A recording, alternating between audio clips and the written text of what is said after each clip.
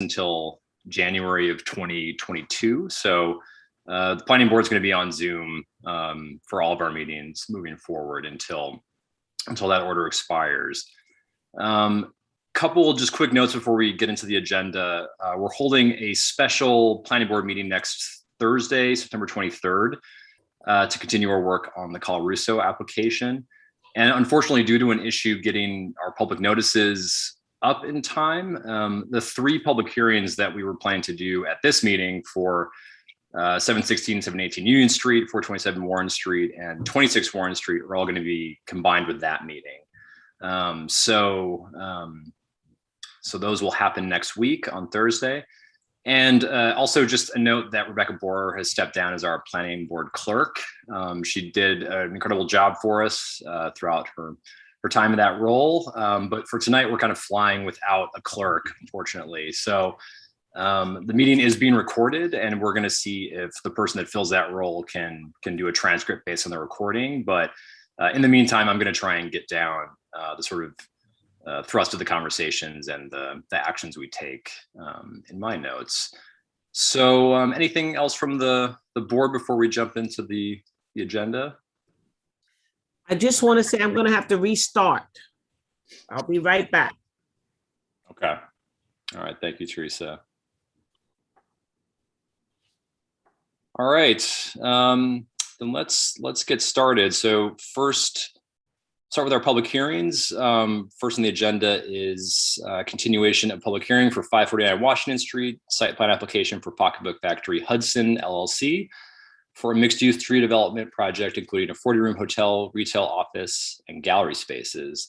The site is in the GCT zoning district. Can I have a motion to reopen the public hearing? So moved. Second.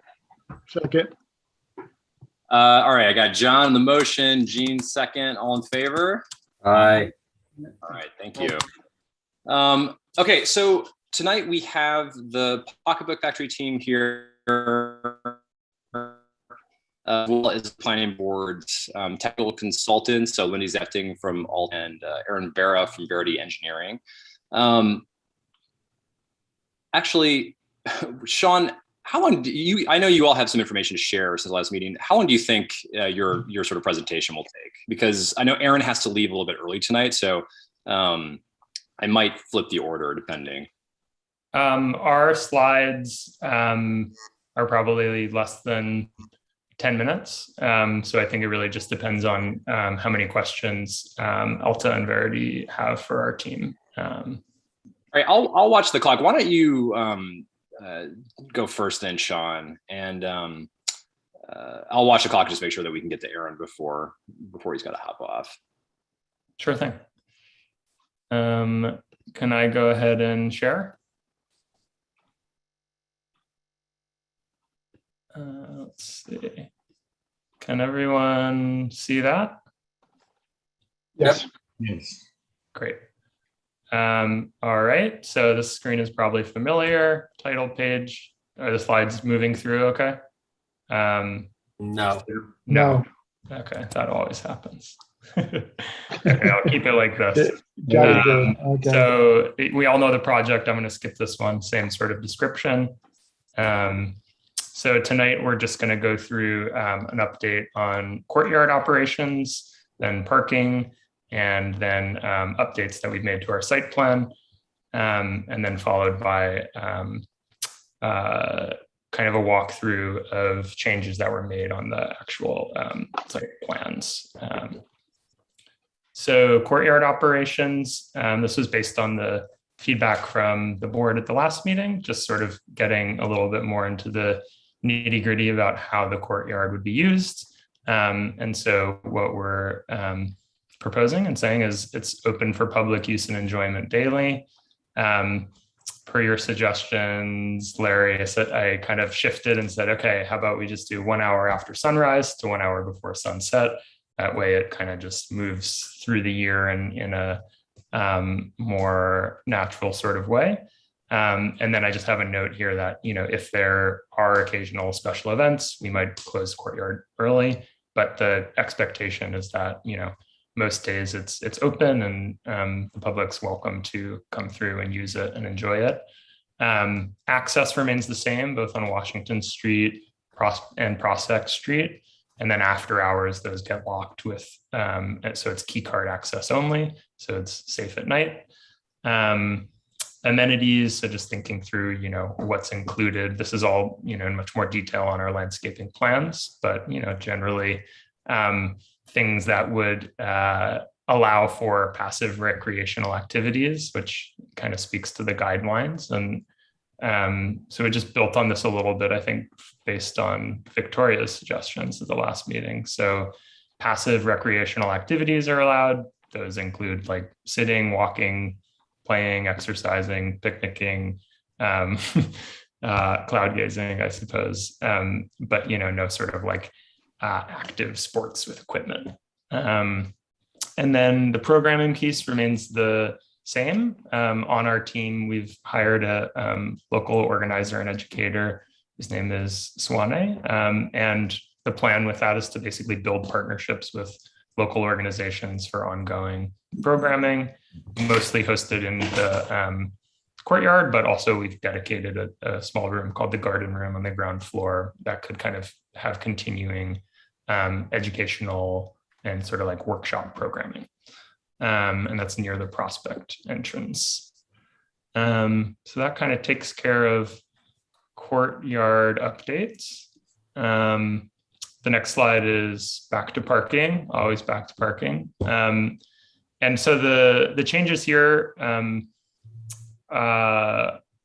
there actually aren't a ton of changes, but basically, what we're proposing is that we're happy to commit to purchasing municipal permits that align with the recommendations of the planning board's engineers and our civil engineer. And I think you'll actually see, or the board already has numbers that sort of speak to that, that we'll probably talk about. I think the recommendation from your consultants was for us to purchase 40 permits, which we're happy to do. We've checked with the city to verify that ample permits exist. And the answer was absolutely. I think for this past year, 100 permits total were purchased for the city. And just in the Columbia Street lot alone, there are 120 spaces. So not including any of the other lots, there's already quite a bit of availability. We've kind of updated our thinking or just flushed it out a little bit more. So all employees for Pocketbook would be given access to a municipal permit. We also thought that would be helpful to alleviate traffic, right around our site in the residential portion of the neighborhood. Overnight hotel guests, same thing. We can provide municipal permits for them. There's like a little bit of logistical detail to figure out for like when they check out, how would they give back a permit? But we think we could probably work with the city and come up with a way that, it's like a permit that's good for a day that we kind of have an expiration date on. And then when they leave, they don't have to drive back to the site and drop it off. In the case of events, we've basically committed to having a separate plan in place. So if there's an increase in parking demand for a private event, we would rent space from private property owners and run a shuttle so that it wouldn't really impact the neighborhood, negatively. And then, our conversations are ongoing about the possibility of a lot at 602 Washington Street, but there's really nothing substantive to report to the board on that at the moment. And yeah, those are the updates for parking. And then site plan updates. This is really just like a summary. I'm going to hand it over to Rob from Wagner Hodgson and then Brandy from Ty and Bond after this. But these are just kind of a summary of the kind of most notable changes that we made to the site plan based on comments from your consultants. And so we kind of revised the loading and drop-off areas so that there's now along North 6, both at Washington Street and Prospect Street, really taking into consideration the feedback from the board and from members of the public that limiting the amount of traffic that's going down Washington and Prospect Street is preferable. So instead, we sort of show a new loading zone, which you'll see in the slides just beyond this, on each corner of 6th Street. We added bike parking at 4 locations around the site. Additionally, the hotel plans to offer free bikes for loan to hotel guests to use, hoping to further encourage guests to use alternate modes of transport. And then we updated grading, ADA grading and railing compliance around the site, and improved sort of the diagrams that show how ADA access is sort of available at all parts of the building. So that takes care of those slides. I'm going to hand it over to either Rob or Dale, if you guys are on the call, to walk through any details on here. And if you need me to zoom, I can. Okay, yeah, this is Rob Mooney from Widener Hodgson Landscape Architects. And as Sean had sort of summarized, we, based on the board's consultants' recommendations, we had clarified really the site plan remains largely the same. Looking at the perimeter streetscape, really we just clarified, I think, the extent of the streetscape improvements, which is really the entire perimeter. So new curbing, paving, and landscaping along the basically the entire perimeter along the street side. And some of the other comments that we addressed were just clarifying the widths of ramps and pathways, so adding dimensions to clarify that, and also added the parking, or sorry, the bike racks or bike racks in all 3 sides of the all 3 streets: Washington, Prospect, and North 6th Street. Where is that? I can zoom in to give you guys a better sense. So we now have bike parking street side here. See it there. Additionally, we have parking along here on Prospect Street. We have additional bike parking. There's another area, here. So this is along 6th Street, closer to Washington. And that's sort of the capacity. And then the last area was, or were those all? Oh, then there's a few more racks kind of at the far end of our site on Washington in front of the standalone building. And Rob, how many spots total did we net? Do you remember? I believe it's 28.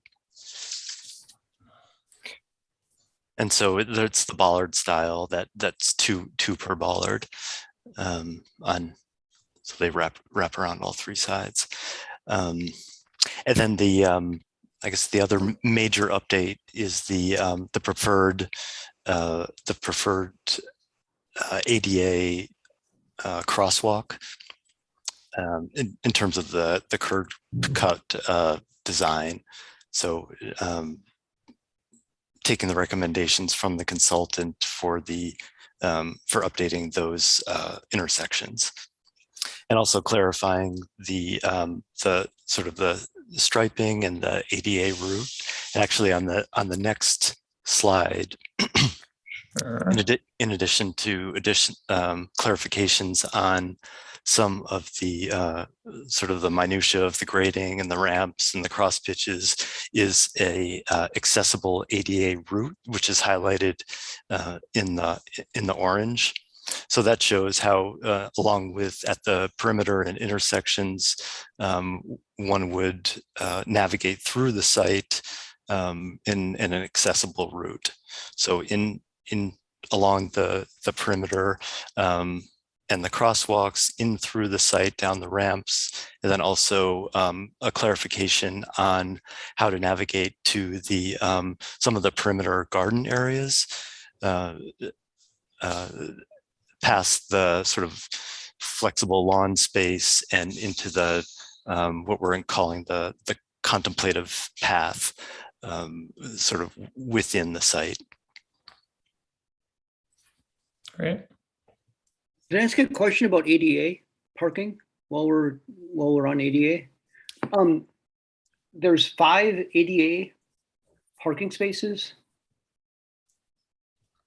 And and I know we went through this before and we've been away for a bit, but are those public spaces that you'll be applying to the city to turn into ADA? Because if that's public space, I believe there's a process to create those ADA spaces. So I guess I'm just wondering some more details, or more have a question about the details of how those were arrived at, the number of spaces. And that's the first question. Second question is, are those spaces that would be otherwise available to everybody to park? I can. 5 spaces for public parking for ADA. Is that correct? I can speak to it generally, and then maybe Brandy, you could jump in and help a little bit with the process for how those are created. But our intention and the reason that there's 5 spaces was actually pointed out by Lindsay, by your consultant, that because of alternate street side parking at night, basically there's only 2 spaces on any given day. There would only be 2 spaces available. And so we increased that amount to basically follow the guidance for ADA accessibility around the site. To answer your question about, those spaces would not be dedicated to use at Pocketbook. So those would be available to any person who has a handicap placard or a permit. And so the way I personally feel and kind of look at it is that isn't removing parking from the public. It's providing equitable parking for differently abled peoples. And I think that's important, generally. And I also think it's important and hopefully beneficial to Hudson as a municipality, given the outstanding settlement between the city of Hudson and the federal government around increasing accessibility throughout the city. And one of the, and this is kind of in one of my responses, detailed responses that you guys have a copy of, there's a particular, I think it's paragraph 5 in that document that really lays out specifically around creating curbs and sidewalks and adjacencies to accessible parking and why that's important. Sean, hi, it's Victoria Polidoro. What do you have to do to create the ADA spaces, and do you need the city government to sign off on that? What approvals are needed? Because those are within the city right of way, right? Brandy, I can answer that, Sean. Okay. So this is Brandy Nelson. Hi, everyone. So what we need to do is we need to coordinate the ADA spaces with the police chief. He has authority to designate parking spaces, and we did reach out to him several months ago to have an initial conversation about that process. And he said, he doesn't control the number of spaces or where the spaces go. That's something we coordinate with the planning board. But as far as designating those spaces, once the number of spaces is identified, then we come back to him and he would work with us to have those spaces designated. To continue that discussion, so our consultant, and Lindsay, jump in here, suggested for your building that you have 4, I guess you're saying, ADA parking spaces. Is that correct? I think her comment was that at any given time there should be I'll let Lindsay answer. The way I understood it was that there should be 2 spaces available at any given time. So if you look kind of closely at the labels here, there's actually 4 spaces and 1 that's a loading zone. But Lindsay, maybe you want to jump in here. Yeah, no, that's correct. I just wanted to make sure, because I knew there were alternate side parking on those 2 streets where the ADA spaces were previously, that the alternate side parking wasn't going to eliminate all the handicap spaces at any given time. But based on the parking requirements, you're meeting that requirement even when the alternate side parking is in place under the current plan. Sorry, Lindsay, just in layman's terms, for their business alone, how many ADA parking spaces should they have just for their business? I'm not talking about the public's ability to park there. Right. And so ADA requirements is a little tricky in that it is directly correlated to the amount of spaces that you are providing in a parking lot. It doesn't correlate directly to a business. So since they are not providing a parking lot, really they're required 0 or 1 to the equivalent amount of parking that they would be providing or we've determined is needed to the site. It's 3 to 4 depending on how you qualify it. So they're providing in most cases 5, and in extreme cases where alternate side parking's in place overnight, then they're only providing 3. So I feel like they're meeting those requirements, even though they're taking spots away from general parking. Well, I do agree with Sean's statement that, even converting an existing space to handicap space, that's still providing a public parking space. So if the public, if all 4 or 5 spaces are open, the public is able to use those spaces. If they have a handicap placard. Well, please, I'm not that dense. Yes. I live in a family that has a handicap ability. So if the public then can use all 4 of those spaces at any given time. All 5, yes. All 5. Okay. Folks, I'm sorry to cut this off as right we're in the middle of this, but I want to make sure we have a chance to hear from Aaron Vera before he has to hop off, and we have about 6 minutes before he's got another meeting to join. So we can definitely come back to this in a moment, but Sean, would you mind stop sharing? And Aaron, would you mind just giving us an update? I mean, at our last meeting, you had a number of questions for the Pocketbook Factory team. So we just wanted to hear what they've gotten back to you with and what your sort of assessment is of where the project stands now. Sure. So, my review was generally focused on the water service, sewer service, and stormwater service for the project. I was able to schedule a meeting and have a meeting with Ms. Nelson and Rob Perry with DPW. As a result of that meeting and based on the response that we received from Ty Bond, I feel that the applicant has adequately addressed all of the comments that I had. I do think that, as they move forward, they will continue to need to coordinate with DPW for the service connections that they need. But, generally speaking, this project is a reuse of an existing facility and is not increasing significantly, if at all, stormwater flows. And the sanitary flows that are estimated are in line with what the system can currently support. I do understand, I've read all of the public comment. I do understand that there are issues with the sewer system in the city of Hudson. This project is not going to address those underlying issues, nor would they exacerbate those issues as a result of the development. And then actually on the handicap parking discussion, I think quite simply the applicant doesn't need to provide any handicap parking because they're not providing any off-street parking. However, per the ADA, when you're providing on-street parking, striped on-street parking, you should provide ADA parking spaces at a rate of 1 per 25 for any striped on-street parking. It's the same requirement as off-street. The city would be, in that case, responsible to provide the ADA spaces, but there's no harm in providing more ADA spaces than are required. Thank you.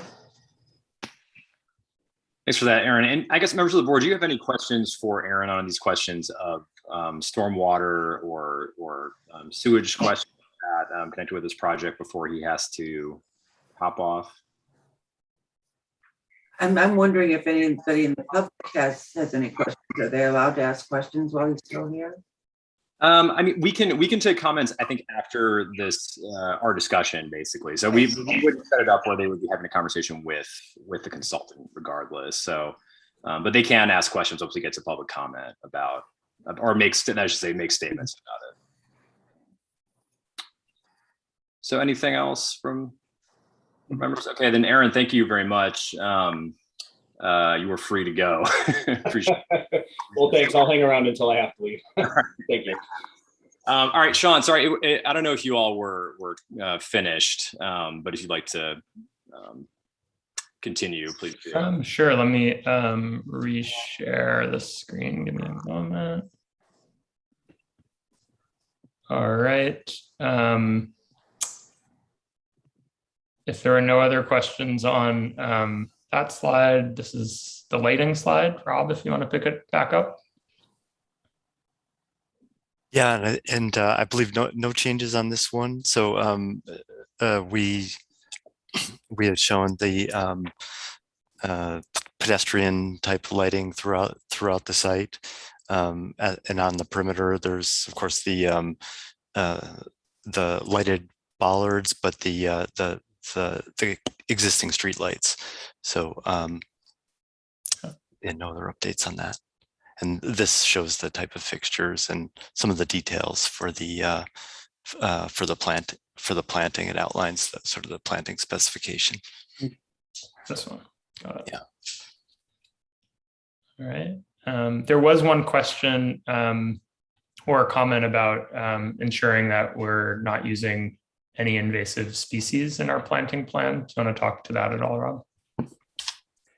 Yeah, and we've submitted a sort of an approved list of plants. We don't currently we haven't brought the plan to the level of sort of picking individual plants and quantities for individual spaces, but this is the palette of planting that we're anticipating using, which is non-invasive. So native and also non-invasive non-natives, I guess is the best way to put it. Great, thanks. And then I think the next slide is yours, Brandy. Yeah, and I don't have too much to add outside of what Aaron had offered. We did meet with the DPW's superintendent. I appreciate both his time and Mr. Vera's time. We made a few minor revisions to configuration of utilities based on some feedback from Aaron. The only other thing I would point out is as part of the project, Pocketbook Factory is committed to doing what they can to help reduce the amount of stormwater that would enter into the combined sewer at the time of a rain event. So there are no separate storm sewers in the city of Hudson, and we also have clay soils, so we don't have an opportunity to infiltrate.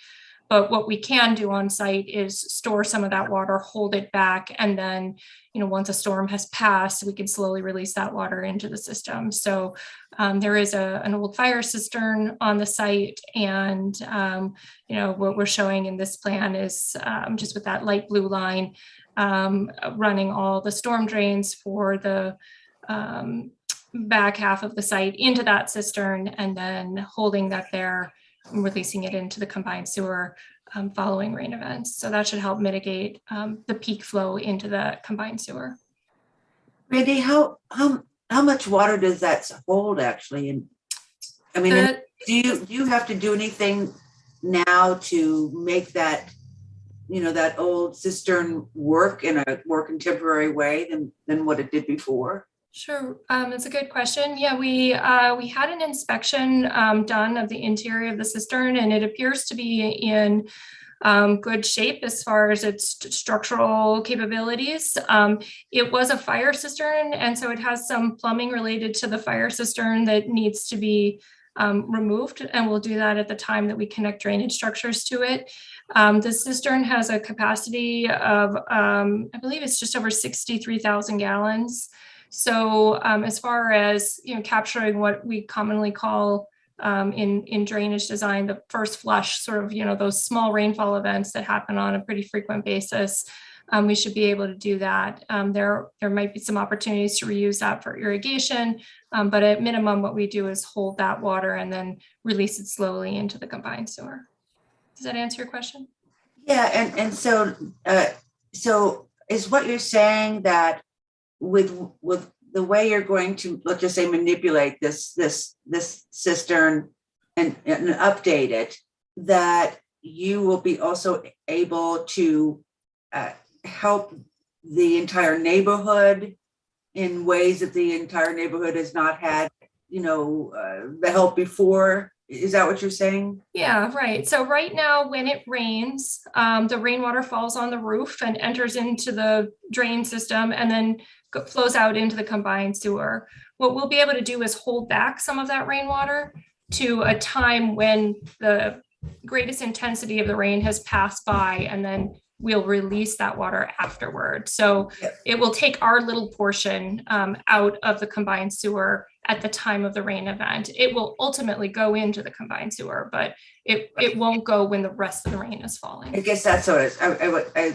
did ask as well. So you just said it'll take your little portion. Mm-hmm. It doesn't take anybody else's little portion? It cannot take anybody else's portion. Yeah, we'll just be capturing what falls on the courtyard portion of the roofs. The roofs all pitched towards the courtyard, so that's what we can capture. Okay, thank you. You're welcome. And that is all of our slides. Everything else that follows is just our kind of detailed responses to your consultants' comments. So those are available, should be, I think, posted when stuff ends up on the city's website.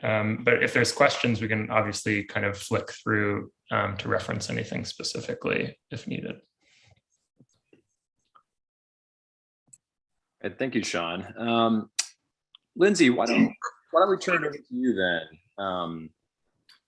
Well, I have some questions, Steve, related to this last presentation. You want to do that? Okay, that's fine. Go ahead. Okay, so just for clarification, Sean and/or Rob, but Sean, you were the one that was speaking at the time. So Washington Street, what was it that you said you were doing to help alleviate some of the issues with Washington Street? Was it the loading dock? I'm not sure I understood exactly. And could you show us a picture of what's being done? Yes. Opposed to what was being done before? Yep. Let me pull that up. All right. So what has changed is that, so at the corner of 6th Street and Washington specifically, we've proposed a loading zone. We've proposed basically this ADA spot, based on the conversation that we just had around making sure that this corner is accessible. And then we proposed a loading zone with restricted hours, just really thinking through, the busiest times when folks might need to get picked up or dropped off. And so rather than having, everyone have to pull in on Washington Street to this drop-off area here, anyone who's coming to the site simply, for anything basically except dropping off luggage or, needing to basically access the hotel and hospitality areas, all of that could be accomplished here on 6th Street so that there are not so many cars turning down Washington Street on a regular basis. So are people going to be encouraged to use the Sixth Street drop off as opposed to the Washington Street drop off? Is that what you're saying? Yeah, and I think, it's kind of specific to the different uses, right? I think probably a hotel guest who wants to drop off luggage, this will still be the most logical and convenient spot for them, but that really only happens twice during their visit, right? So that's like, when you're hauling stuff in and out, this still really makes sense. And then traffic would continue down Washington Street. However, let's say, someone wanted to come to the courtyard and, I don't know, or meet someone in the lobby inside the building, they could get dropped off here or go to the retail space on the ground floor. They could get dropped off on the corner of Prospect and 6th as well. And so really the intent and the idea was just to provide more drop off and loading areas so that people could sort of use the one that makes the most sense for what they're doing. And I think we're happy to use signage that encourages pickups and drop-offs along 6th Street, much like you see in any, in a lot of cities where there's sort of designated areas where it might say, like rideshare pickup or drop off, something like that. I think we're very open to that. And, I think, I really, and we really heard and appreciated the comments from the public and from the board that whatever we can do to, kind of lessen the amount of through traffic on the residential streets would be appreciated. So that was really the intent with this change. That's a nice change. I just want to say that the is going to be to go to the main drop off, no matter if you're bringing in luggage or taking out luggage, that's just going to be people's inclination. So other than signage, is there any, which is good, and I encourage that, is there anything else you can do in literature or when people call to make a reservation or whatever, so that you can, kind of educate your visitors to these other places? Yeah, absolutely. And I think to that point, I think people will do what's easiest or most logical, but kind of thinking about the different uses and entrances for the building, particularly for all of the, main commercial uses. So for anyone going to the retail space on the ground floor, or to go to the lounge upstairs, or to go to the restaurant, the most logical place to get dropped off is actually at the corner of Prospect and 6th Street, because it's the closest to those uses. So I think that you will kind of naturally get people, choosing to get dropped off in the area that's closest to where they're headed. But I think you're right. In addition to that, I think, and we'd be totally happy to, like when you call a restaurant to make a reservation and it says, here's the restaurant, here's where we're located, we would be totally happy. And I think it would be smart to sort of at a site that, is this large, to be able to provide guidance on where, the right places to get picked up and dropped off are. I think that makes sense. Okay. So, John, do those proposed loading and deliveries locations take out parking that the neighbors could ordinarily park in? I'm gonna let Rob answer that, because I think he crunched the numbers on it. My recollection is that this doesn't remove a space on Prospect and 6th, but I'm gonna let him speak to that. Yeah, that does not. And from the previous plan, what we had done is also there was we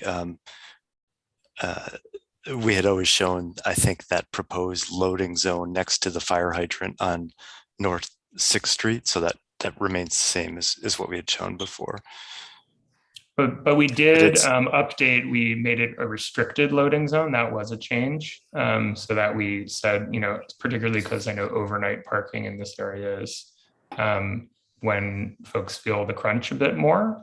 So we really restricted that to just basically busy operating hours, thinking that's when most people would need to get picked up and dropped off there, as well as deliveries. Okay. I have some parking questions. In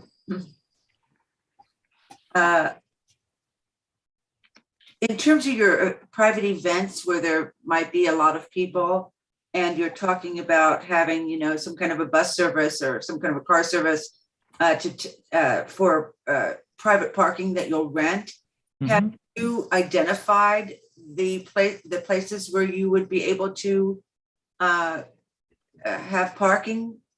I've identified 3 potential private parking lots where I've had conversations with the owners about using those, and all are receptive to it. And, you know, I think just speaking to the reason that we haven't, you know, moved forward or made commitments on those is because in our basically in our performa and in our plans for the site, we don't actually, and this kind of detailed in our response comments to your consultants, we don't really fully know what that looks like in terms of when those would happen, how often they would happen, and it isn't kind of like a core piece of our business. But, you know, we're totally happy to have part of our approval you know, be the condition that when events happen, we have secured off-site parking and we do provide shuttles. Okay. And I'm hopeful that that satisfies, yeah, your questions and concerns. Okay. Okay, thank you. And then Laura, Lindsay- following up on that, the board should have a discussion about whether, you know, we would require some kind of permanent easement or some kind of long-term lease agreement to support that event use, so that before you approve it and before it begins, we know that there's a parking place identified. Thank you, Victoria. That's a good idea. And then Lindsay, just to remind me, is it 40 spots that you suggested that get permits, parking permits from the city, you know, from the, in this case now, the Columbia Street lot?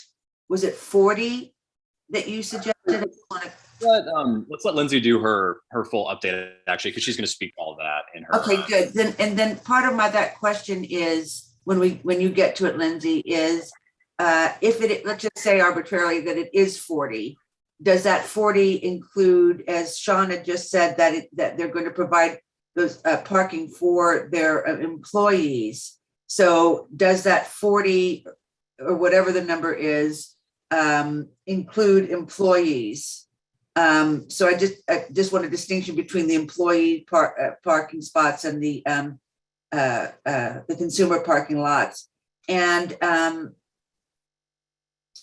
then Columbia Street, sorry guys, this is a dumb question, but if is the Columbia Street lot the same lot that the Depot District is going to potentially be renting spaces from, or is that a different lot that they're going to be potentially renting spaces? I don't know that, I don't know the Depot District is actually going to get permits for the municipal parking lot. I think it's just that the capacity of that lot is factored into the overall consideration of parking utilization. I thought they were going to get, okay.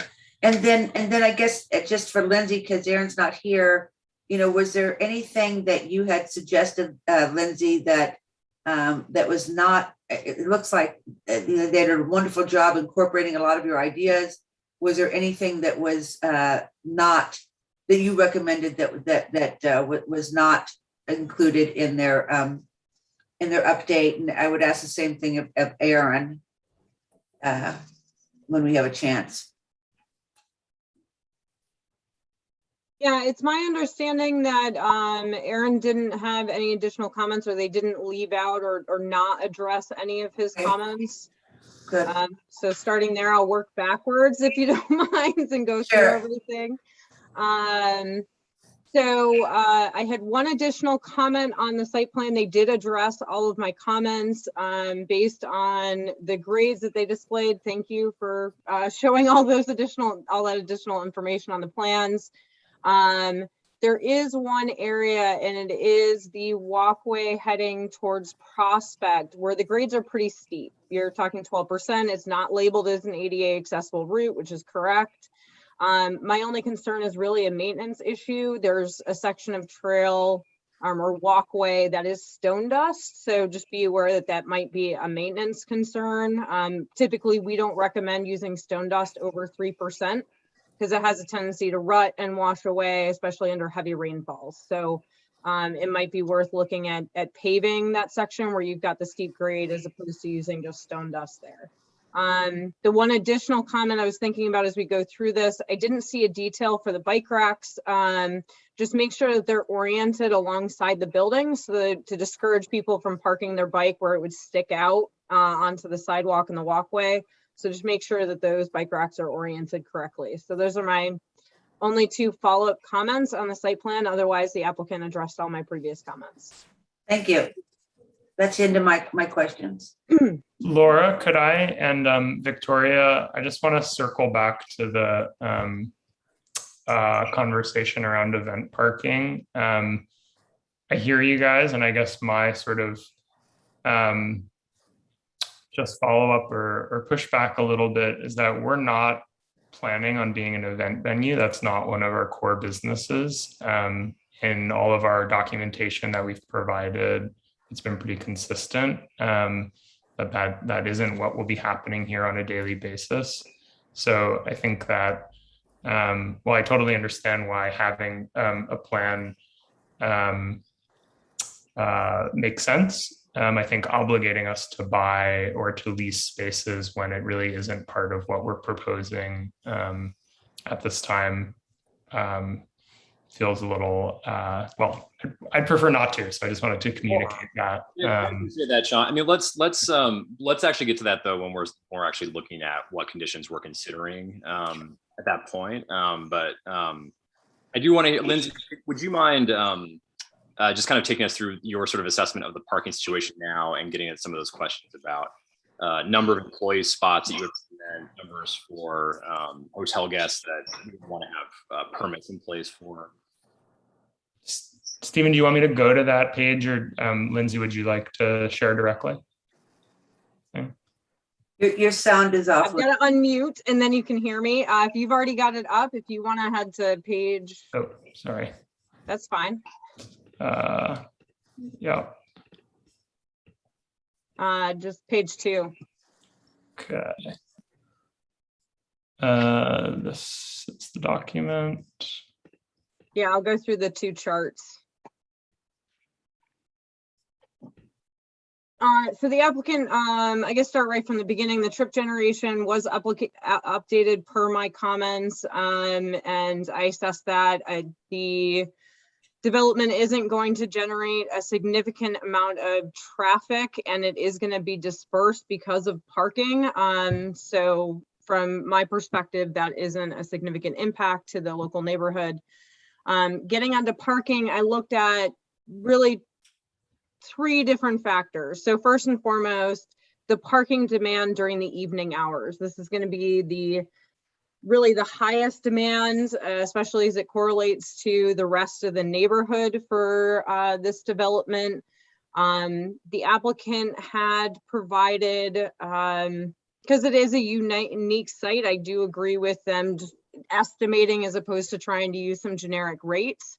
They use some assumptions as far as the percentage of people that are going to be at the hotel sharing these other uses, the mode share, whether they're going to be walking, biking, or driving. Some of their numbers, in my opinion, was conservative. So I provided the planning board with what I believe is a more conservative parking estimate. They had estimated a parking demand of 71 spaces. That includes patrons, visitors for the various businesses, as well as employees.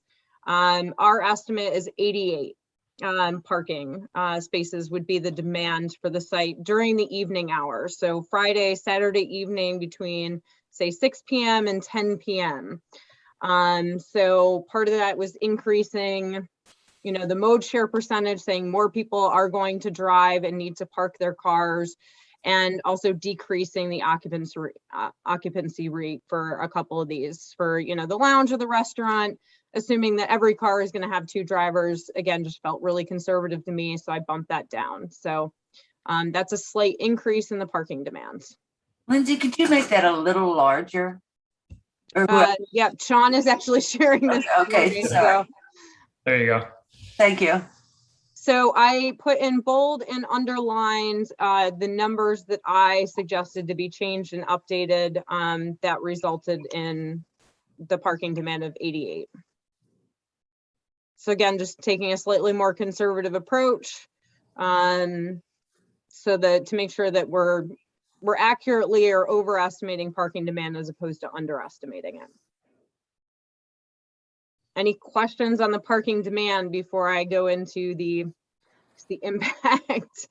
The other part of this is the overnight parking demands, which we know is going to overlap with residents being home, the parking restrictions, et cetera. That really is going to be the hotel users and the employees. So that is a total of 26 spaces that are required for overnight to accommodate, again, both employees and those that are at the hotel. Where do you have the 26 spaces? It should be in the bullet point right above. Yeah, so the overnight parking demand is 22 spaces for the hotel guests and 4 for the employees overnight. Which actually my chart has 3, but I believe, Brandy, you had in your estimate 4 employees overnight. Between, I think it was the hotel and the lounge, it was some other combined use, but overnight projection was a total of 26 spaces. And I agree with that assessment from the applicant.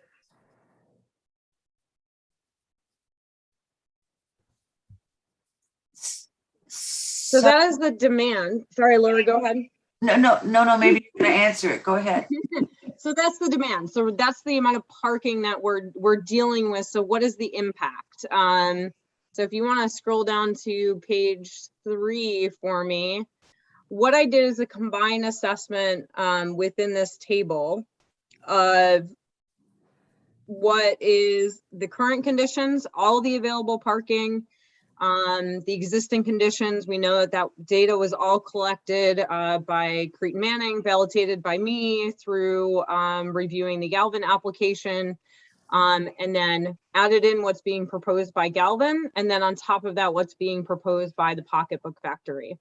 The overnight parking restriction. So this is in place between midnight and 8 a.m. That's when it is odd even parking. This is when Pocketbook Factory actually has its lowest parking demand. They only have a parking demand of 26 spaces. So again, layering it on top of Galvin, the occupancy rate given both developments on an evening day, which we know is the worst case condition, is 82%, and it's 78% on odd days. So that is still below the 85 to 95% occupancy threshold that we've discussed as being recommended in an urban condition. Now on, daytime, evening hours, weekends, there's a lot more parking available, other than, when the restrictions are in place between municipal lots and on-street parking. There's 450 to 475 spaces available.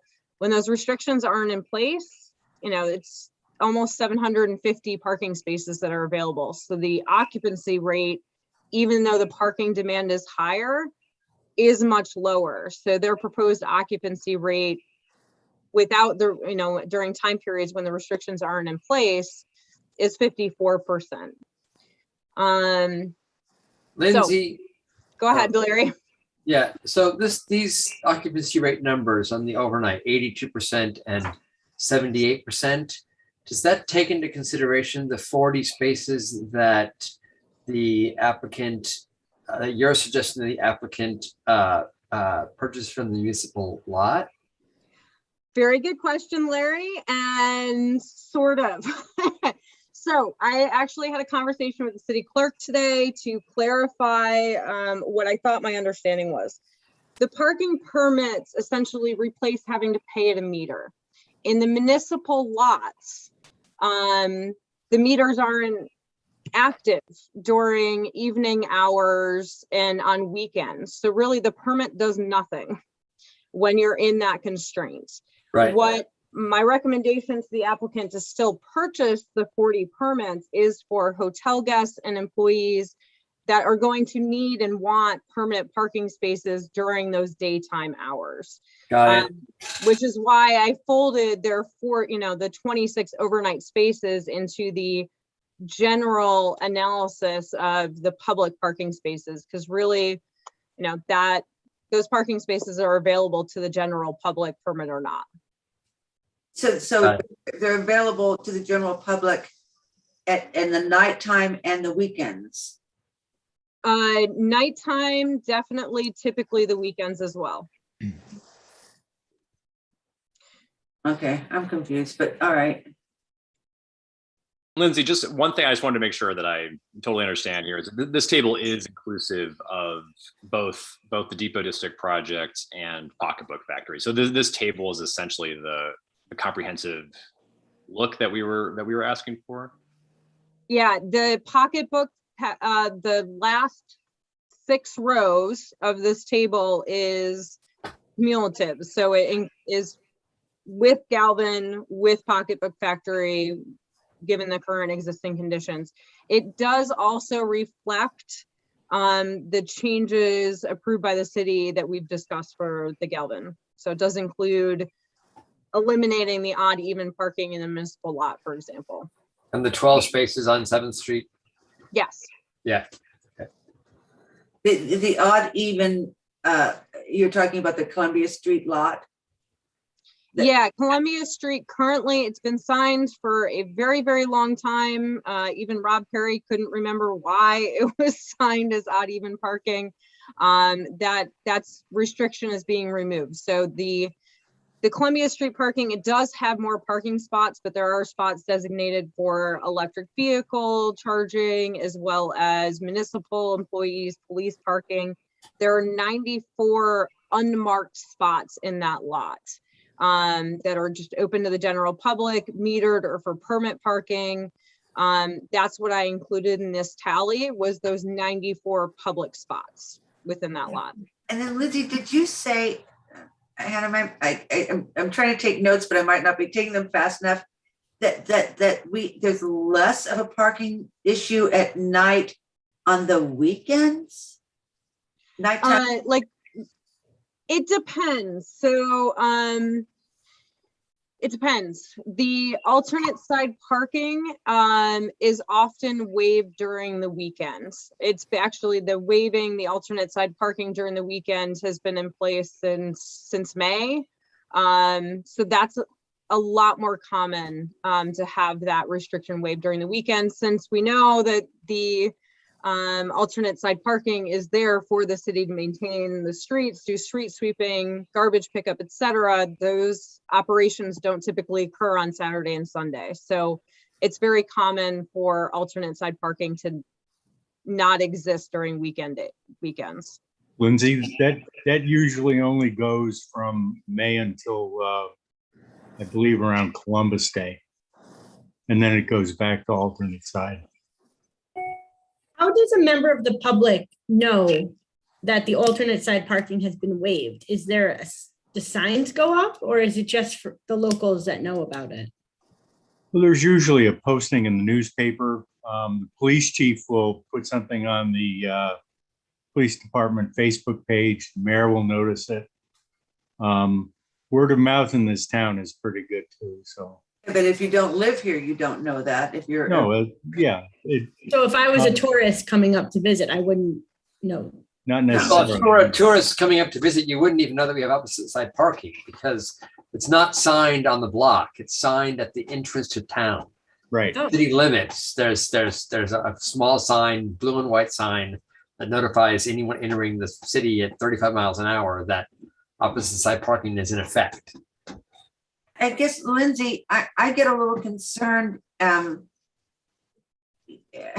with us making a decision based on usually alternate side of this, for example, usually alternate side of the street parking is not in effect during the summer months, or as John says, from May to, when is it, John? I think Columbus Day. To Columbus Day. But by, and I could be wrong, but the fact is the city has the opportunity to keep alternate side of the street parking in effect. So we're making a decision based on what the city may or may not do. That's risky to me.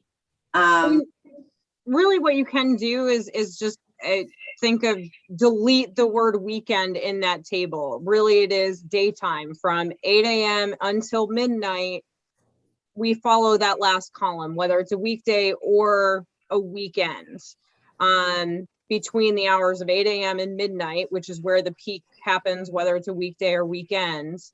And during the odd and even days overnight between midnight and 8 a.m., that's when you have the higher parking occupancy.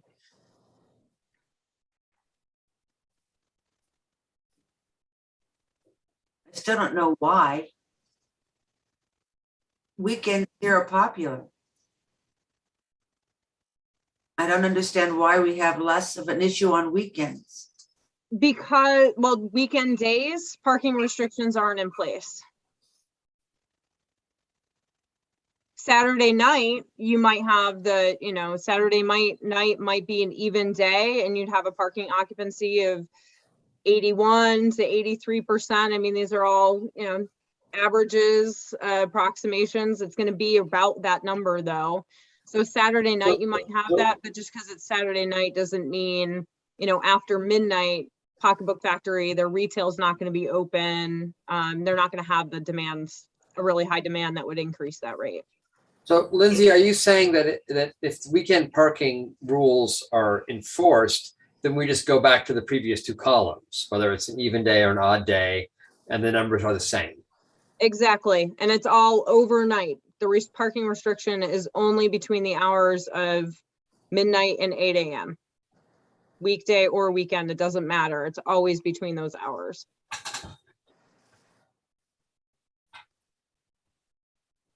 Thank you, Lindsay. Is there anything else you want to cover before we give the public a chance to comment? No, that is it.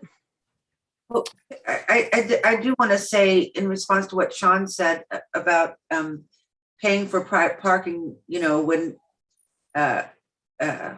you're, the emphasis is not on private parties. Sean, we're going to need some kind of a guarantee. I don't know if you can make an agreement with these three potential places that they are available for you when you need them. So if one's not available, hopefully one of the other ones are. But because I don't think you should have to pay for something that you don't have if you don't have to. But you're going to be starting out. How do you know? You don't know that this isn't going to be a very popular place to have events and parties. We all hope that you do well. So I just have to say that we are going to have some, like Victoria said, something will have to be agreed upon in terms of being guaranteed that if you have a big event, that you have parking that is not, that is not in, within those streets there where everybody lives and where your business is. At least that's my point of view. Understood. Thank you. Thank you, Laura. All right, let's thank you, Lindsay, for that. And thank you to the Pocketbook Factory team too for walking us through all the updates. Do we have members of the public that would like to comment? Actually, just use your little raised hand thing if you'd like to make a comment.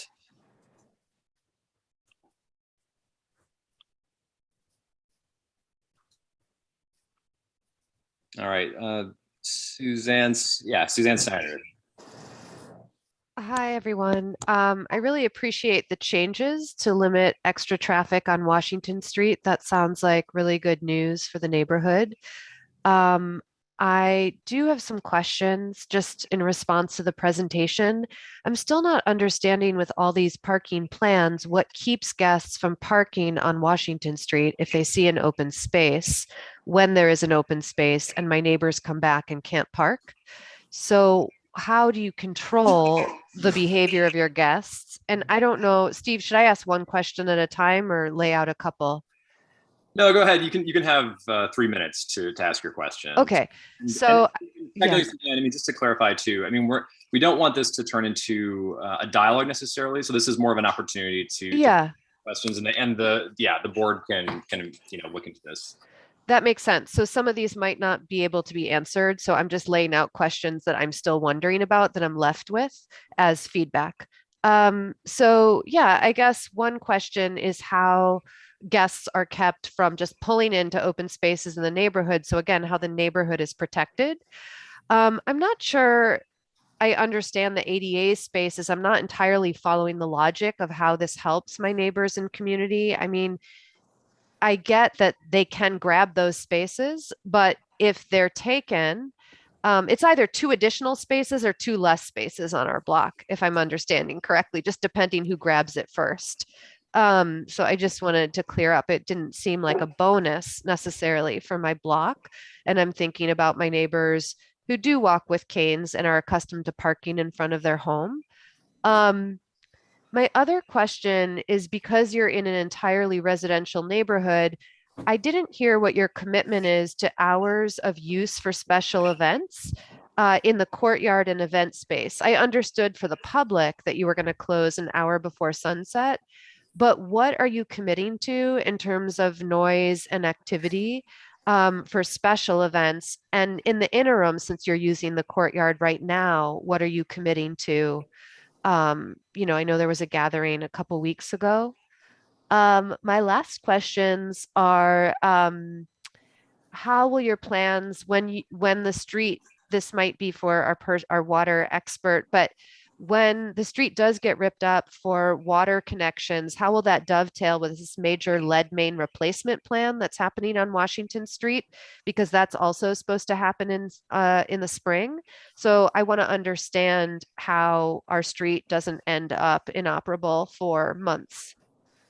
And my last question is, what will be the feedback mechanism for hearing from the neighborhood in an ongoing way during construction and when the hotel and other spaces are open? And where and how do you want to hear from neighbors right now? And that's it. Thanks. Thank you, Suzanne. And I did get those down, so I think we should take a moment at the end to confirm some of these things while we have everyone here. And can Suzanne send us those in a list to Steve or the board? Sure. That'd be great. Thank you. Thank you. And to the applicant, sorry, of course. All right, Rebecca Wolf. Thanks. This is a parking related question, and basically I'm just curious also along the lines of trying to encourage guests to basically use a shuttle, like rather than drive. Like what I mean is take the train and use a shuttle rather than drive to Hudson. I'm just wondering if that is something that like factors into the whole plan overall, because it seems like it would be an important element. Thanks. All right. All right. Any other members of the public that wish to make a comment? Just looking through the list. Okay. Sean, I think since we have that list, I think of all really good questions from both Suzanne and Rebecca, do you want to speak to any of that while we're all here? Sure. I wrote them down too, but in case I missed any, feel free to let me know. For the first one, how do we make sure hotel guests don't park on Washington Street? I think being realistic, there's we will not be able to control what anyone driving down Washington Street does, but I think specifically for hotel guests, we're totally prepared and willing to have smart messaging, and in the way that when a hotel guest, when you get a confirmation of a booking at any hotel, you usually get an email that lays out your arrival, your check-in process. And so I think we can be very clear that if guests are choosing to drive to the site, here's how parking happens, and we can let them know that permits will be available. The lot's approximately a 4-minute walk. If they need to drop off luggage, they can, and then we'll give them a permit and they can go park. It's free to the customer? Will the permits be free to the person that makes the reservation? I hadn't thought about it, but I think we can consider that. The permits are not expensive particularly expensive for us to secure. So I think we will, they could be. And I think we'd be comfortable with that. They're not, we want to encourage people to use them. I totally understand and hear Suzanne's comment that how do you make sure hotel guests don't just snag the spot out front? And I think that's by lowering the barrier to the parking that we're offering. The city, of course, could take other measures to ensure that Washington Street and Prospect Street, had parking for residents, but that's kind of for them to work through. Speaking to ADA spaces, I think the math on whether or not they're beneficial to any particular house on Washington Street or Prospect Street is not quite as clear. I do just know that, based on the settlement agreement that exists and based on just sort of like my own research and, listening and hearing about best practices for how to improve accessibility generally, and then in Hudson specifically, I believe in providing that, and I hope that other members of the board and the city do also. And then commitment for noise and events. Once again, we're not planning on being an event business. Right, we did host a gathering in the courtyard in the past couple of weeks, which was really lovely, and we did open it up to the neighborhood. We hosted it for the Hudson Eye, for an arts organization, and I believe they had postings about it. We had postings about it, and that went from, I think, 6 o'clock till 9:45. And, I think in terms of ongoing, to be honest, we actually haven't, since it isn't part of our core business, we haven't spent a lot of time making plans for it. Once again, if the board, to your point, Stephen, when it comes time to sort of put any things on the table for conditions, then let us know and we can talk. To speak about lead main replacement, I believe, and Brandy can probably speak to this better. I think we were going to coordinate with DPW to make sure our connection was made at that time. Is that correct? Yes, we were working with the city to have a T installed for our service at the time that the water main replacement project is underway. And typically in construction, maintenance and protection of traffic is a requirement that's in the construction documents. I imagine the city DPW has made similar arrangements for the upcoming construction project. We would be subject to those same type of requirements during construction within the public way.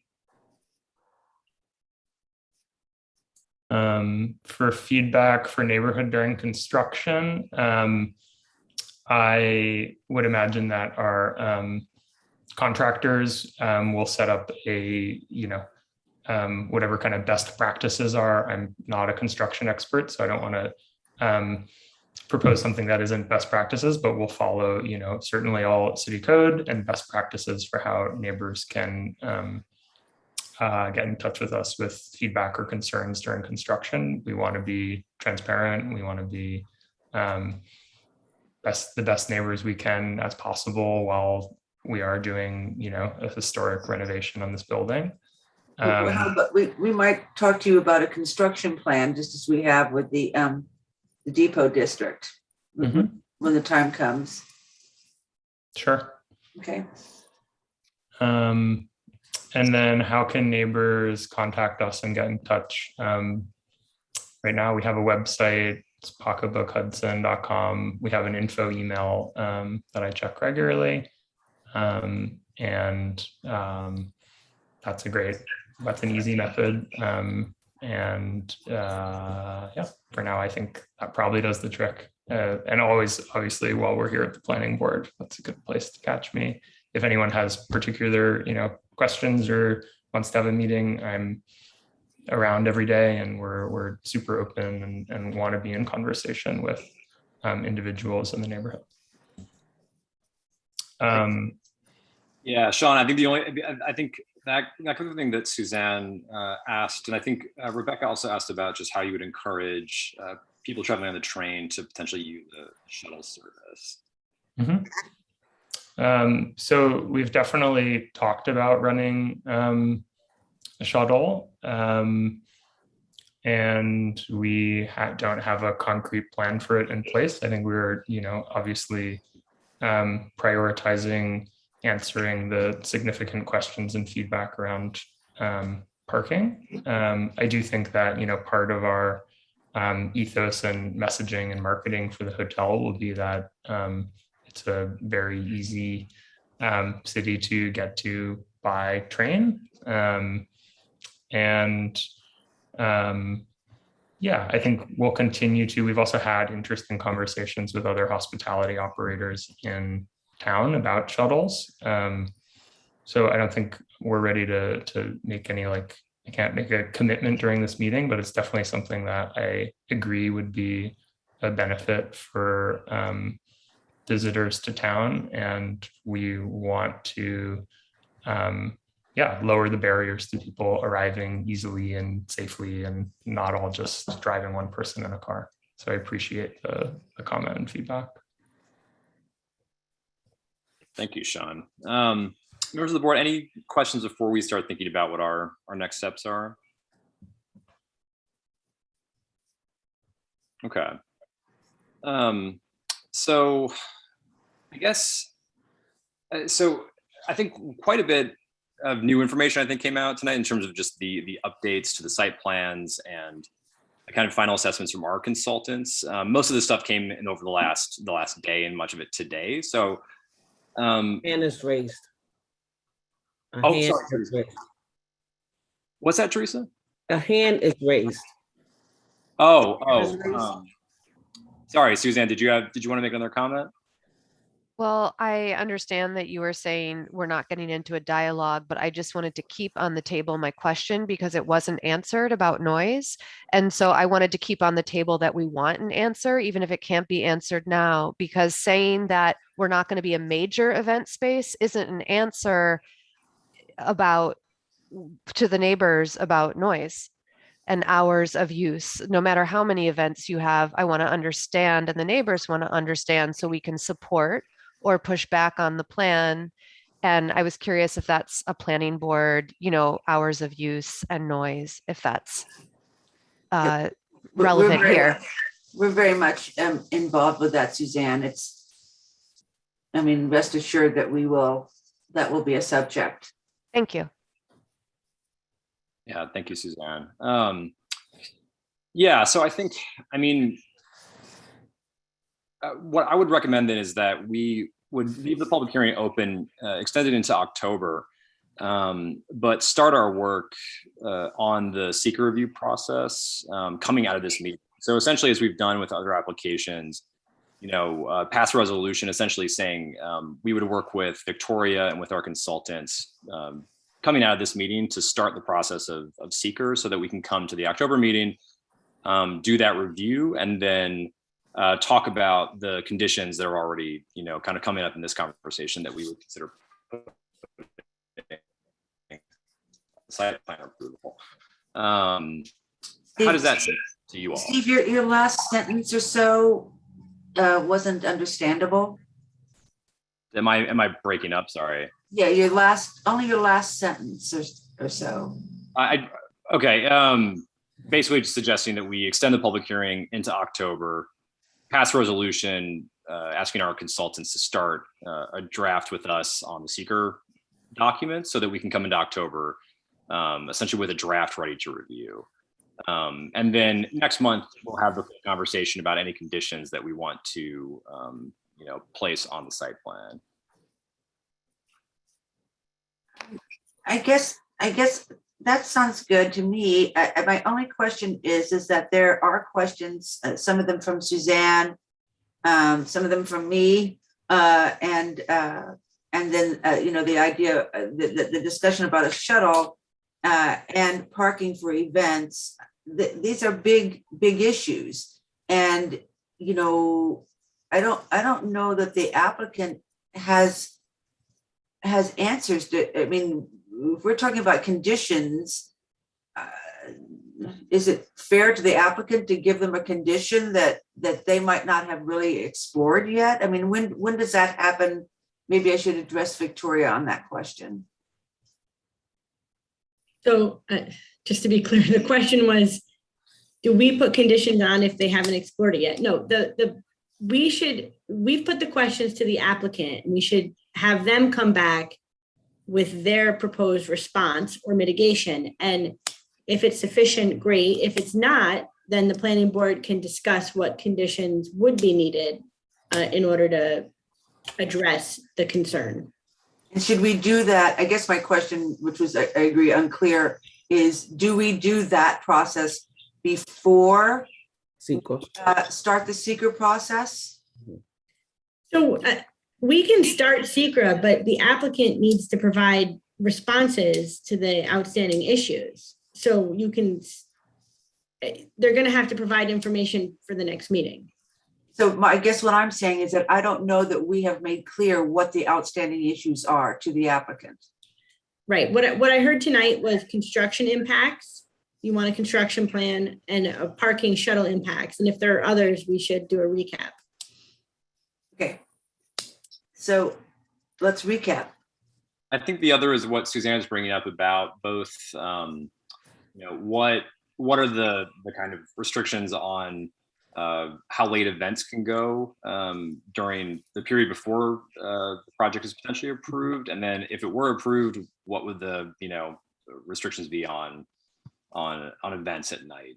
So thinking about the disruption to the neighbors, and of course, also noise ordinance that they would be subject to, but that's I think that's something we have to get more information on. Sorry, Larry. There's also a bit of haze, which I would like the applicant to clarify on how and to what degree they would mitigate event parking. And that seems a little bit unclear. I'd like the applicant to work on their end with a proposal that they think makes sense given what they've heard from us and the public. I would also add that Rebecca's point's a good one. Rebecca Wolf, who's commented regarding, encouraging non-individual car use. Take the train, take a shuttle or a cab. So I would like to see more details on that to clearly explain to us how they plan on doing that. Well, a lot of hotels do have their own shuttles from the train station.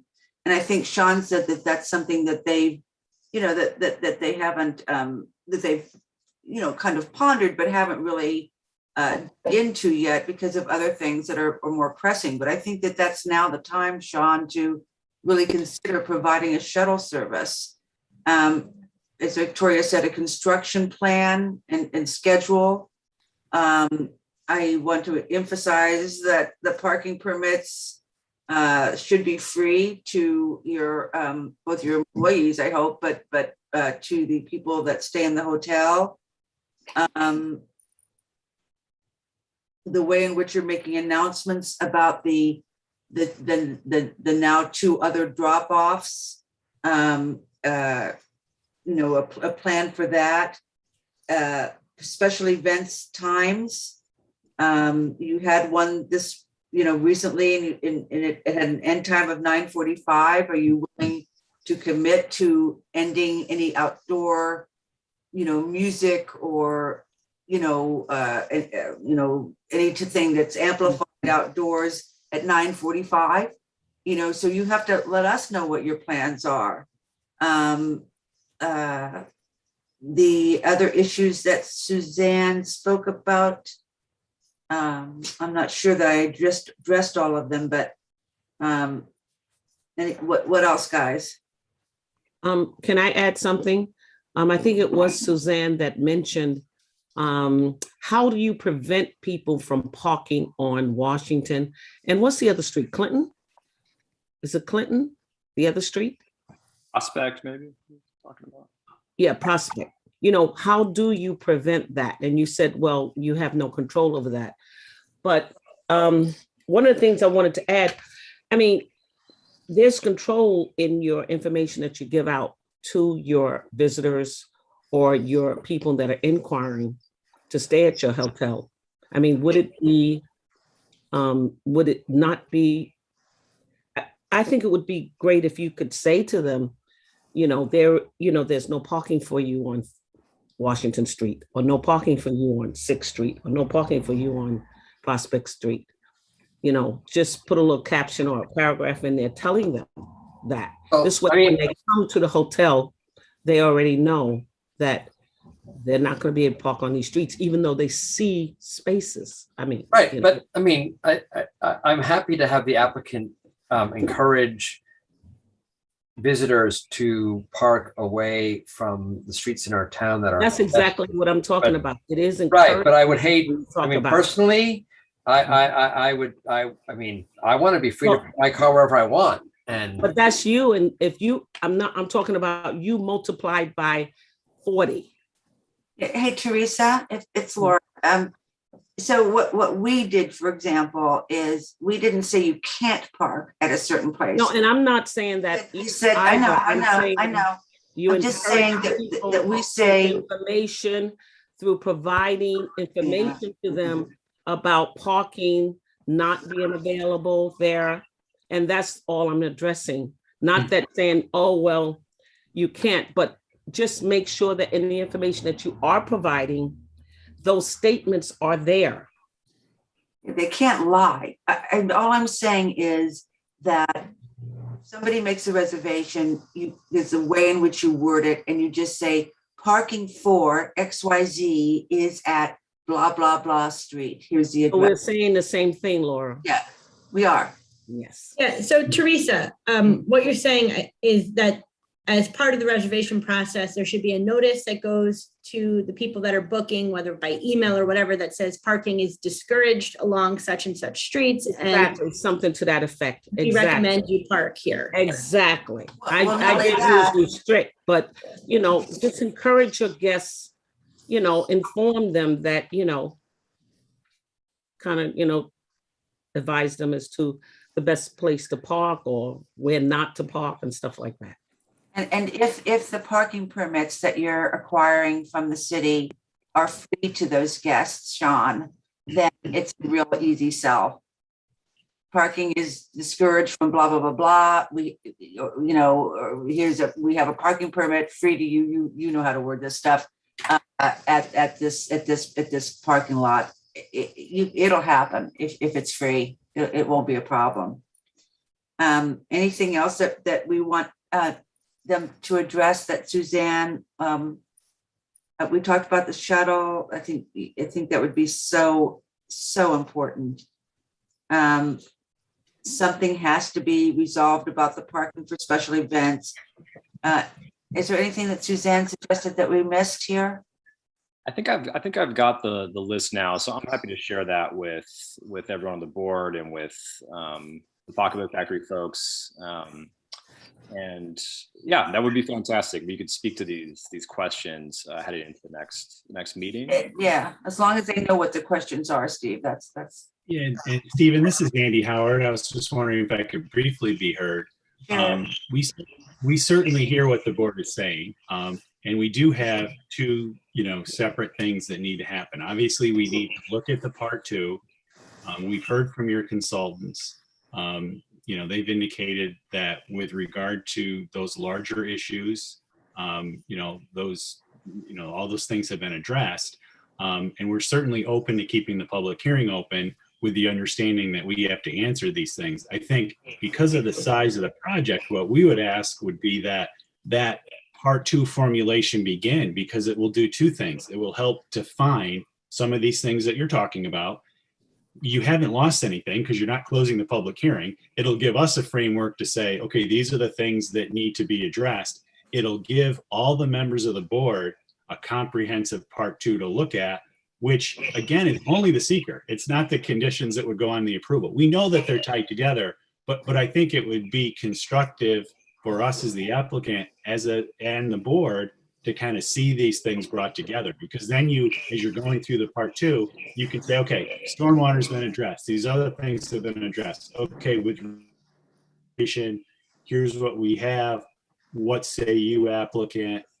Because ultimately you're going to vote on the part two once you have all the information. What I would be reluctant to have us do is just wait 30 days, and then we're kind of starting all over, as opposed to. Yeah, no, I hear you. I think, I don't know if you heard that.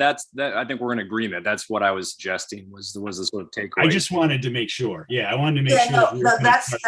And that's why I said, I think right now is the time to lay out some of the things that we are concerned about, so that we don't have to, so we can go forward with seeker.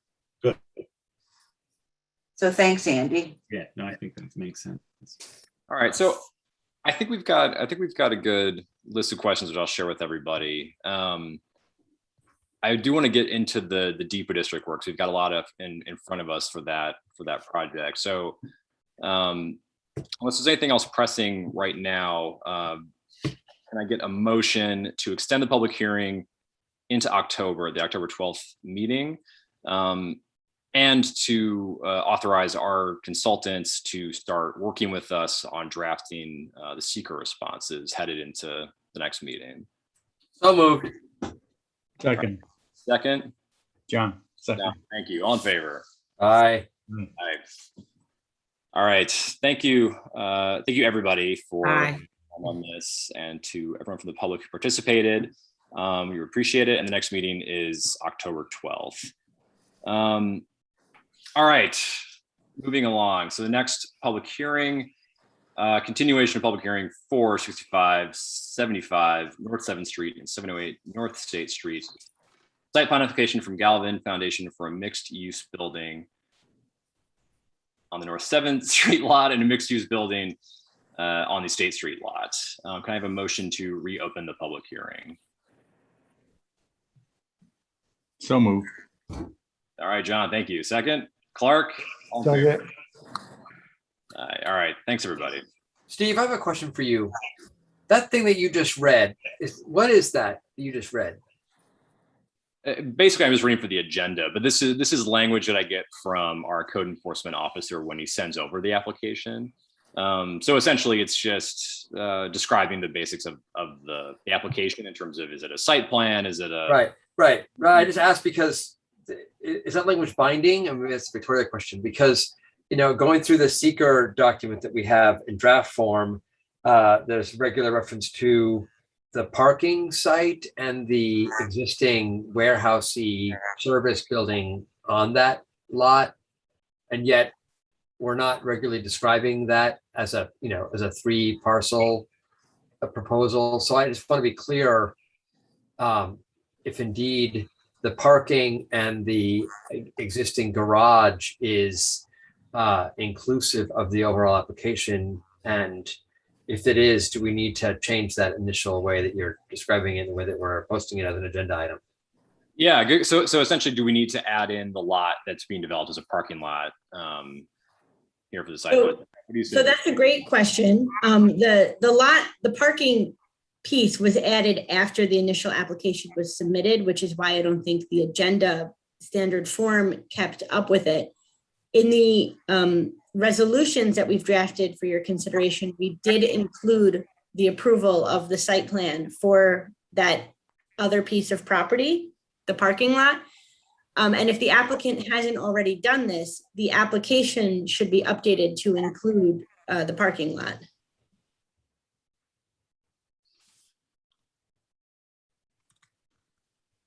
Should we ask Charlie about that? I mean, has that been done? Yeah, no, thanks guys. Charlie, what do you say? Hi, everyone. So the way I understood it, right, applications are kind of like a Morpheus thing as we go through the process. And it would be my position that the application has changed since we submitted those additional site plans for the Washington, I think I called it the Washington Street parking area. Certainly, if the planning board wants the formal application form changed, we can get that over to you as soon as tomorrow.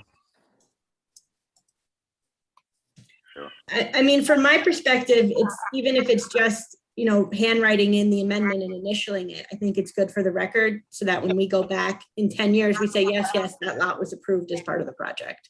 Sure, absolutely. Okay. So basically, let's start with the Galvan team. You guys submitted a letter with a few updates since the last meeting.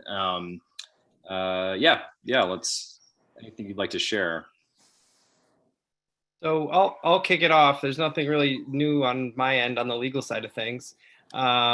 Galvan's team and Mark Naldini, our parking engineer, met with Lindsay and actually had just conversations with Lindsay and Mr. Perry and others to talk about the parking regulations and to see how they might be able to be altered to lower that parking utilization rate and really get the most out of the existing parking.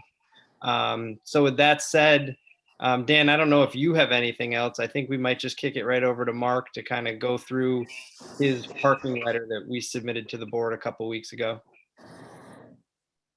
Nothing else on my end. Yeah, Mark, you could just give a quick summary of the impact, the changes that were agreed to. Sure. Yeah. As Charlie noted, I did have that conversation with Rod Perry on the phone, and he had then done some coordination with some of the city officials and essentially agreed with some of our initial recommendations to open up that the Columbia Street lot and remove some of the odd even restrictions on that lot, which has been talked about in the previous application. So this is nothing new. The board has essentially been talking about this for the last hour and a half here. And it's essentially just an extension of that conversation where we kind of laid the groundwork, and now it seems like it's been pushed forward and agreed upon by city officials that that lot is going to be more available than it currently is, which will then reduce our sort of occupancy of demand within the immediate area around our site. And that's essentially, and that letter essentially just documents that conversation and let everyone know that those conversations have been made and everyone is essentially in agreement with those recommendations.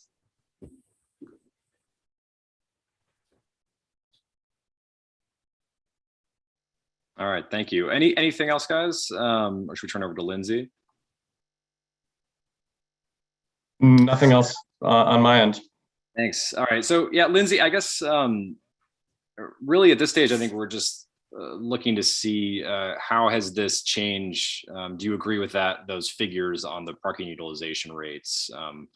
And maybe just to clarify, I mean, what we're talking about is that alternate side parking restrictions in the municipal lot on Columbia Street have been removed. I don't know that the sign has yet been removed, so that might still be pending, but the mayor has approved it, and I think DPW might still have to remove the sign basically, but the police chief is aware too that does not need to be enforced moving forward either.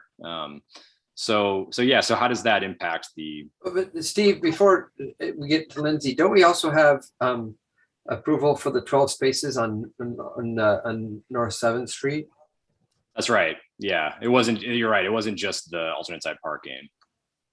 Okay. It was basically 2 of Lindsay's recommendations that were put into effect. By the way, we have approval in concept from Rob Perry, but we don't actually have plans for those spaces yet. What is the mechanism for that, for us to know that that exists? So to just clarify, we didn't put those 12 spaces, we widened the street, right? And that's on the current site plan. We didn't indicate those 12 spaces on the site plan because they weren't approved yet. And that would have to be approved by the Department of Public Works. Certainly it could be a condition of the approval that the final site plans we changed to indicate those 12 spaces. We receive approval from Rob Perry in the Department of Public Works, and then the chairman, the planning board signs the plans. Okay.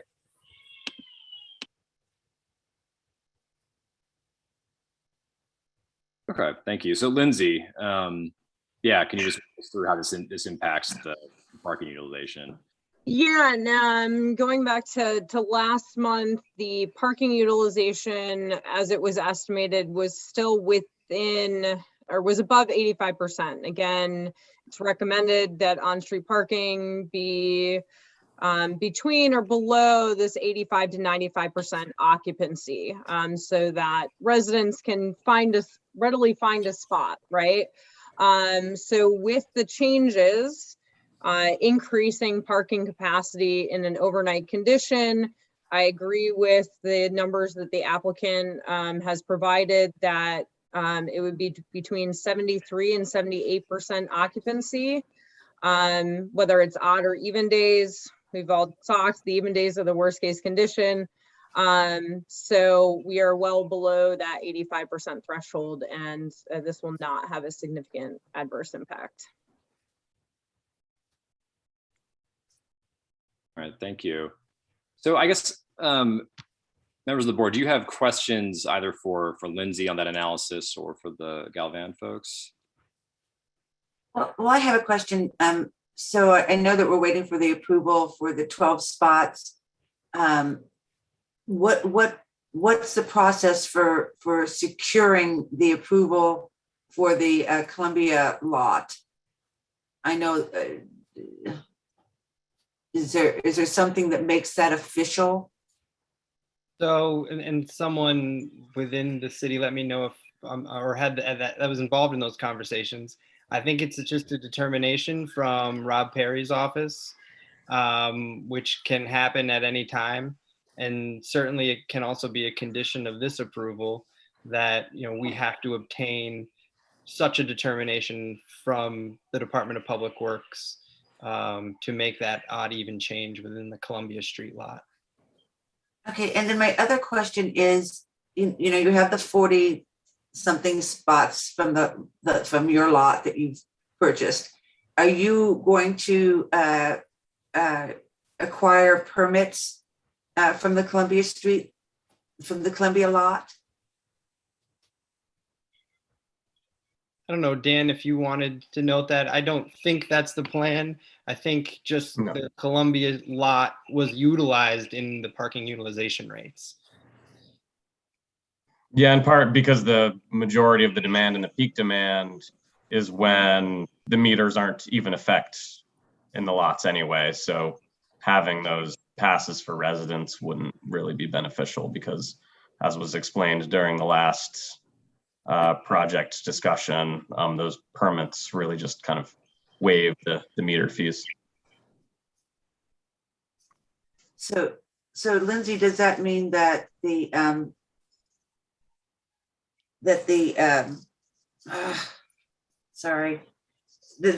prior applicant does not also have to acquire permits? The reason I suggested that Pocketbook Factory still acquire the permits is to utilize the municipal lots during daytime hours when the meters would be in effect. Okay. Yeah, Galvan, the parking demand for this development would be lower than the 47 on-site spaces that they're proposing. Okay. Thank you. Yes, Steve. Yep. Yeah. This is Gene. This goes to the Galvin team. You had mentioned about widening the street. How much of the street is going to be widened from State Street all the way over to Washington Street or over to Railroad Avenue? And what effect is that going to have on the fire trucks entering and exiting the fire station?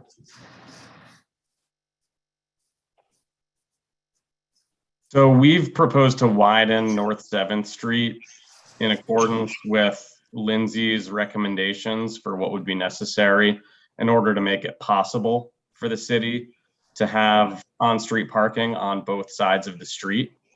In Mark's conversations with Rob Perry, we've been looping in the fire department to make sure that any addition of spaces on the east side of North 7th Street is sensitive to the requirements they have for passage and turning radius. And Mark noted that in our letter in the submission to the planning board, and also noted the agreement, I think, from Rob Perry that the odd even alternate side parking requirement does not apply on that street. So there really isn't a significant effect on parking. And Mark, can you elaborate on that final point? Right. Rob Perry had noted that since the odd even side restrictions are not generally observed on North 7th Street. So it's essentially on the west side of the street. So people park there on odd and even days. So in reality, if the fire department did have a problem with parking on the east side of the street, well then, a condition could be made that says, the odd even side or odd even parking is not almost recognized in that street like it is in some other streets in the city. And then you would just have parking on the west side of the street only. So you would have the same number of spots on the west side of the street on even and odd days. So it's kind of an either or. It's either you can provide them on the west side both days, or provide them on either side on the odd even days, depending on how the fire department's reaction to the street widening is. Okay, and the fire department is actively involved in this discussion of the street construction? Yeah, so I think our position is we're widening the street to make it possible for the city to make the decision if they want to add additional spaces on both sides of the street. And at this point, we know that Rob Perry and DPW and the fire department are in close coordination on what is best. Okay. And when do you get a determination on that, Dan? Do you know? A determination on the widening of the street. Sorry, let me come back on. So that's been decided. The streets is. Oh, okay. We've widened the street, so we've made it possible to add spaces on both. Oh, so this, yeah, I thought so, but yeah, wasn't sure. Okay. My 2 cents worth in this regard. With the fact that there are probably going to be people dropping off groceries, trucks delivering goods, and with the double parking problem there seems to be in the city some days, have you thought about that as a possible problem? And how would you deal with that if it did turn out to be a problem? A problem with the addition of spaces on the east side. Well, of North no, 7th? you have cars parked on both sides, and then you have a delivery truck or people in a car dropping off groceries. Because if they're going to have to walk from a parking lot or a distant parking space, they probably won't want to carry their groceries there. And with the fact that those, that would narrow the street in the event any emergency vehicle just had to travel through. It may not block it, but it might make it difficult, so. I think that's a great question, John. I think from our perspective, we wanted to follow Lindsay's recommendation to widen the street in order to give the city options here. Right. So And they just have to be the clear, that there wouldn't be parking on both sides of the street. It would just be one or the other. So it wouldn't be on both sides. So the road would actually be wider than it is now, and you do allow parking on one side of the street now. So, and since the roadway is going to be wider, theoretically there is more room out there for the fire trucks because there wouldn't be parking on both sides of the street on the same day. For overnight, but overnight, correct, overnight, yes. But during the day, when you're right, yes, correct, people are buying groceries and those kinds of things. But I mean, at least on State Street, even during the day, delivery trucks pull right up. I mean, they rarely double park because there's so much parking on the street during the day. And then in the evening, when it might be an issue, they're not parked on both sides because. But there's going to be, Larry, there's going to be retail space there too. People are going to park there to use the retail space. Yeah. So, I mean, it's one of those things that I thought about and I figured I'd bring it up. If it looks like it won't be a problem, then fine. But I figured I'd just throw my 2 cents in. Right. We don't want to block the fire trucks. Right. Well, even a delay can cause, things to happen. So, it was just a thought. I think Lindsay wants to say something. Yeah, now I got to figure out how to put I can put my hand down. Well, so widening the street was originally requested by the fire department. And it was specifically so that they could have a wider turning radius into the fire hall. My recommendation was to widen it slightly further to be able to accommodate parking on both sides of the street, but it's particularly around the intersection of Railroad Avenue where, they need to make that turn. And that's easy enough to restrict parking for that last section. Or, it gives the city the option perhaps that during daytime hours, the even side of North 7th Street is loading zone. So it's only frequent or occasional parking of vehicles for a short period of time.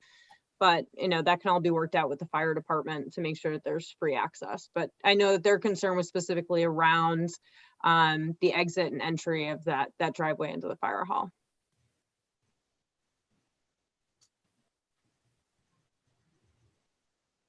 Thank you, John. Thanks.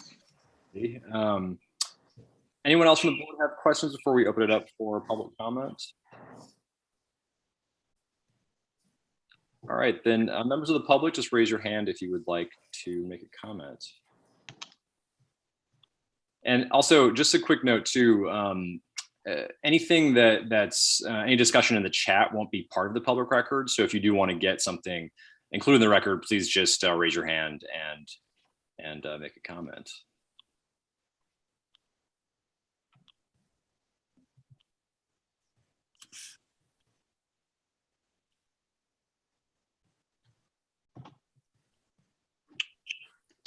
Nobody?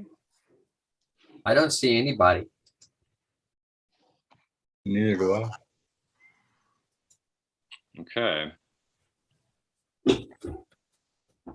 All right, well, so where are we? I mean, I guess basically, I think our kind of next steps here, first of all, would be, Victoria, do we need to close the public hearing before we start the seeker process, basically? You don't need to close it before seeker, but you should decide whether you're going to close it tonight or continue it for another month. I mean, I think for me, board, I'm ready to consider closing the public hearing.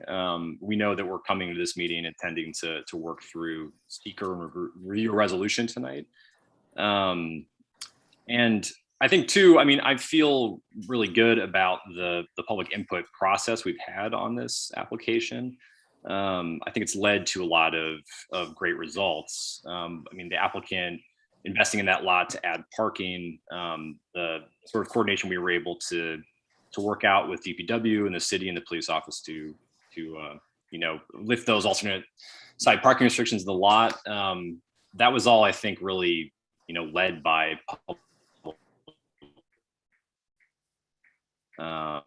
and the concern of people living in the community here.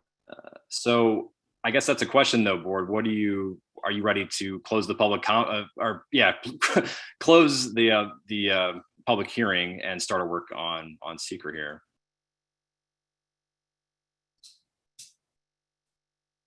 Steve, can I interject on one comment or one sort of question at this point? And it's an item that you and I discussed a bit, and I know it's stepping back a little, but I think before we get into the seeker questions, et cetera, I guess I'd like to have a little more clarity. And I realize this is stepping back quite a ways, but I also realize there's questions that really weren't at least answered or didn't sink in for me regarding the units in the building, the division of market rate, or if they're workforce housing versus affordable housing, where they are specifically, and is the intent to have the affordable housing separated per structure? So again, I realize these are sort of like some big picture questions, which in my mind weren't answered, at least sufficiently for me. And I'd like the team to discuss that. I'm not sure if it would be required to bring up the site plan again. But again, I think these are very important questions, which I don't, racking my memory, I don't have a sense of answers for those. And I would like the team to respond to those. In addition, there's a question of sort of quality of construction. I've been in the construction world for a long time, and I realize one set of or portion of the units are going to generate less income, and is the intent to have the quality of construction uniform across the board for the different units, again, affordable versus the market rate or workforce housing. So those are some questions I feel like I would like to have answered, and perhaps they can be answered as we get in seeker, but I would really want the team to respond to some of those key sort of like big picture questions. I have not, I don't have an answer in my mind. Dan, can you speak to those questions? Yeah, is there anything you want to add first, Charlie, or should I go ahead and? Yeah, the only, I do recall Clark discussing that at a few meetings back. So I'll kick it over to Dan. I just want to, as I usually have to do on these things, I just want to make sure the board is focused on site plan elements during its site plan review. That being said, you have a council to lead you. So Dan, I'll kick it over to you with that said. Where's Dan?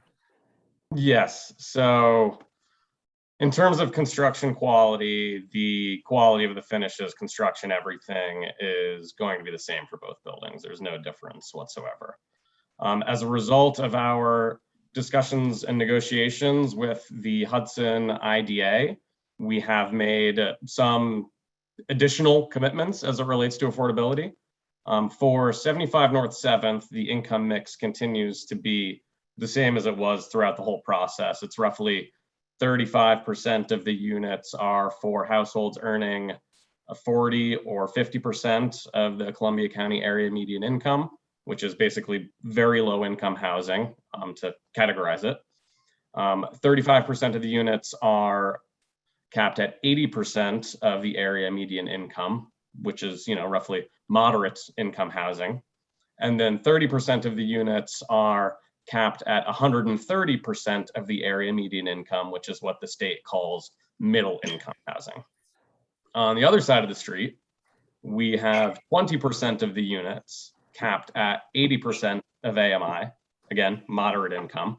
And then the remaining 80% of the units are capped at 130% of AMI, which is middle income. That was the primary change, is that the commitments that we made over at 708 State to affordability. So in total, both of the buildings are 100% low to middle income housing. Thank you. It would be useful for me to have that in writing in our final documentation. Sure, we're happy to share the income distribution. Cool. And then we have a hand raised from Dominic. I'd like to make a comment.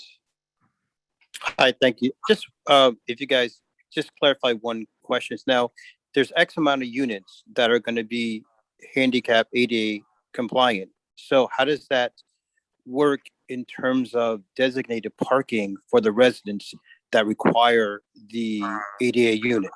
How does that open up parking designated just for the residents that is on site, not off site, because of accessibility, accessible to the entrance?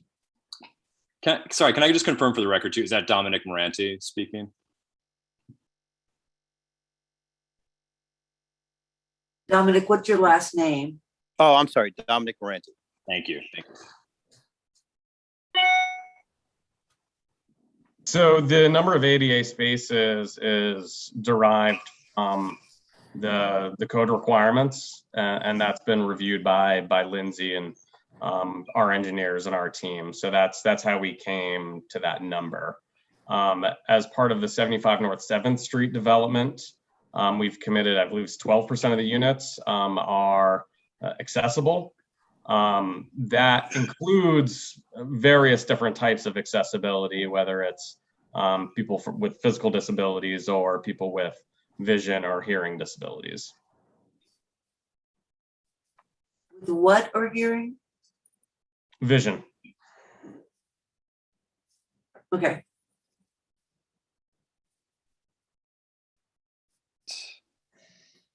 So do we want to start looking at the secret questions, folks? We ready? Dominic still has his hand up. I think he asked his question. I think he might just need to take it down. Let me know if I'm wrong though, Dominic, if you have another comment you want to make. Rebecca has a question. Okay, I see, yeah. Rebecca, do you want to comment?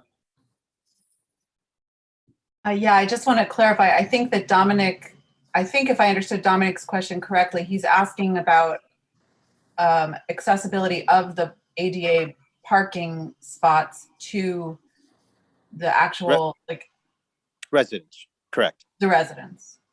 Right. So he's asking whether the parking spots are accessible in the specific way they need to be. So the site plans do show that the ADA accessible parking spots are located on the project site, and they're not located in that Washington Street parking area. So the answer is yes, they are accessible for those units. They're exclusive to residents of the building, right? They're not open to anyone from the public who happens to have it's resident parking only. Is that right? It's on your property. That's the plan for our off-street parking, yes. Yeah.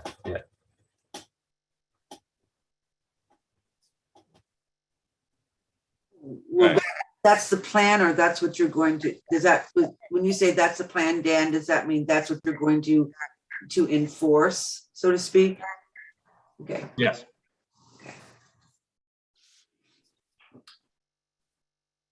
Okay, so Victoria, do you want me to pull up Seeker, or do you want to do it on your screen? I'll pull it up and then you can talk through it. You're looking for the part 2 form that was prepared by Lindsay? Yeah. There you go. I got it. Is Lindsay still here? Yeah, I'm still here. Oh, okay. Yeah, Victoria, I think your office drafted a majority of it. I commented on a few of the sections, primarily the traffic and transportation parking assessment. Okay, so yes. Just so clarifying. jointly with Lindsay. So here we go. It's up. Stephen, you direct me and I will move as you wish. Well, let's just go through each question here. So, I mean, board, as a reminder, we have a draft here kind of based on the conversations we've been having at these meetings. This is all, open. We can change anything that we changed as we go along. So I think let's review question by question, basically. and go through and try and finalize this. Can I ask a question? So we're not closing the public hearing? We will tonight. I guess, we, because that was what we were on before clock. Yeah. Question. So that I just. Well, are you all ready to do that? Should we I guess suppose we have the option to leave it open until the end of this portion of the agenda if we for any reason, but happy to take a motion on that too if we want to vote on it. I just assume leave it open until we get through this in the event that something happens in this next 18 questions that, we want to open to the public. All right, I agree to that. Okay. So in terms of impact on land, proposed action may involve construction on or physical alteration of the land surface of the proposed site. We said yes, and one moderate to large. The proposed action may involve construction on land where depth to water table is less than 3 feet. Can you actually, Lindsay, can you just walk us through the impact there? Yeah, I mean, again, I didn't complete this part. Victoria, I can't remember the name of the person that was in your office that Patrick was working on it. Patrick did this section. This So is based on the applicant's answers. If you pull up the EAF, they indicated that the depth to the water table is less than 3 feet. But Lindsay, are you able to explain what that means or what the consequences of that are?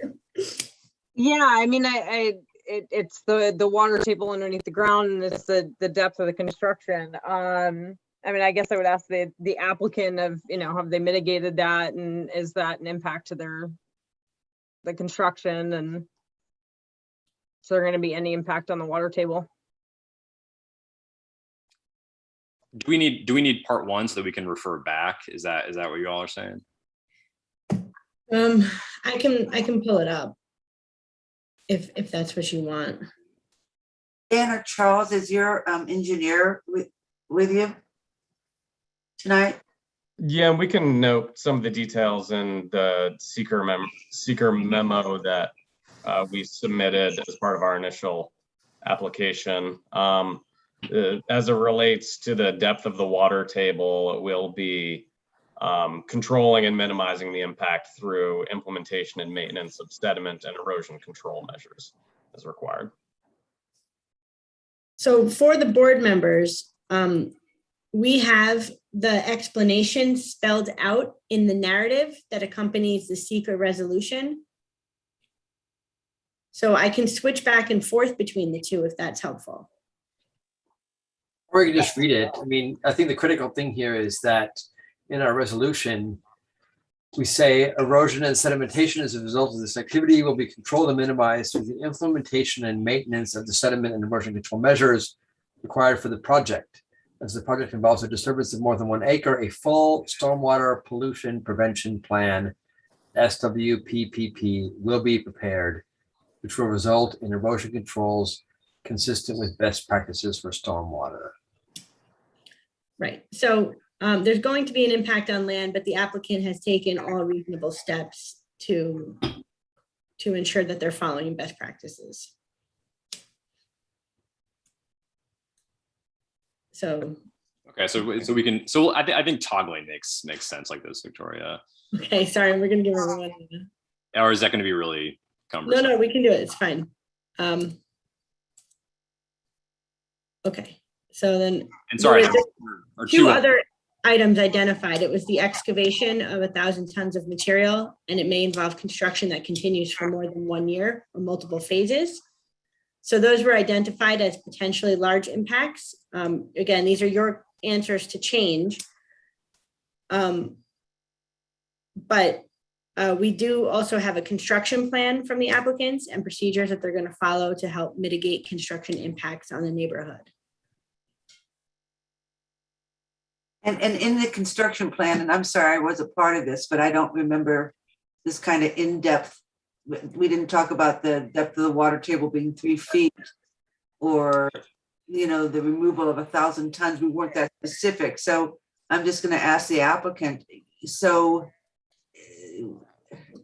this is this going to have an impact on the neighbors? Is there? So I think I can jump in here, and I think Andy from Taconic is on the call too. So Andy, please feel free to jump in.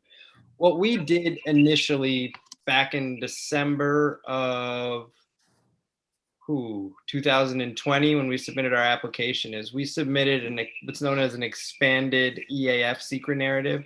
And we provided responses to kind of each one of these sections. And I think those are reflected probably in the current draft of the negative declaration.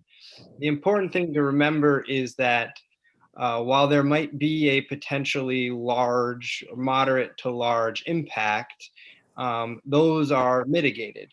So it's not uncommon at all for construction to be less than 3 feet from the water table. However, to make sure it doesn't result in a potentially significant environmental impact, you abide by erosion and sediment control best practices, which have been laid out in our grading plans that Lindsay's office has reviewed and that we've submitted as part of our site plan package. So those are just best practices that any construction is going to occur or is going to utilize during the process. But to your question about will it impact residents, everything that is going to be done will be completely within the project site, like we've laid out to this board through the construction drawings. And when we had the folks from Baxter come, it's really just questions about excavating and grading on the project site.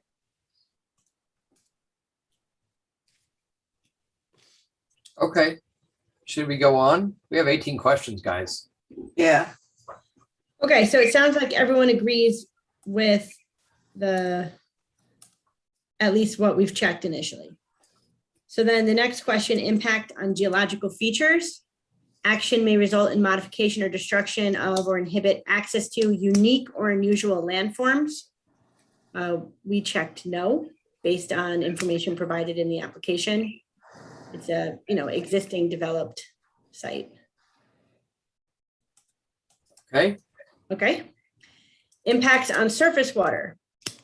Proposed action may affect one or more wetlands or other surface water bodies. Yeah, Victoria, I believe this one number 3 should be checked no. Initially in the first draft, creating a new water body was checked, and that's why that was checked as yes. So that's been updated. The stormwater pond as part of the parking lot, I would not classify as a new water body. So. Okay, good. So then we can check no. Assuming the board agrees, yes. Yep. Yes. Okay, impact on groundwater. Proposed action may result in new or additional use of groundwater or have the potential to introduce contaminants to groundwater or an aquifer. So A was checked moderate to large because it will create an additional demand on supplies from existing supply wells. This could also be checked no, as consultation with DPW has indicated that there's sufficient capacity to provide. Well, that was that for this project or for the pocketbook track? Same. Okay. So in our expanded EAF, and we submitted correspondence from DPW that they said they had capacity for water and sewer. So that mitigates that impact. Right. And it won't be an individual well or common well. It will be through the city water supply that they'll be obtaining water for the site. Correct. Lindsay, you agree that's a small impact? Yes. Okay. So wastewater discharge to groundwater. This is going to be part of the sewer system. Construction of supply wells, that's NA, NA, NA. So I think everything else can stay no or small. Impact on. Wait, did you Yes. change that to a no or leave it a yes? I changed number A or Number letter 4. A to no or small because although there will be a lot of new units hooking up, the city's indicated that it has capacity. No, number 4, the whole thing at top. Would you change that to a no or leave it as a yes? Well, I No. think it's fine to leave it as a yes because it may, but we found out that as we reviewed it, there are small impacts. Right. Oh. What do you think, Teresa?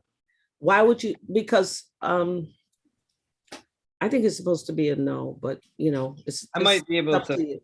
clarify Okay. a little bit. Sometimes when you choose yes on these questions, it's because there may be a potential for an impact. And so when you Large. press yes, right, a moderate to large. So when you press yes, then you go down these questions and go, well, is it small or is it moderate or is it large? And then you say, well, has it been mitigated? So sometimes when you just click no, if you just do it for practice, then you don't even have the option to answer the other questions.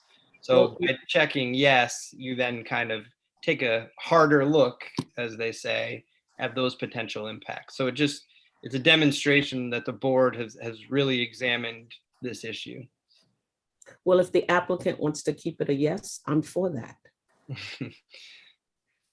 Okay. Thank you, Charles. That was helpful. I'm arguing against myself there, Teresa. You're right. Well, actually, I mean, maybe you guys can answer this question. Where is the city's water source? Is it the Hudson or is it groundwater?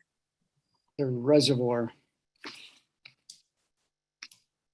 Okay. Is it a spring-fed reservoir? I think it's a Churchtown Reservoir. I'm pretty sure that's the majority or all of our Hudson water supply. Okay, so, I mean, it may not be considered groundwater in any event, but I think we can go on if the applicant agrees with that answer. The next question is impact on flooding. The proposed action may result in development on land subject to flooding. The land was not indicated to be in a flood zone, so that's checked no.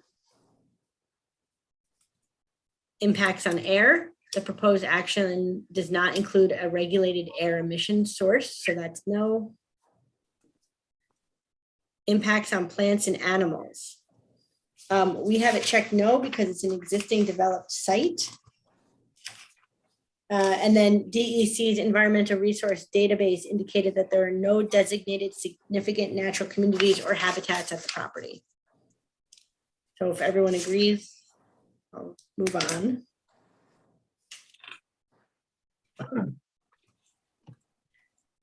No to ag resources. It's in an urban setting outside of an ag district. Aesthetic resources. So we've identified, and again, the board can choose whatever it wants here, but that the land use is obviously different from or in sharp contrast to the current land use patterns between the project and a scenic or aesthetic resource. This is partly based on comments from neighbors about, how this is going to be a different type of development than what exists in the area, which is currently single-family residences. However, there's not a per se aesthetic resource that's been identified other than the city of Hudson. Right, which is, a thing. I like this checked yes, and then, that we can actually do the so-called hard look down below and identify, that what the actual impacts might be. Okay, so it's checked yes. So will it be visible from an officially designated federal, state, or local scenic or aesthetic resources? No or small impact. Will result in obstruction or elimination of significant screening of an officially designated scenic view? No or small impact. May be visible from publicly accessible vantage points. It will be visible. So, the question is whether its visibility in and of itself is a small or moderate impact. How will it be viewed during routine travel? Yes. During recreation? Yes. Will it cause a diminishment of public enjoyment and appreciation? No to small is checked. And similar projects, no to small is checked. That's not really an impact question. That's just a fact question, but. Have we actually gone through and talked about, I mean, the city of Hudson is on the historic register. So historic resources are addressed specifically in another question. Okay. This one, again, we picked aesthetic resources based on this board's expanded view of aesthetic resources from Colarusso. Right. So we thought that you would, want to consider that question here as well. But there's not an identified aesthetic resource. I think it's important that we actually, I really, I support checking yes on the overall question and then frankly, no on the specifics, because, it is a large bulky building being put into a neighborhood, and we've actually looked very carefully at what that means for that neighborhood. And, I'm totally happy with us saying, yes, it has the potential to have an impact.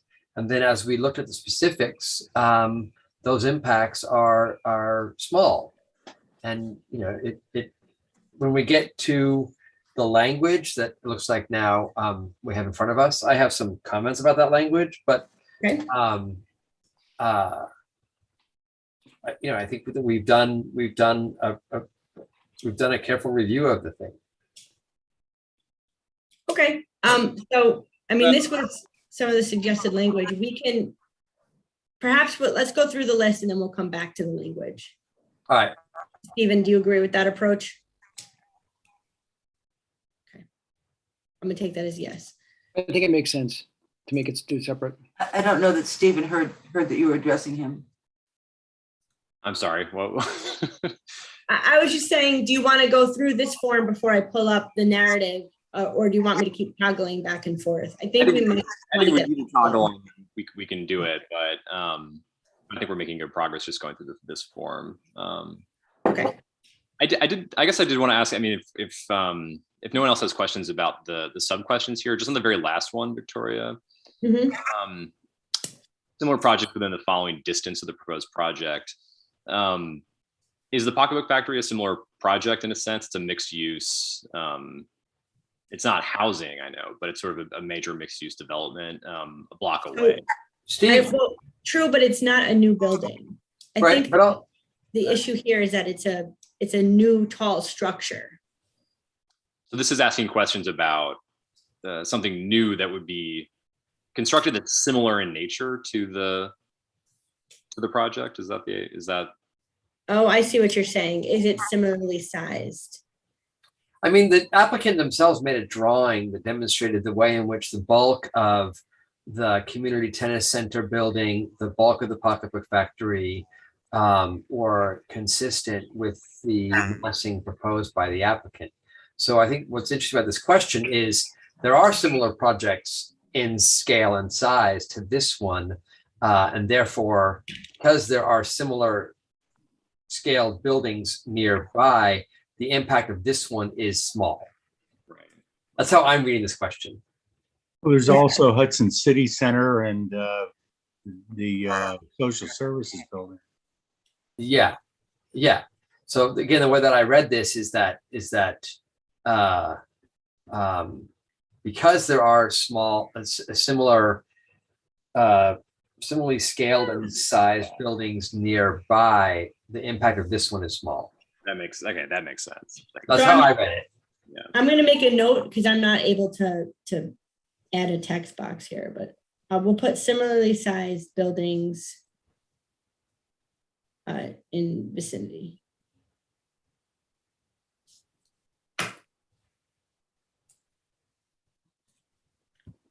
Okay. Great. Okay. Impact on historic and archaeological resources. And now, Laura, this is where specifically we're going to talk about the historic district. So proposed action may occur in or adjacent to a historic or archaeological resource. So we know that the project site is within the state and national register listed Hudson Historic District. So this is an automatic yes.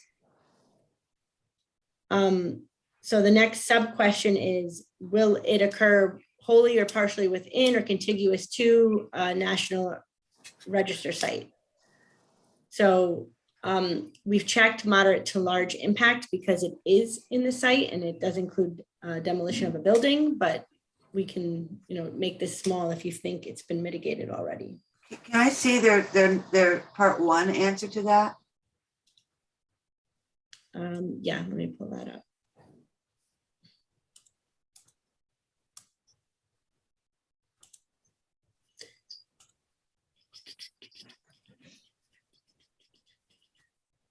Where are you, EAF? EAF.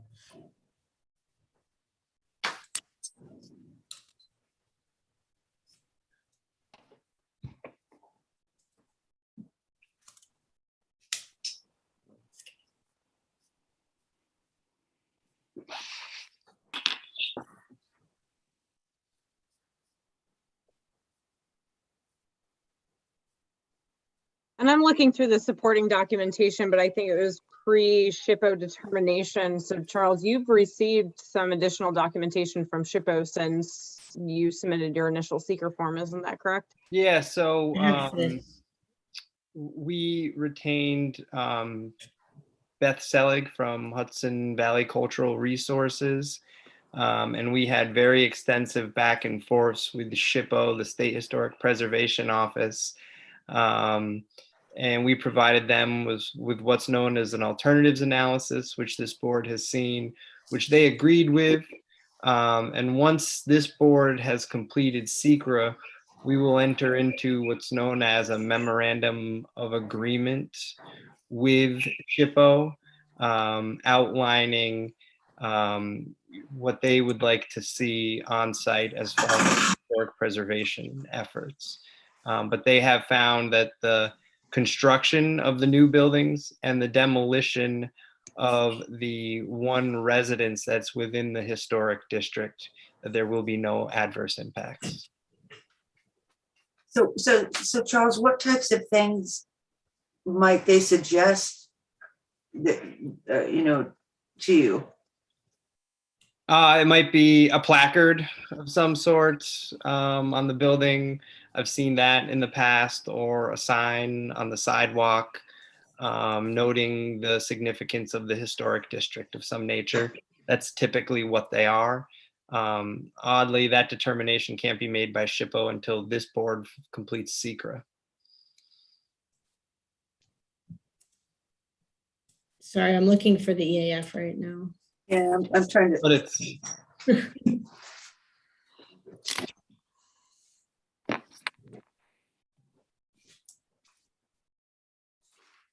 I found the, so that was a January 21st, 2021 letter from SHPO.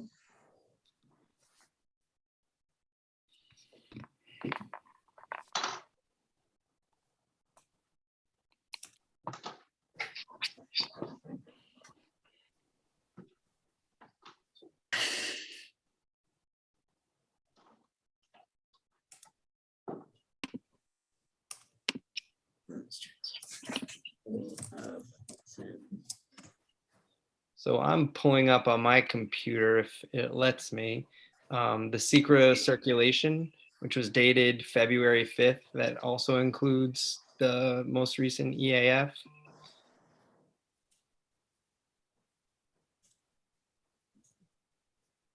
Board. There we go.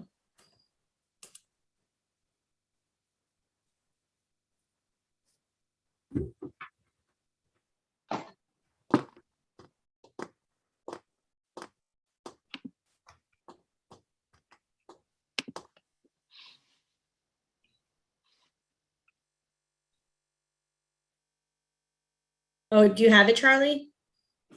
Yeah, was there what question? I'm on the website right now and I'm looking for the circulation. So I have it up. Okay, can you share it? Do you mind? Sure. The question was about the question for historic resources. Sure, that's always on the last page if I'm.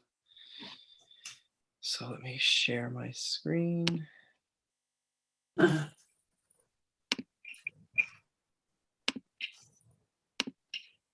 Can everybody see the EAF? Yeah. So the historic resources are on the last page. Yeah, it's They are right there. E3.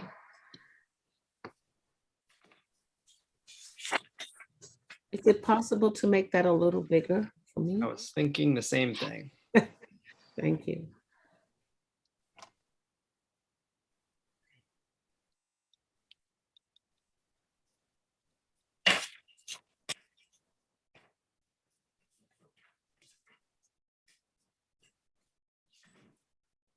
Okay.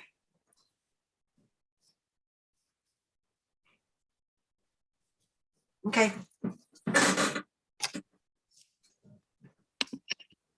Okay. Thank you. Sure.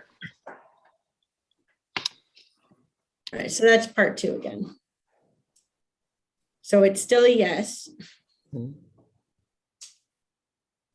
So how do you guys want to answer question 10A? I think it should stay moderate to large. Okay. I agree. Okay. Then B, wholly or partially within an area deemed sensitive for archaeological sites. We have it checked with no. An archaeological site not included on the SHPO inventory. That's checked as no. And then because we checked moderate to large above, we need to go through question E. The proposed action may result in the destruction or alteration of all or part of the site or property. That's checked moderate to large. May result in alteration of the property setting or integrity, moderate to large, and may result in the introduction of visual elements which are out of character with the site or property, or may alter its setting. So again, based on this board's prior secret reviews, we check these all moderate to large, but. Yeah, I agree with all those answers. Okay. Then anyone else have any comments or differing opinions? No, I agree. Okay. Okay, the next one is impact on open space and recreation. It will not result in a loss of recreational opportunities. Check no. And the project is not within a critical environmental area, so that's also check no. Impact on transportation.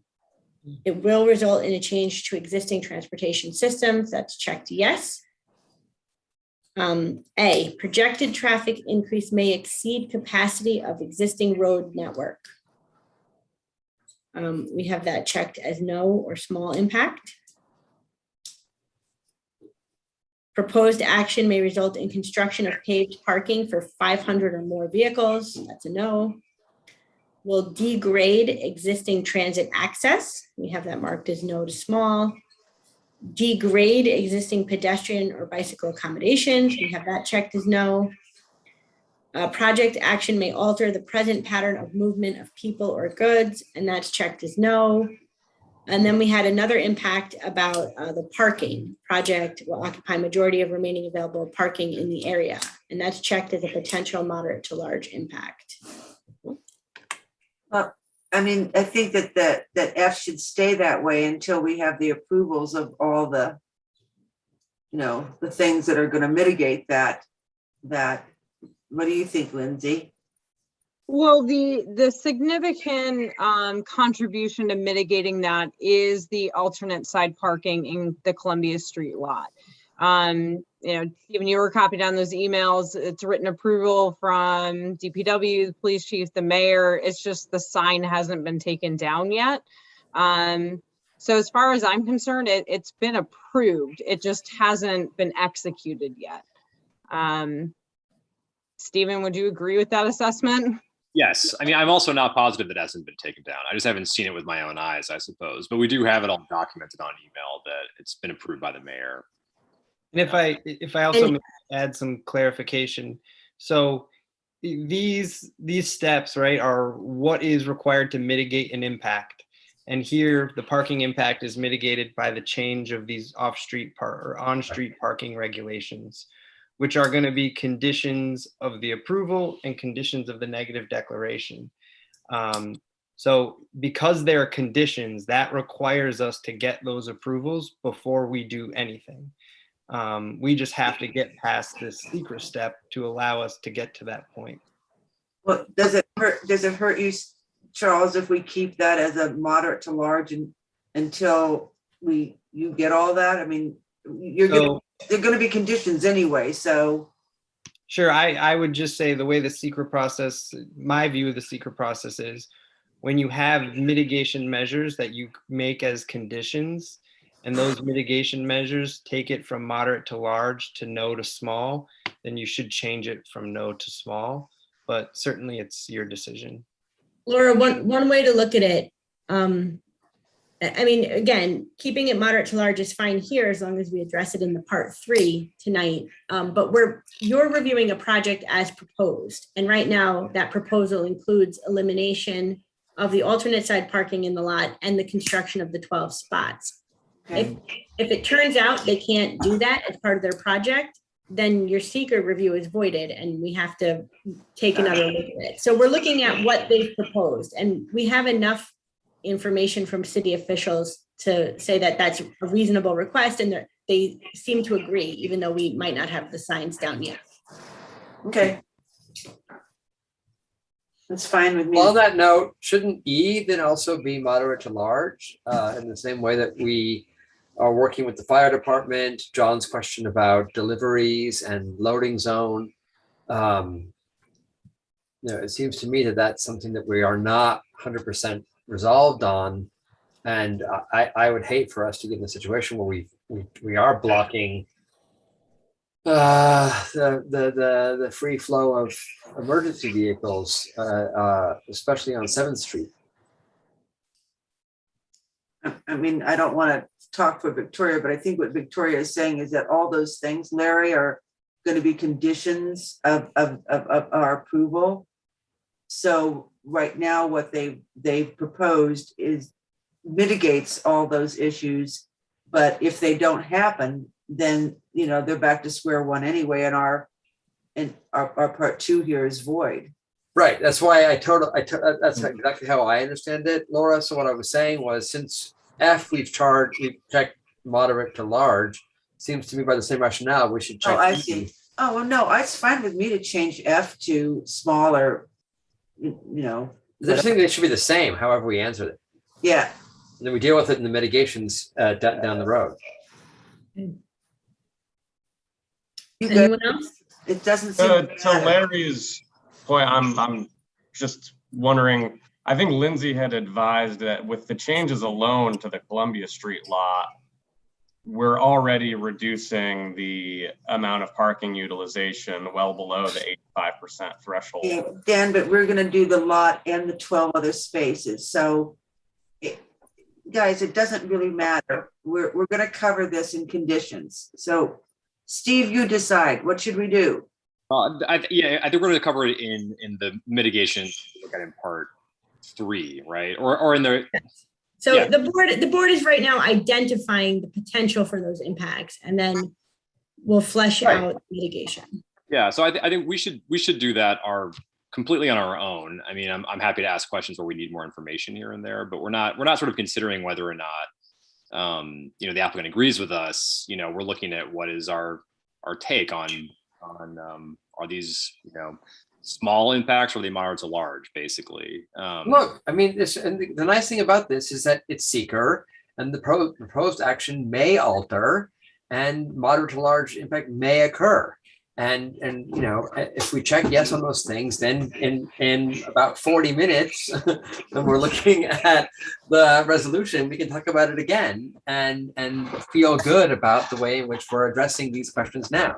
Yeah, exactly. And I think, we have the benefit of having read this resolution already. So I think that, in my mind, I'm aware of how we've answered some of these things already, I suppose. But if just on the question of whether, we agree about E, I think that makes sense to me, that it's sort of paired with F, to Larry's point.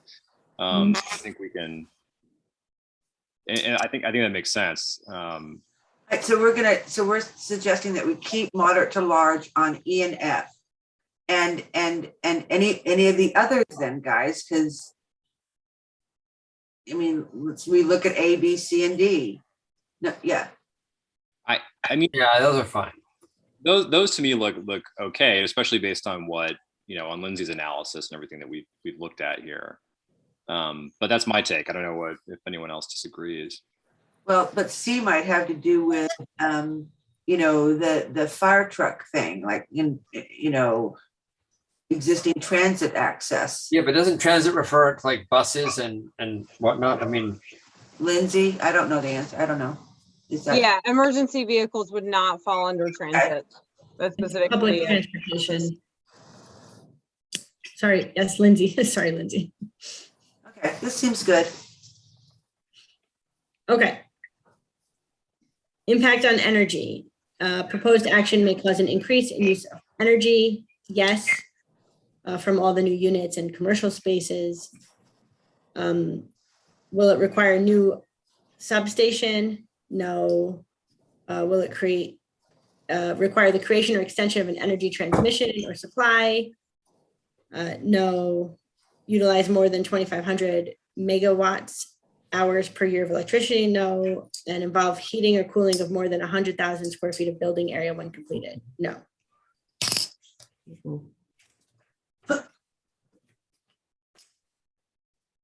Okay, next question. Impact on noise, odor, and light. It will result in additional noise, odors, or outdoor lighting. So that's checked yes. So A, proposed action may produce sound above noise levels established by local regulation. We have that checked as no or small impact. It's likely only to exceed noise levels during construction. Is that a note you have? I mean, let's see. I don't have it on this form, but we have it in the narrative. We have that listed under other impacts, actually. There will be temporary impacts on noise, odor, and light due to construction. Yeah, and that's listed as moderate to large. So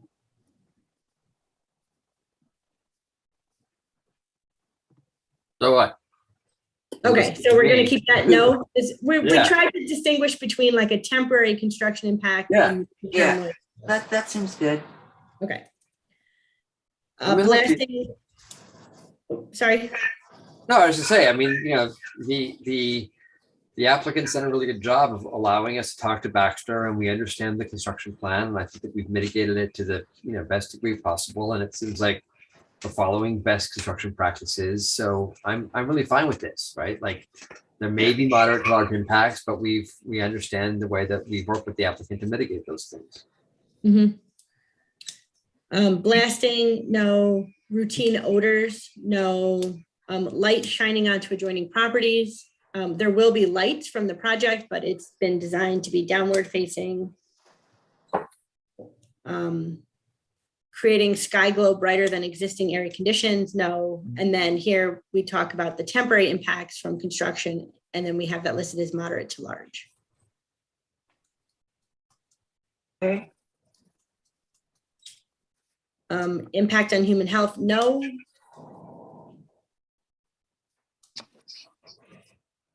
Consistency with community plans. This is one of those double negatives. Proposed action is not consistent with adopted land use plans. We checked no because this is a permitted use with site plan review in the district. Consistency with community character.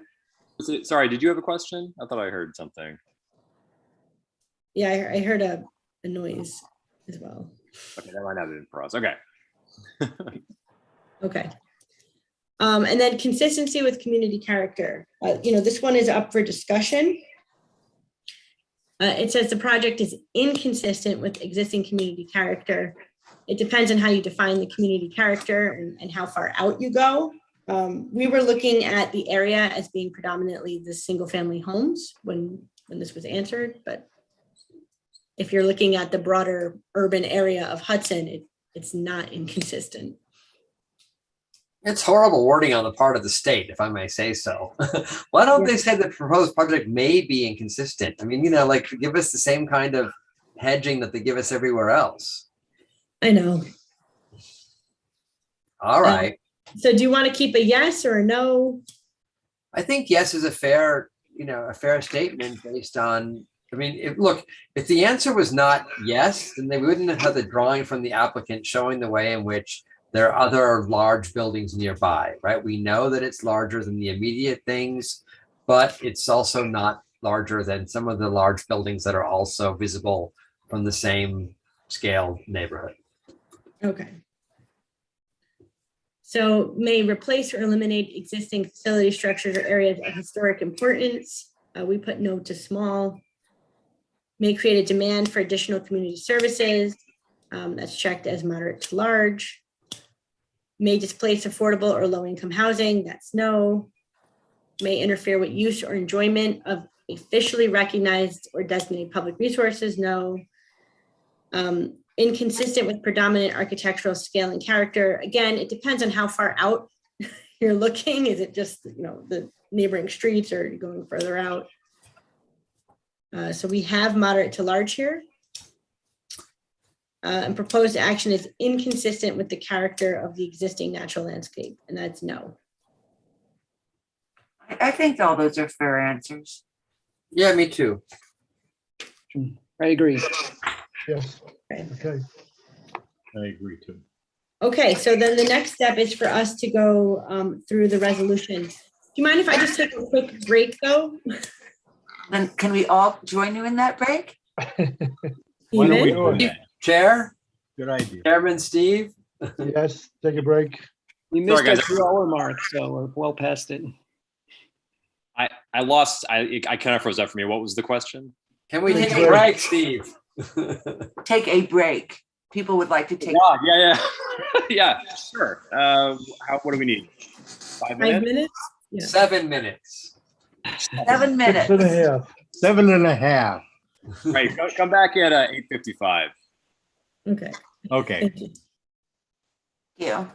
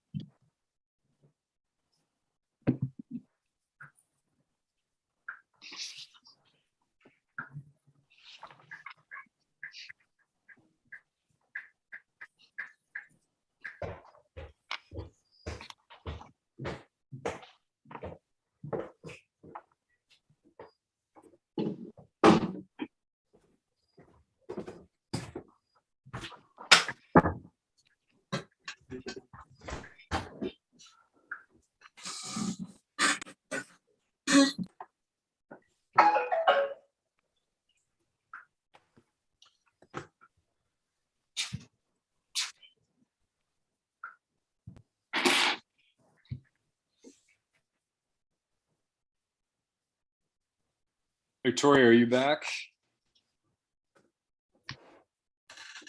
Hey, I'm here. Okay. All right. Let's jump back in. So now we're on to looking at the actual resolution, I guess. Yeah. Yes. Let me pull it up.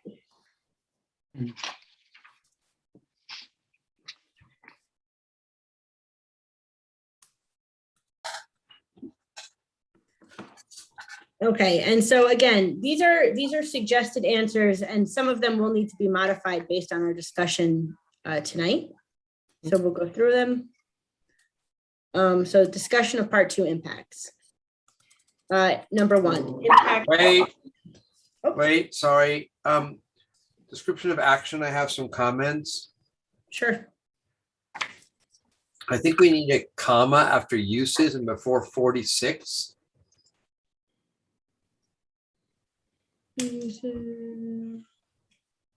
Oh, yeah, and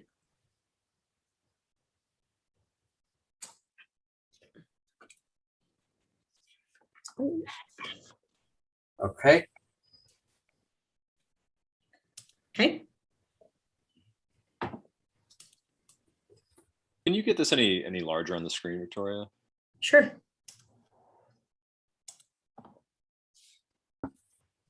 Let's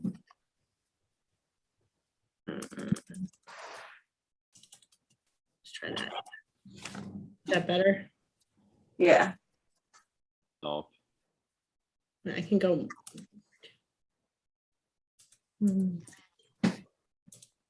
Okay.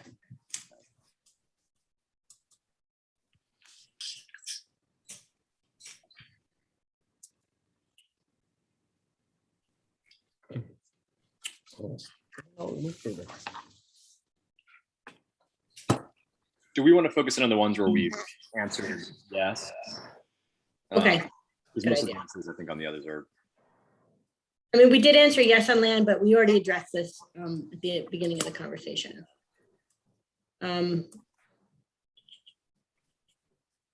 impact on groundwater, and we checked that one. That was checked yes, but then we discussed that there won't be an impact because it's being served. That there's a demand for 27,500 gallons per day, and the project will only use 3% of available capacity. Okay, flooding was not an issue, air quality not an issue, plants and animals not an issue, ag resources not an issue. So let's start with aesthetic resources.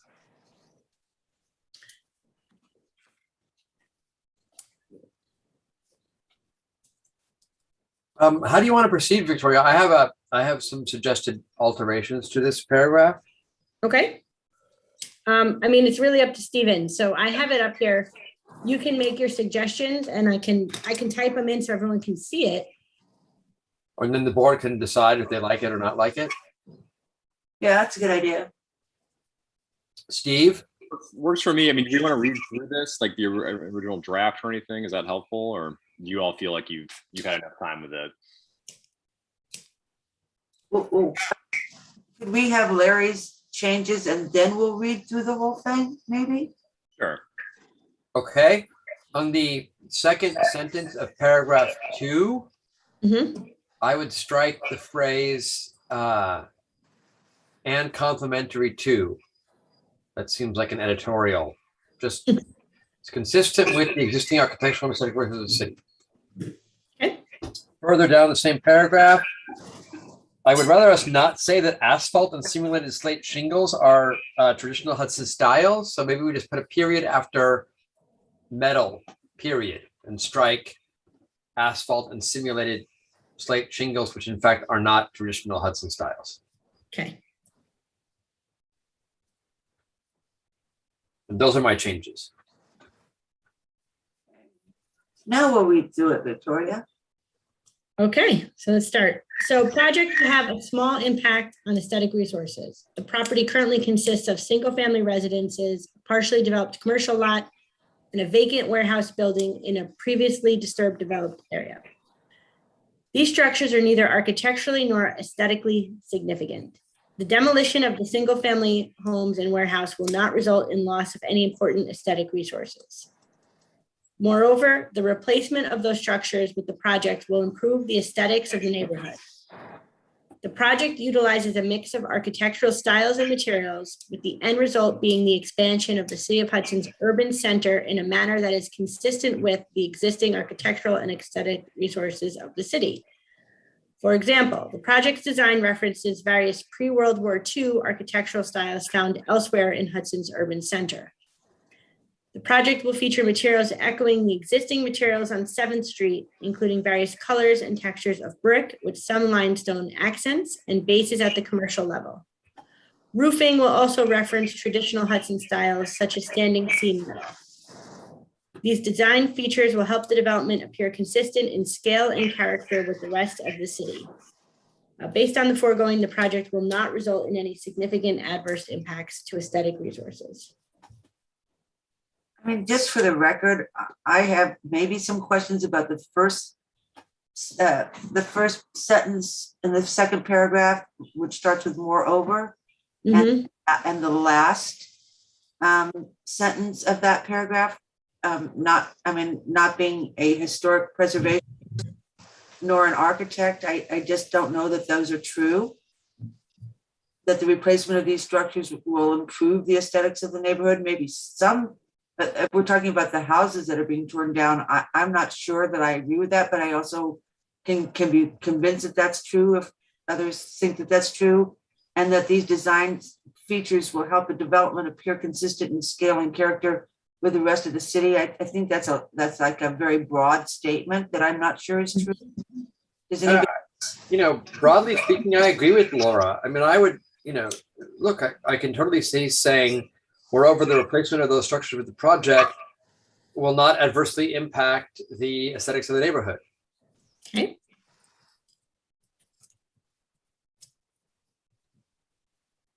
And Larry, what about the last sentence of that paragraph?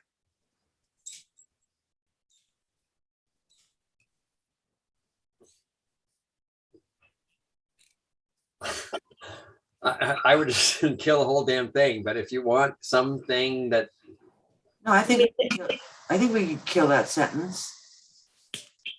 Okay. Oh, the whole damn sentence, you mean, Larry, or the whole damn paragraph? I'm not no, sure. the whole damn sentence. I think Okay. the paragraph's important because it indicates that we've considered the impact. I also don't know why we're using air quotes around pre-World War II. I don't think there's any debate about whether it's pre-World War II styles. We can get rid of the air quotes. On the first sentence question, I think I agree. Although I would say that, for me, it's sort of different on each side of the street. I don't know that I agree that it improves the aesthetics, replacing those 3 houses, but I think replacing the cinder block warehouse is an improvement. I don't know how important to specify that, but I could imagine a version of that sentence that speaks just to, that replacement or calls that out specifically.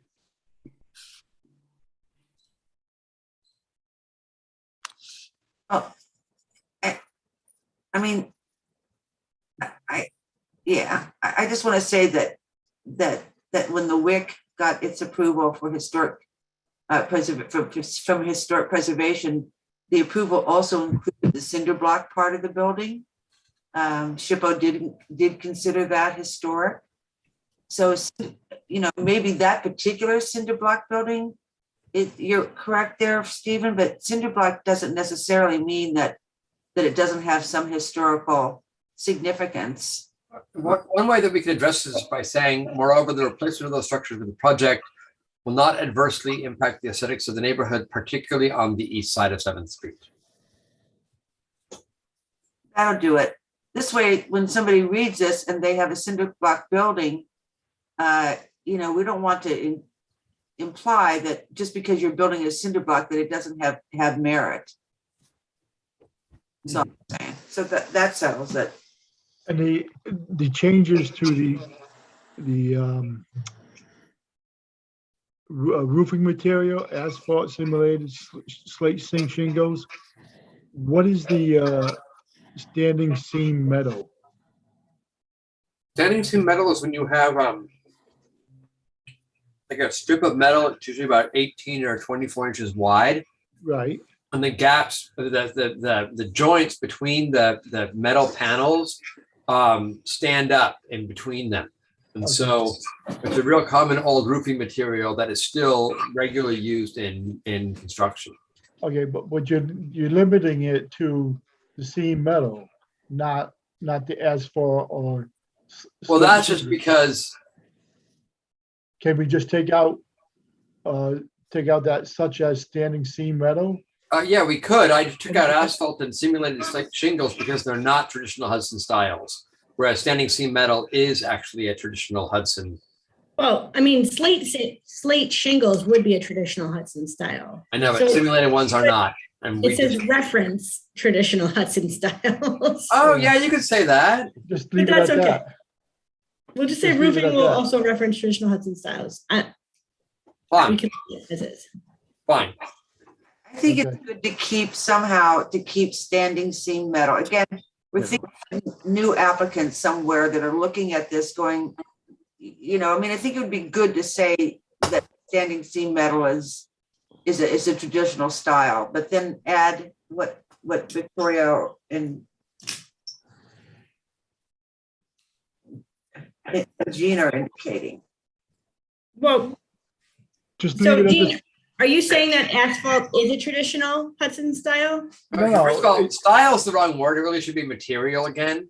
Yeah. Okay. We're talking about building materials, not a style. Yeah, that I agree. Building material. Traditional Hudson materials. And this, how do we say, including standing seam metal?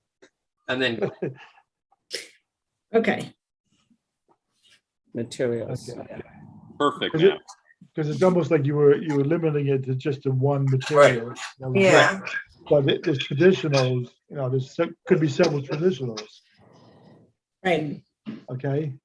All right. So what do we got now? Good. So now it just says roofing will also reference traditional Hudson building materials, including standing seam metal. Right. That's good. Including but not limited to. Yeah. So there we go. All right, let's move on. Okay. So based on this all above, project will not result in any significant adverse impacts to aesthetic resources. Great. Right. Okay. Historic and archaeological resources. Portions of the project site are located partially within the State National Register listed Hudson Historic District. So then again, I mean, this is your language, so let's fix it how you want, but those portions and structures outside of the district are not historically or archaeologically significant, and any disturbance thereto necessitated by the project will not have an adverse environmental impact. To the extent the project would result in disturbance to a structure within the district, said disturbance will not result in an adverse impact to historic or archaeological, I should say significant. Sorry. Significant adverse impact to historic or archaeological resources. The portion of the property at 7th Street contains a residential structure within the district. The structure has been renovated several times since its original construction and appears to have lost its historic integrity. The applicant has consulted with New York State Historic Preservation Office regarding demolition, which agreed in a letter dated January 21st that keeping the structure may not be feasible and that design features of the proposed new structure may reduce the overall impacts to the surrounding area. So that, I mean, that's the discussion we have. And then the conclusion is that the project has been designed to complement the historic character of the area and will not create any significant adverse impacts to historic or archaeological resources.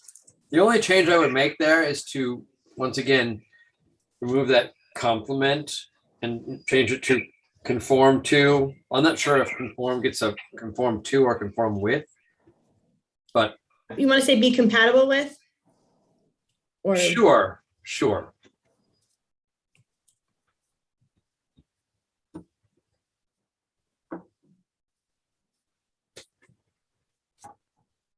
Okay, I like that. Okay. Okay. All right, anything else, or can we move now? Move on. Good. Okay, open space recreation, we didn't identify anything there. Critical environmental, not identified. Okay, impact on transportation. So Lindsay, you're gonna be up. So we have the nature of the project is such that it would necessarily cause an increase in traffic. However, these increases in traffic will not rise to the level of causing a significant adverse environmental impact. The applicant produced a traffic and parking assessment that evaluated the potential impacts of the project on traffic and parking. The assessment was then reviewed on behalf of the planning board by an independent consultant. The project, oh. Oh, sorry. Keep going. Okay. Yeah. The project will generate approximately 86 to 87 vehicle trips at peak hours, which is below the thresholds required for further analysis in the form of a traffic impact study. Per DOT, the threshold is 100 site-generated vehicles. The existing roadway network will be able to accommodate the increase in traffic. The increase in dwelling units will create increased demand for parking. The effect on parking is adverse, but will not rise to the level of a significant adverse environmental impact. Based on the assessment and the review thereof by the planning board's traffic consultant, the demand for daytime and overnight parking produced by the project can be accommodated by the available parking supply for the project, which is off-street parking in public within a 5-minute walk. The project will occupy the majority of the currently available spaces in the area, which will put a strain on existing parking resources.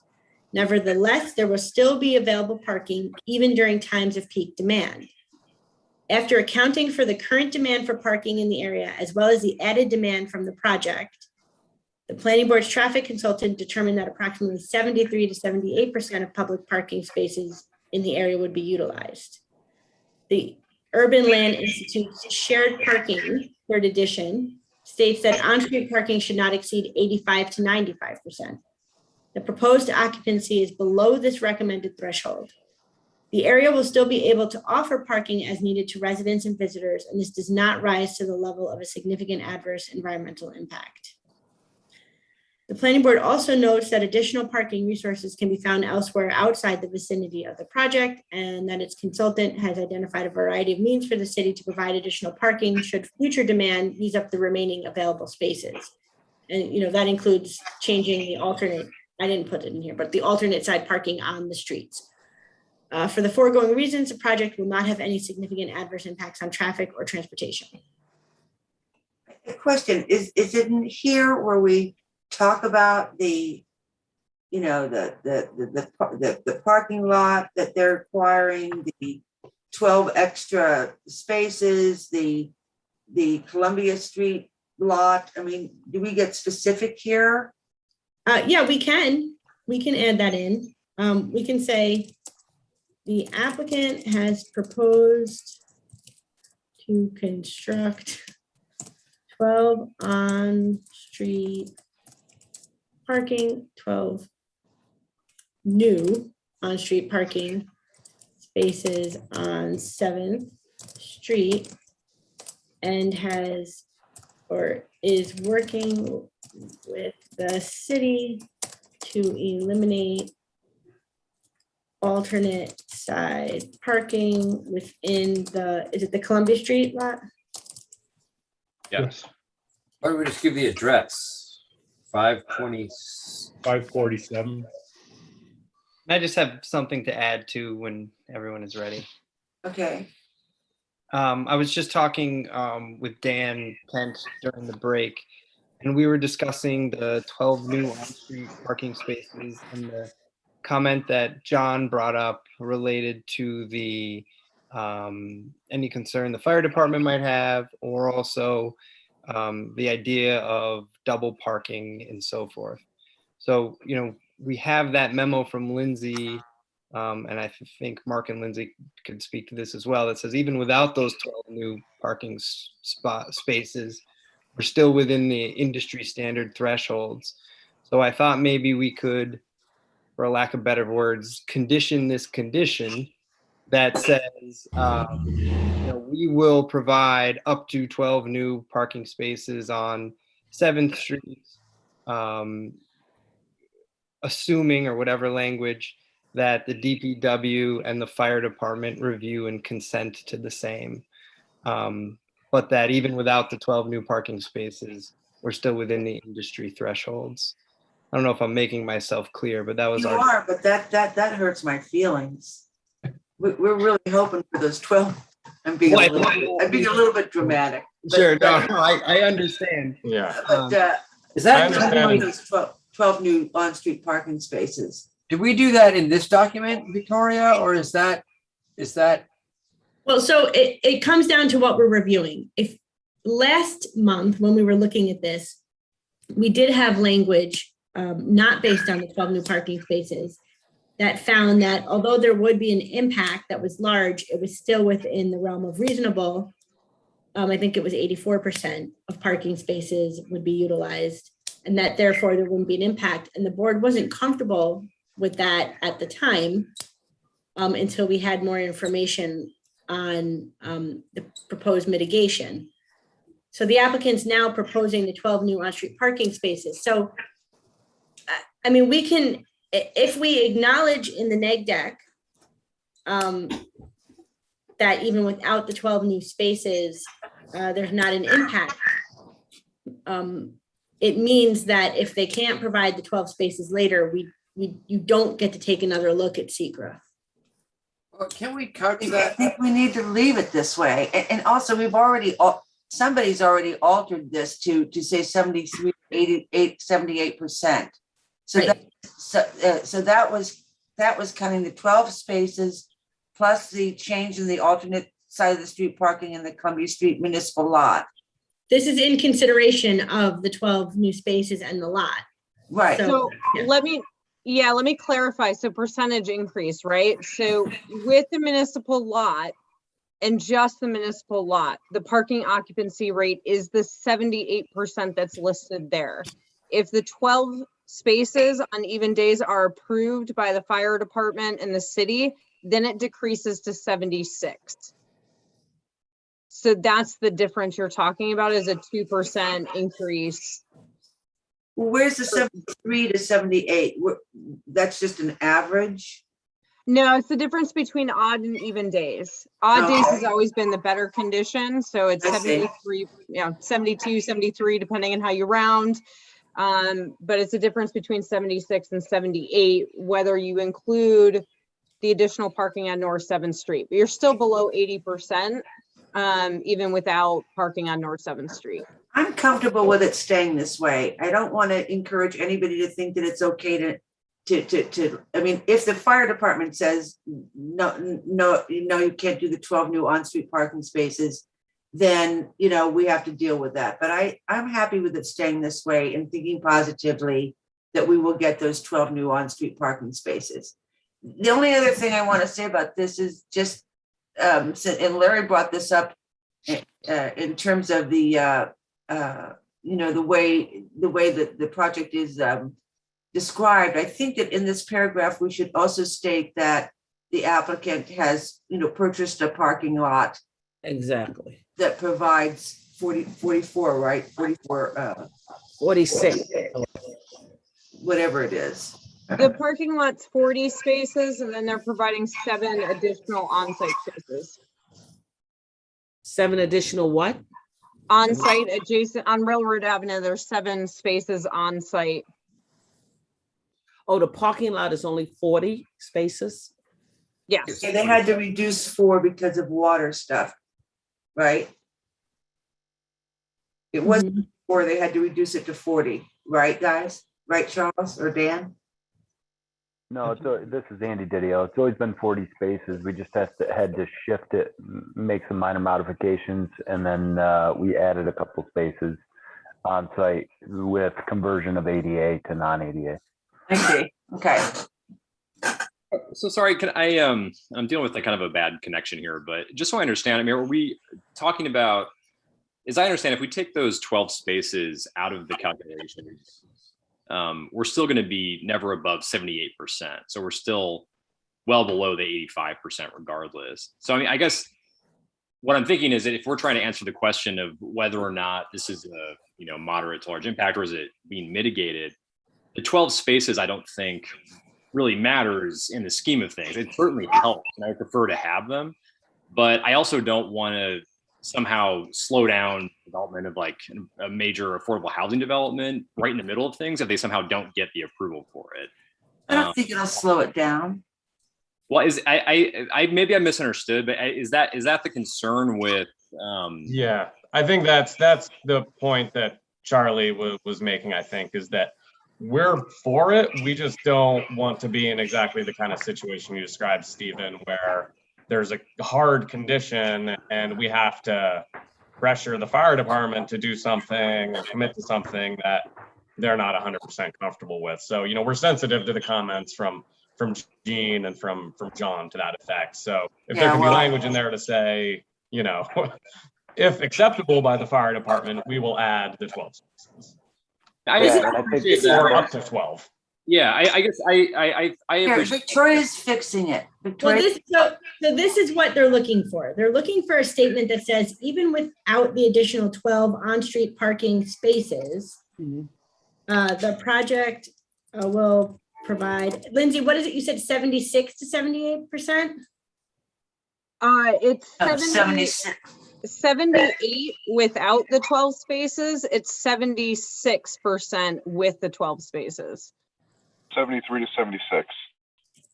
73%.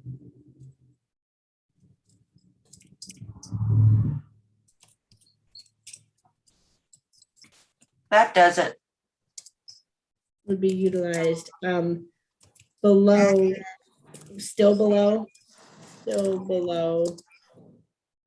How do you want to word that? Still below the maximum or the recommended. So in the sense above us.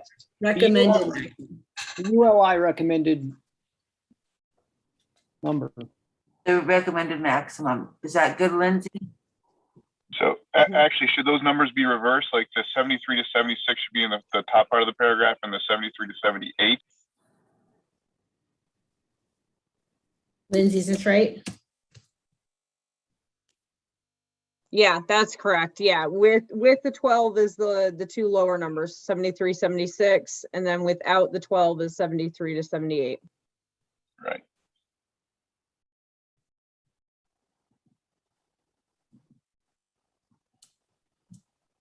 Can we just go back up to the whole new paragraph?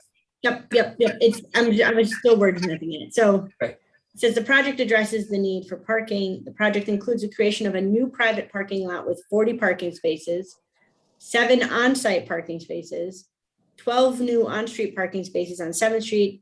And I guess we should say the applicant is working with the city to eliminate alternate side parking within the Columbia Street Municipal Parking Lot, 547 Columbia Street. Yeah, I would take out the 12 new on-park spaces and add it at the end of the paragraph saying the applicant is also working with the city to add 12 new on-park spaces on North 7th Street.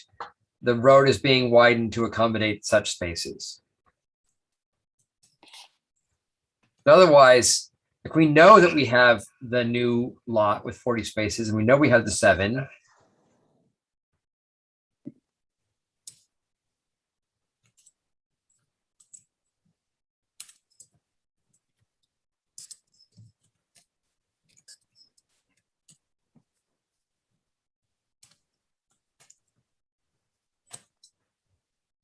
Yeah, we just need a capital on street.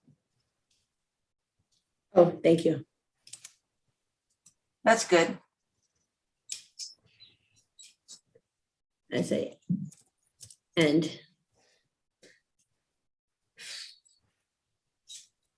okay. Are we? Dan, did you have a concern with the 12 new parking spaces? If the fire department approves it or doesn't want it? What's your feelings on that? Yeah, so I think our point is we've widened the street to make this possible. Correct. We're supportive of it, but only to the extent that the fire department wants it and feels good Right. about it.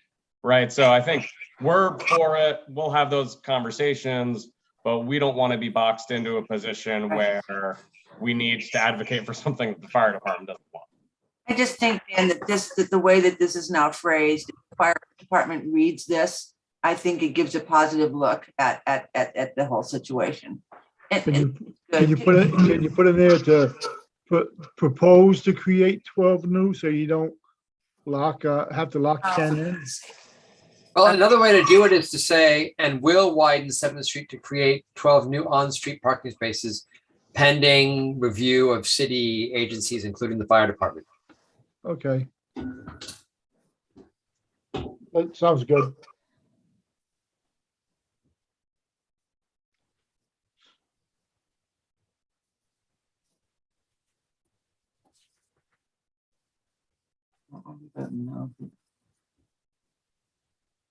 Thank you. Can I just see the very last sentence of this if we're done with everything else up there? In your 73 to 768%, you got to change that in the middle of the paragraph. It says 73 to 76 now. It looks like 768%. The A's are crossed out. I see it now. You know I see why? it. Yeah, it's hard to see Yeah. here. I'll I see it accept now. Okay, I just had to get closer. There you go. Oh, here, I can make it bigger if you guys still can't see. No, it's all right. Okay. And I'm sorry, what was the last question there, Laura? What does it mean? The planning board also notes that additional parking resources can be found elsewhere outside the vicinity of the project. I mean, Okay, I mean, we can take that out. That was from the project materials.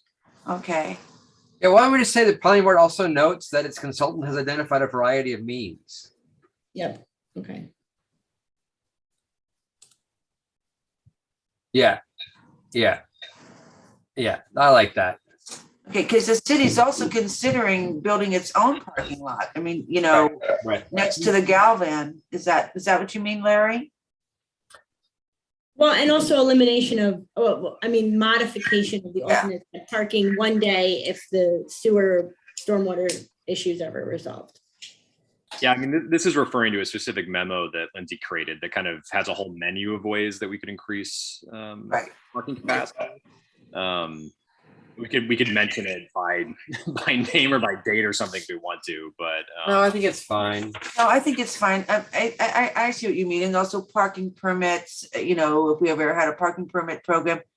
Just in that paragraph, that brand new paragraph, do we want to add that the applicant is adding, bicycle racks or anything? I mean, is that just getting too specific?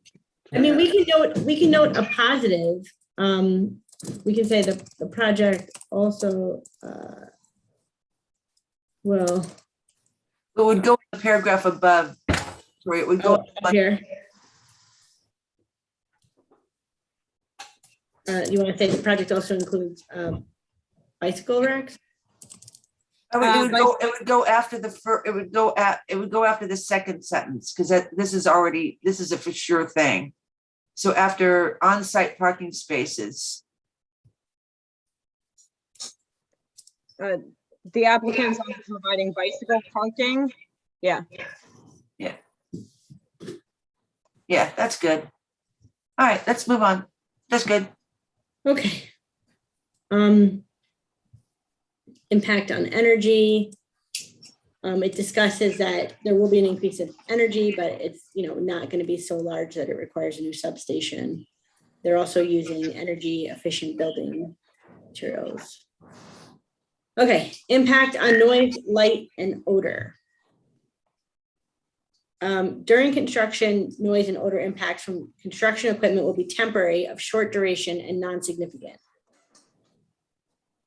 Construction will occur during standard operating hours, 7 a.m. to 6 p.m. They will post contact information and a hotline for project representatives should neighbors or other members of the public wish to comment on impacts of construction. The comments will be considered both by the applicants and City of Hudson. to determine whether code violations have occurred. So I think we want to reword this to no student during construction. I think we will say there may be temporary noise. Well, that's okay. They've basically said there will be. Yeah, It'll be temporary. It's not a maybe, it's gonna. Do you want to say AM to 6 PM Monday through Friday or something? Well, so we talked about limiting the hours, but that's not something that's happened yet. Oh, well then is this the time to talk about that, guys? Do we need to put that in the document though? I mean, is it? Go ahead. Well, right now we say 7 AM to 6 PM. We want to commit to those hours and we don't say what days of the week. Well, this is sort of a worst case scenario. So if it ends up that in the approval, you want to limit the hours more, that's not going to result in a significant impact. That's going to lessen any impact. So if you find it's not an impact from 7 AM to 6 PM, you can shorten it later. If you think it is an impact and needs to be mitigated now, then we should talk about changing the days. Well, what's the usual hours, guys? For is any of your construction people there, Dan or Charles? So I know this is an item we discussed as part of. Yeah, we did. Group meeting that we had with Baxter, and I know we wanted to keep the standard operating hours with the understanding that generally, on Sundays and Saturdays, they're not working, but we wanted to have the flexibility that, if there is some kind of a pressing matter, that we'll be able to address it at that time. I believe Brigham, are you still on the call? Yeah. Hey, Larry, didn't we talk about the hours and the no weekends when we talked about the construction plan? I'm sure we talked about it. They didn't commit to it. So. Oh. Yeah. Hi, Laura. This is Brigham with Baxter. Hey, Dan. So typical construction hours during the day, they fall between 7 a and 4 p.m. And I believe the city has the 7 to 6. So we have the 7 to 6 in there. That's an extension of the typical construction day. But we wanted to keep within that frame. Can you guys hear me? Yeah. Yep. Keep within that framework as posted. Right now in scheduling that we provided to the city, we're not accounting for any weekends that we will be working. However, we also do know that finishing the project in a timely fashion is preferred for the city. So we're leaving that open as well, but it's not something that we're planning on doing. But we're not asking for anything in addition to the hours that are already outlined. Well, 6 p.m. is pretty late. That's when people are coming home. I don't know. Yeah, and on a typical construction day, we start to wind down at 3:30 p.m. I mean, we talked about this. I thought you guys were committed to ending at 4 and no weekends. I mean, I guess unless there was an emergency or something, but who's it to determine when an emergency is? I mean, this neighborhood has to put up with this for 2 years. So in the construction plan that we did submit, again, we do have outlined the 7 o'clock to 3:30 p.m. Typically, we're winding down, so there's not a lot of noise that happens after those hours. And by 4 o'clock, 4:30, the job site is void of typically any construction activity. That's for the lion's share of the project. So then, can we change this to 7 a.m. to 4:30? Well, or just leave this and maybe we say the applicant will endeavor to terminate all normal construction activities by 4:30 p.m. Monday through Friday, and will avoid excepted emergencies or, contingent circumstances, construction on the weekends. I think endeavor is so. I think that if it's going to be endeavor to do this, we might as well just take the sentence out. because it means nothing. You can't hold anybody to an endeavor. Right, just leave it the way it is. And we should change standard I operating. object to this the way it is. I think it should say 4:30. I think another problem is, and it's kind of like the off-street parking thing, right? The city code allows construction from 7 a.m. to 6 p.m. You know, we will be winding down at 3:30, probably off at 4 p.m. But that being said, you know, maybe there's someone on site. It's Can we You say know, noise? the board can be more restrictive than the noise law if it finds that there's a significant impact that needs to be mitigated. I mean, maybe the issue here is exterior construction and not the, finishing work that's going on inside the building. Yeah, I think we talked about that in the meeting. The interior stuff is not the issue, it's the outside stuff. If we could say 7 a.m. to 4:30 p.m., it doesn't mean you have to be off the premises at 4:30, but rather the noise part of what you're doing on the exterior stops. You know, the hammering that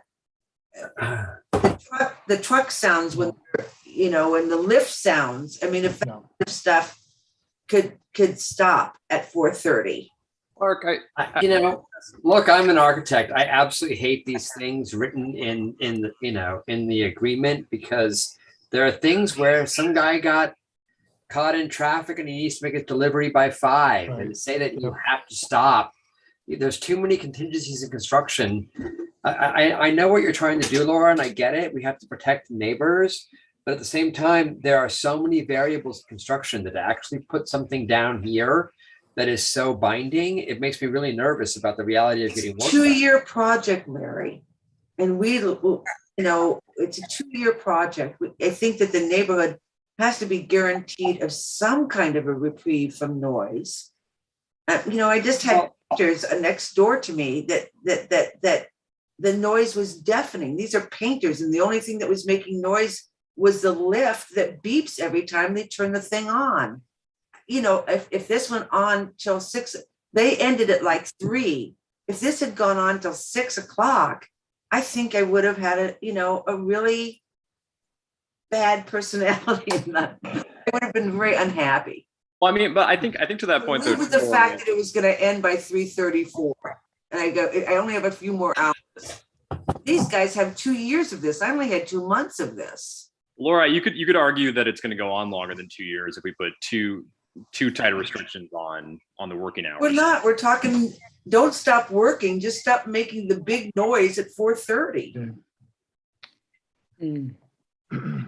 How do others feel? I mean, Mark, I was going to ask you to maybe comment on this, because I know you've done a lot of work on these kinds of large projects. Do you think there's a way to kind of find some protection in our language here?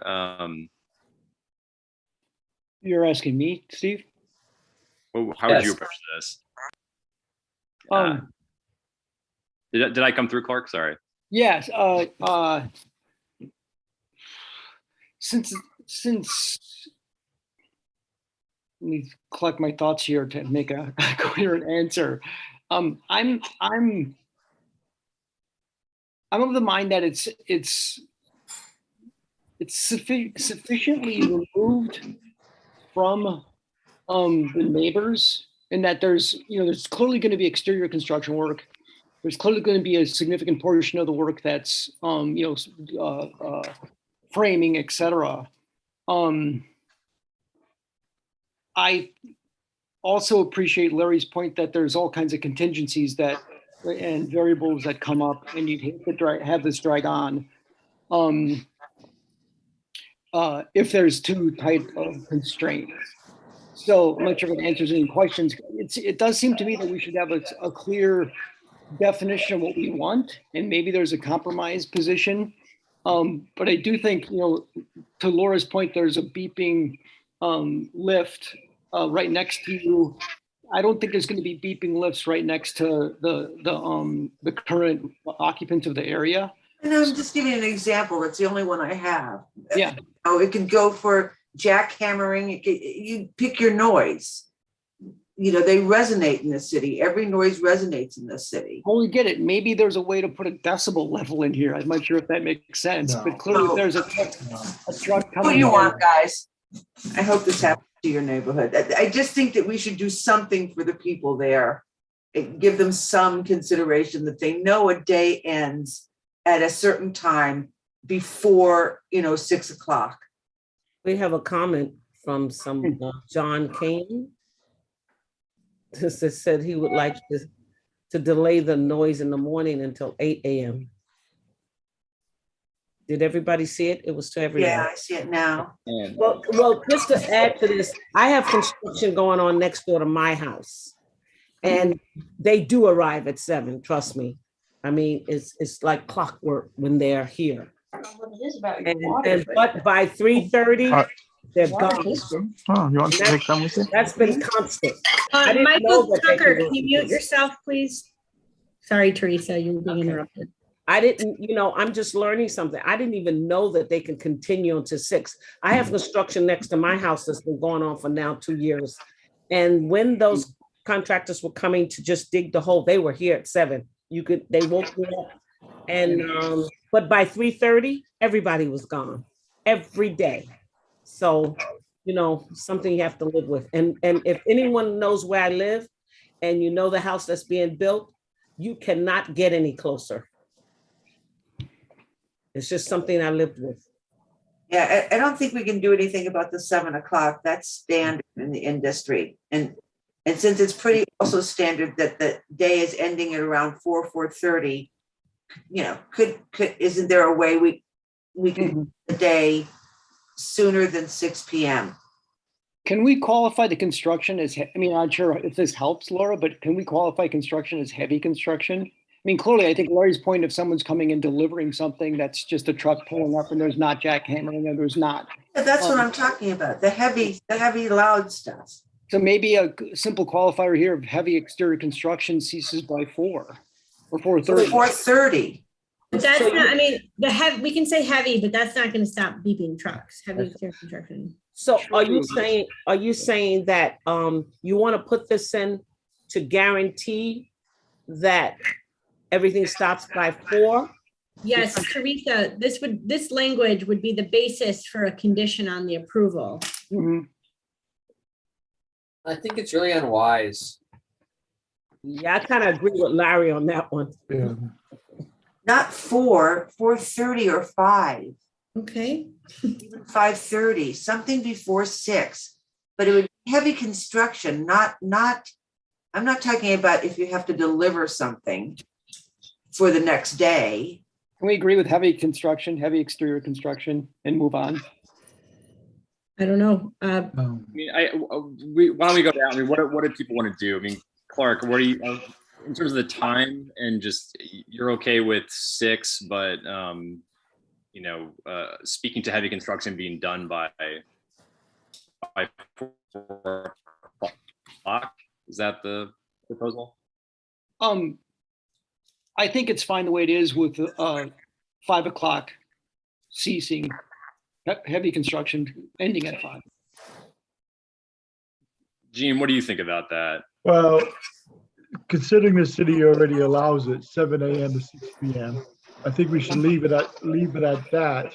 And I agree with Larry with the problem with the construction, that you have a lot of variables that might require them to continue to work to 6 o'clock. And in doing so, if you cut it off at 4 or 5, you're going to prolong the project. It's going to go over, it could go over 2 years. It's proposed now for 2 years. So with that in mind, it could go over 2 years. So I think we should leave it the way it is, 7 to 6. and that means that they can work on the weekends too, just so you know. So these people that live in that area have no reprieve for 2 years potentially, if that's what the what is determined by the by the construction people. And that's the construction industry. We live in the Northeast. There's a lot of variables with just the weather alone.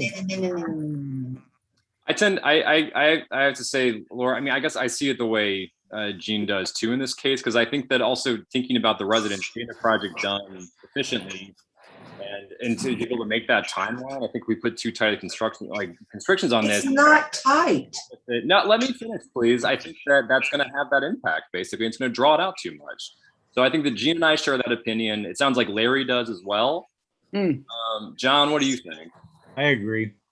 But we all had a discussion about this. The people that were there for the Don't forget me. The plan. I was trying to get to you, Teresa, but I got interrupted. What do you think, Teresa? I think we should leave it alone. All right, I think we're in agreement. Sorry, Steve. Please don't cut me off too. Laura, I'm sorry, but I think so. We had all these meetings about the construction plan for nothing.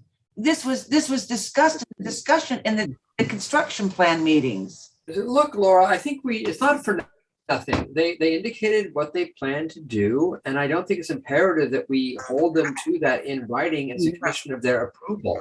And if it does become an issue, there's a number of things that people can do. They can make noise complaints. There's the hotline they can call. They can't do anything. Not if it's from 7 to 6 or on weekends. There's nothing they can do. I'm going to chime in here too. I think that the meetings we had with Baxter and with Galvin were very successful.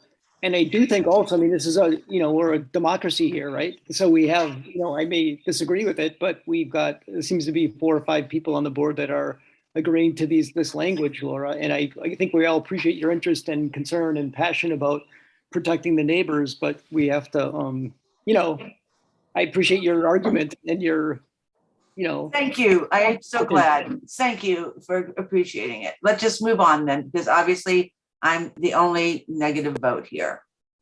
Go. I'm sorry this got a little heated, Laura, but I think that we are in agreement here. A lot of men shutting me up is not really my preferred way of doing business, guys. Let's just move on. I've lost this one. All right, let's move on. I'm going to be hearing the neighbors that have going to have absolutely no recourse. So I'm skipping over community plans. Everyone agreed that they were consistent earlier. So community character. So I think we want to say the project will not.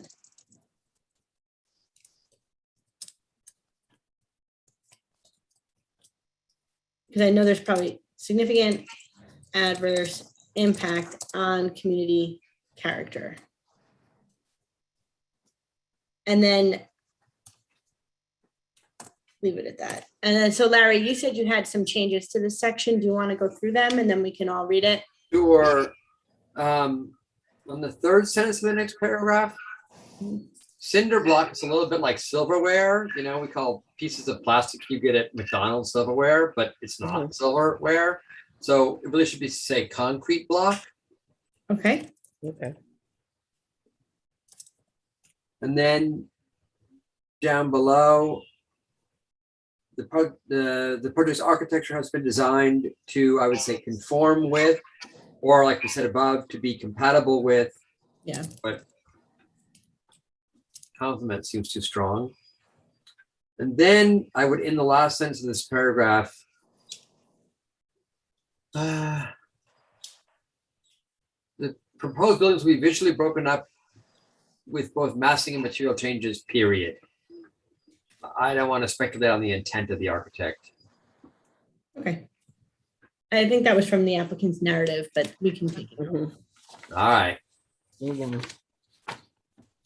Okay, so there we go. You've thoroughly evaluated all aspects of the project, carefully reviewed all relevant materials for reasons set forth above. You've determined that it will not result in any significant adverse impacts, and a negative declaration will be filed and distributed. So at the beginning of this, we have a resolution to adopt a determination of significance. And if you're ready, you can adopt the resolution by motion and vote. So, it recites that Galvin has submitted an application, it's submitted on a plan. That add conditions though, Victoria, that we've noted down here. So you can't add any conditions in this resolution. We incorporated all that mitigation into the language of the neg deck. Okay. And then those conditions will need to be carried over to the project itself. I see. Okay. Thank you. So for reasons set forth in the EAF and supplemental materials, adopts a negative declaration, finding that the project as proposed will not result in any significant adverse environmental impacts and that a draft environmental impact statement will not be prepared. And then we directed secretary or chair, I guess, to send notice to the ENB for publication, and we'll assist with that portion. Or we'll say it directs its attorney. Given your present situation. Thanks, Victoria. So I'm going to stop sharing this now, unless anyone has any other questions.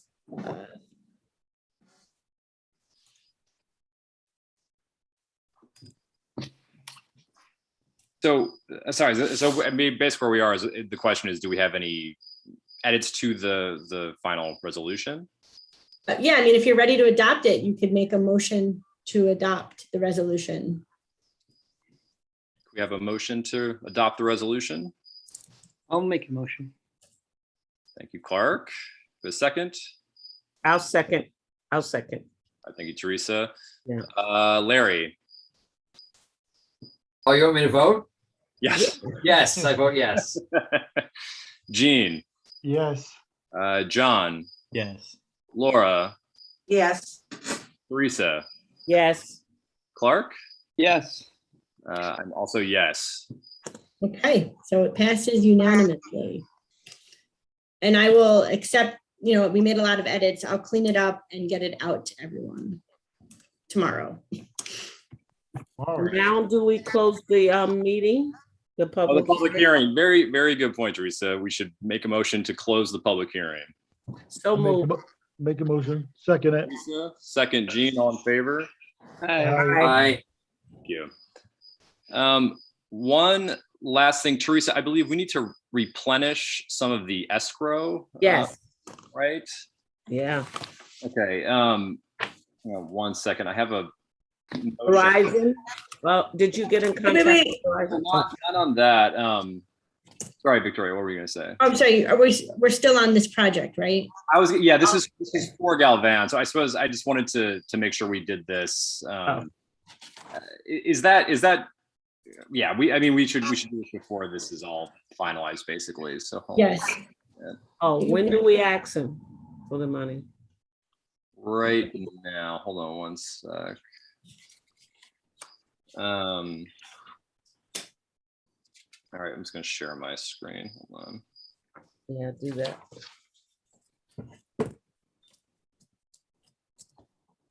Okay. Okay, so this is just our standard replenishment of escrow resolution.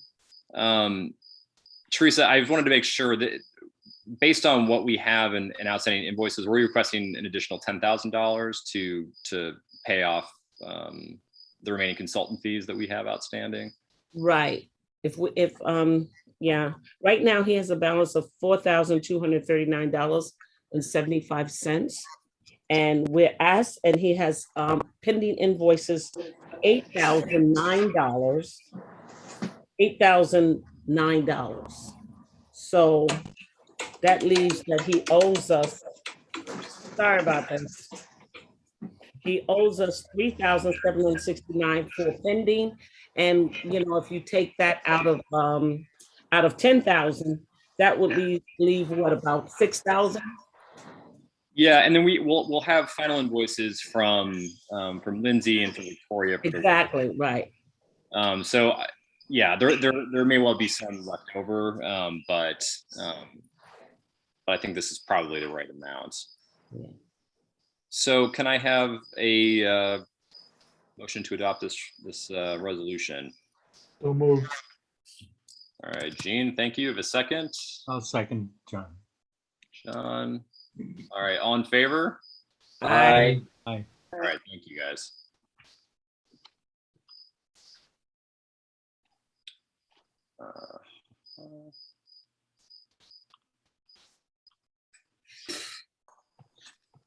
Okay, thanks everybody. So I guess for the Galvan team, we can coordinate getting the stamped needed everything.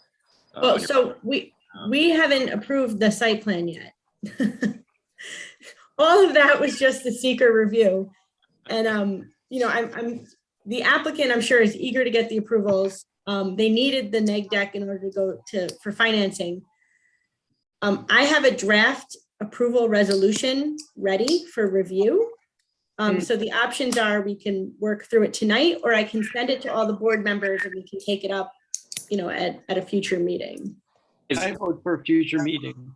Well, guys, as much as I would like to wait on that, I mean, I believe that the IDA is aiming to meet tomorrow.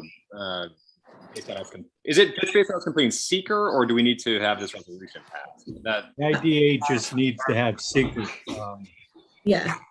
approved, so. So Dan, in terms of the sort of funding deadlines that you're facing, is this going to cause any problems if we wait for the final resolution here? I think a final site plan approval, if the board is ready to decide at the October meeting, that would put us in a good position to have all approvals in place before submitting for financing, which is ultimately our goal. Okay, in that case, fine. That sounds good to know. If it's a simple resolution, couldn't we also just do it at the beginning of the meeting next Thursday? We have 3 other things. Yeah, we've got those 3 other public hearings. Is the resolution already drafted? So I have a draft. How long would it take to go through? Let's get it over with. We were just given till the next meeting in October, guys, and it's almost 10 o'clock. Yeah. Also, we've got 2 other applicants that have been waiting, so I would like to get to those so they're not on here for too long either. I agree with that. So I think if this works for the applicant, I'd be fine with this, and it won't take us long at the next meeting. And okay, so then I'll send it around. And in the meantime, if people have questions about the conditions or comments, you know, send them to me so I can incorporate them into the next draft that we review at the meeting. I knew those conditions had to go somewhere. That's right. Okay, thank you. Yeah, that's where the conditions are. All right. Okay. All right, great. Well, thank you, everybody. Thanks, Galvana team. Thank you, Lindsay and Victoria, for all your work on this. Really appreciate it. So Victoria, you'll send around the new resolution with the changes? Yeah, I'm gonna look at it with fresh eyes tomorrow just to see if any changes need to be made based on tonight's discussion, and then I will send it around to everyone. Okay, great. Thank you. All right. Thanks, guys. Great. Bye, everyone. For your hard work. Bye. Bye. everyone. Thank you. Motion to adjourn? All right, so on to new business. Sorry, one sec. All right, so 726 Columbia Street, this is a site plan application for the purpose of renovating the parcel into a brewery/restaurant. Properties in the CC Central Commercial Zoning District is permitted use. Eating and drinking establishments with restrictions as per 325.14-10. That processing can be done within a fully enclosed exclusively on the premises, provided the space does not exceed 3,000 square feet and not more production and processing. All right, is the applicant here?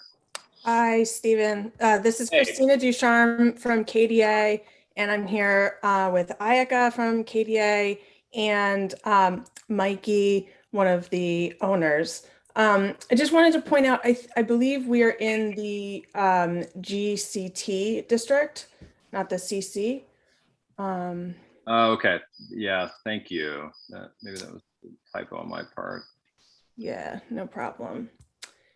And yes, and just to clarify right off the bat, the proposed brewery production space will be under the 3,000 square foot requirement and will not have more than 5 employees for that portion of the business. Okay, I think here this was just repeating what the code language was basically. So you're okay, but you're going to be under. So good. Great. So if I could just share screen, if that's all right, we could take you through the project. Please do.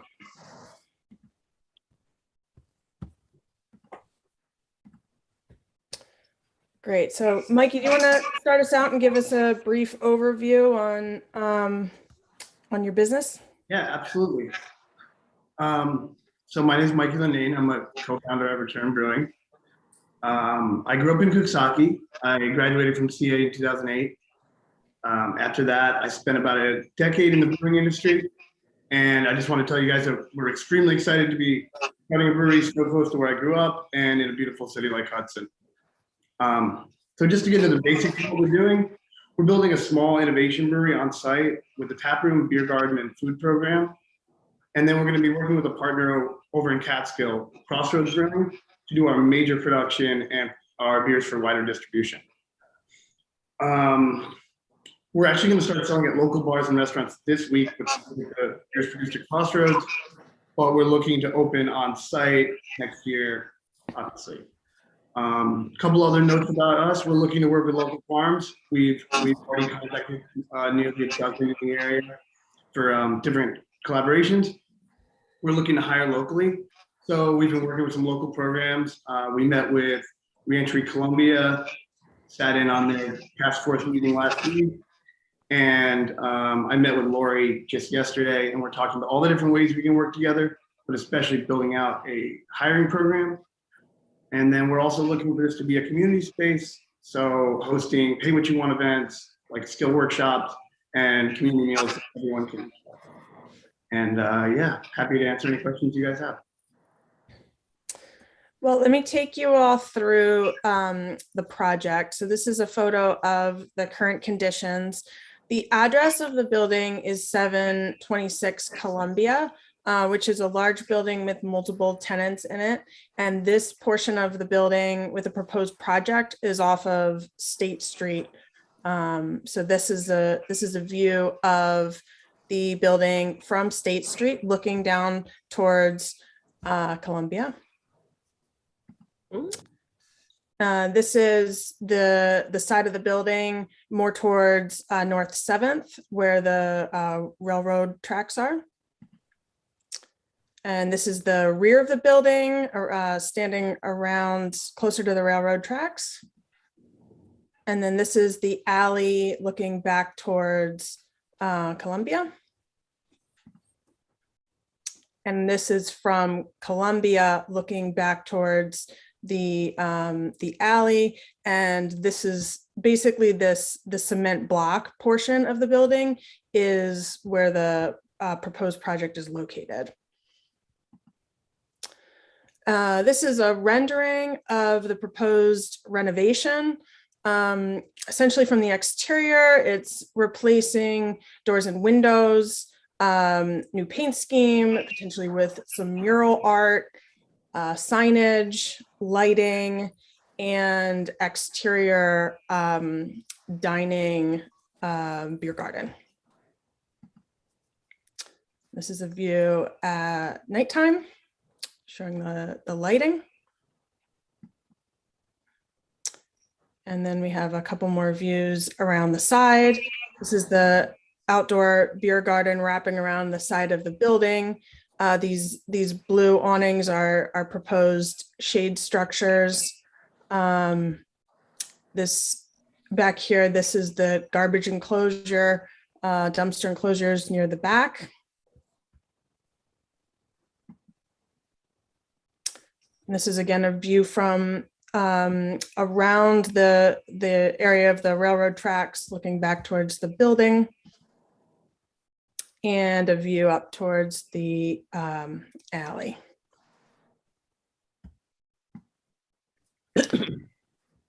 So we have here our existing site plan.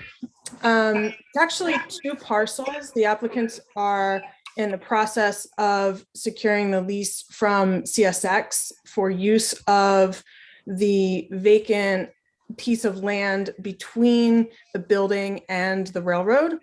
And that's where the proposed outdoor seating would wrap around into that area, as well as the dumpster enclosures. So we have existing site plan on the left, proposed site plan on the right.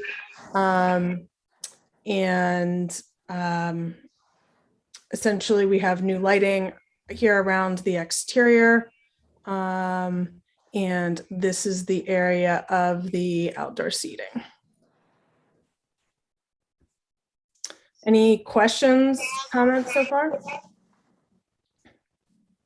Where is where is this located? I'm sorry, I can't recognize the building at all. So this is Columbia Street. So here, if you look down here at this Yeah, I'm location looking. sketch. You make that So- bigger, and I think it might help. And just Oh, show us, sure. where, Yeah. show us where Stewart's is, and I think everyone will get it. It's near Stewart's? No, Okay, so I'll make it bigger here. gas station across from. Oh yeah, not Stewart's, but the Speedway. Sorry. Yeah, this is Speedway, and then this is Key Bank here, Hudson Oh, City so Center. it's in the back of Key Bank. The back across the street from Key Bank, right? Key Bank's over here, and then State Street. The Depot District Brewery is right. Show us where that is. There. Right over Is here. is that the brick Yeah. house? Okay. Yeah, and the project we were just talking about is up this way, like off the map, but like it's like the next property up here, up on North 7th. Your project is up there.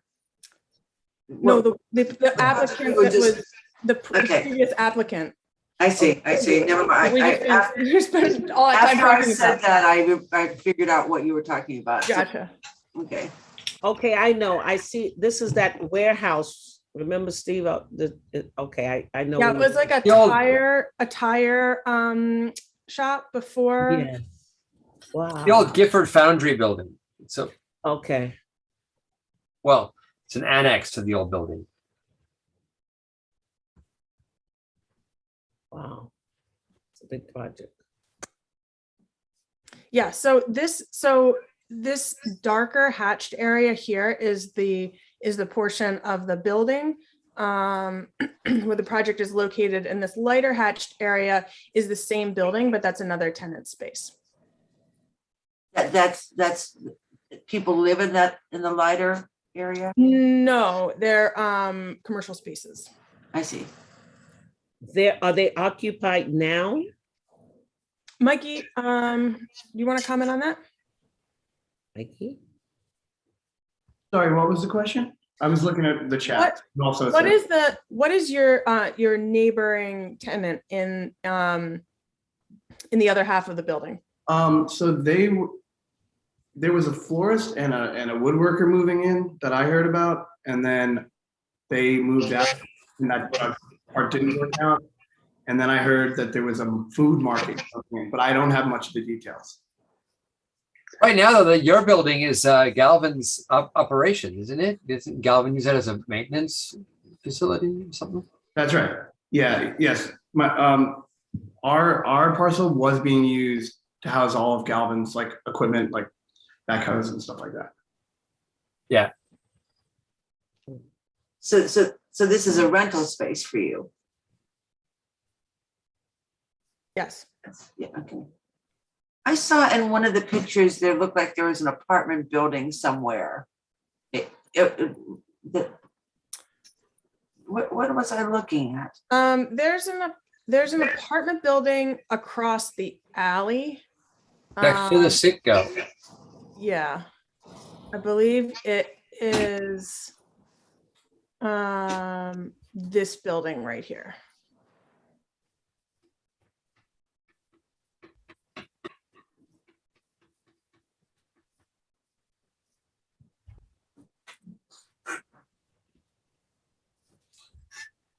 Okay, so Steve, what's our action here? Do we want to vote on whether this goes to a public hearing?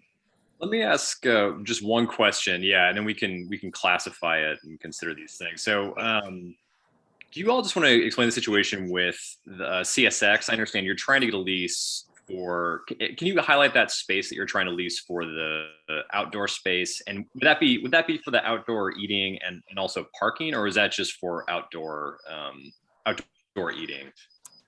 It is just for outdoor eating. So I think it's easiest to see in this sketch down here. So the dark outline right here is the property line of 726 Columbia. And then this rectangle over here that extends all the way over to this office building, this whole rectangle is owned by CSX. And so the applicant is in the process of obtaining a lease to be able to use this side yard as the part of the outdoor dining space. And if I come up here, you can sort of see the same thing. This hatched area here is not in the project scope, although it is part of that second parcel. I see. Okay, so it's just that slice of the parcel that you're going to use. Yeah, it's this slice here, and you can see if I zoom in further here. So you can see where the property line is. In this graphic, it's a double dashed line right here. This is the property line. So you can see our dumpster enclosure just goes over that by a few feet, and then the outdoor dining space. So you want a dining space on the hopefully leased area from CSX, and then you have an outdoor space on Columbia Street? No, there's nothing on Columbia Street. Columbia Street is all the way over here. So there's State Street is where it has the most frontage. And our proposed outdoor dining wraps around from State Street around the corner of the building. Got it. Okay. So basically, I mean, you're waiting to get that lease nailed down with CSX in order to be able to do this version of the site plan, basically. Yeah, they sent us a lease, and we're just like working on the fine tunings of it. But they've agreed that this is fair game to rent. So we've kind of gone that far. And then in terms of parking, you're planning on-street parking? So for parking, go ahead, Christine. Yeah, there's a number of, opportunities that we're looking at pursuing. Nothing has been nailed down yet, but we've been looking at a number of properties, talking to KeyBank as well on the other side of KeyBank, the liquor store owner over there, potentially working out a deal with them. And then there's another parcel that might also come into play. So it's definitely something that, that we recognize would be beneficial to the project. But at this time, we don't have anything completely nailed down. And what are you considering for your hours and days of operation? Mikey, do you want to answer that? Sure. To start, we're looking at something like Thursday, Friday, Saturday, Sunday, and something like 5 to 9. Opening a little earlier on Saturdays and Sundays. And would that be for the restaurant? But then would production be going on in the space? Production is generally earlier, so that'll probably be like a 9 to 5 sort of situation. Okay, got it. Okay, so Bora, I guess our decisions tonight. One, this is a type 2 action. Not requiring seekers, so we should classify it as such. And then the decision we have to make is if we want to do a public hearing on this application. I have one question, Steve, if I may. Planning any public, event? Will it be an event space or will it just be dining and drinking? What sort of events? Do you mean like hosting weddings or something like that? Yeah, it's something like that. Yeah. No. Okay. That's not. All right. Just checking. Thanks. Well, I think that, we've been going with public hearings for just about everything. So this one probably merits a public hearing. Yeah, I think I agree too. I think adding a brewery into the neighborhood here, I think it's a good opportunity to give the public a chance to comment on the project. I mean, first of all, I guess I have a motion classifying this project as a type 2 under seeker. Anybody? So Thank you, moved. Lisa. All right, second. Second. Thanks, Larry. All in favor? Aye. All right. And sorry, I should have done this all in one. We should a motion to open the public hearing at our October meeting, October 12th meeting. That makes sense. I would just say that, you know, at the public hearing, we probably want a site plan that includes the brewery across the street. I think that if there's a public concern, it's going to revolve around the neighborhood that's getting formed here. Yeah. And isn't the tracks somewhere, isn't that train active on the tracks? Yeah. That's near there? It is. That is an active train, right?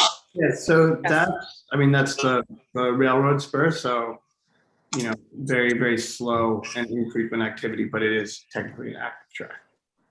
Right. Will you have to do anything to protect people sitting in that garden? Yes, we're gonna erect a fence so that no one can go onto the tracks without walking onto the public street. That's actually going to be right in the lease with CSX. And people shouldn't be trying to cross it to beat the train, you know, that may become a game. Yeah.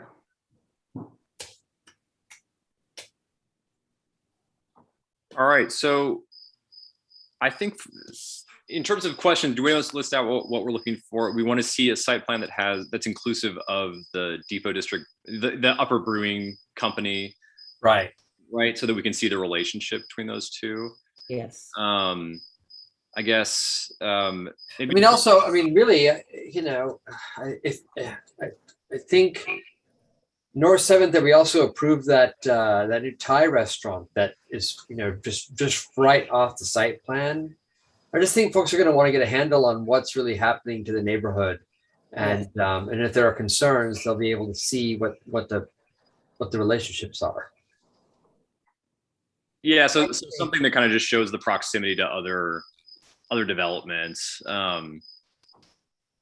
Yeah, Christina, if you're familiar with Isan Thai, the plans that they have on 7th Street, I could give you that address just so you could sort of orient the Okay. here. Great. I guess we want to see what this may have been included in the rendering already, but the sort of fencing for the outdoor area. And obviously, I suppose just coming back with the lease, because I understand that CSX isn't going to let you fill out the sort of application for their parcel on their behalf. Right. But you know, the city attorney said it's fine if you're able to come back with that signed lease, basically. Anything else, board, that you want to highlight and what they can come back with in terms of information next month? Just anything you can do specifically about lighting? I know you have pictures there, but that will be a question. Again, parking, sound, you know, and hours. These are the things you want to be prepared to talk about, I think. Yeah, I think, I mean, are there more specifics you're looking for with lighting? I mean, we have all of the fixture information and lumens. It's all full cutoff fixtures. Everything that is proposed is 2700 Kelvin. It's the warmer type of light. And it's all kind of shown in these renderings. Is there something more that you think would be helpful? I mean, it looks really pretty to me, but I don't know. It looks pretty, but it has a lot of more stuff around it that I would like to see. That looks like it's by itself, and it's not. Do the doors open? Yes. Oh, okay. Yes, these are overhead doors that would open. And Teresa, I understand you're looking for context on the site plan of the other businesses. Yeah, the development in the area. Yeah. See, like this is a beautiful drawing of a nice building, but that's not what it's going to look like. Well, for instance, the tracks aren't on the drawing and neither is the fence, right? Like, so there's a significant site condition that it doesn't show up at all.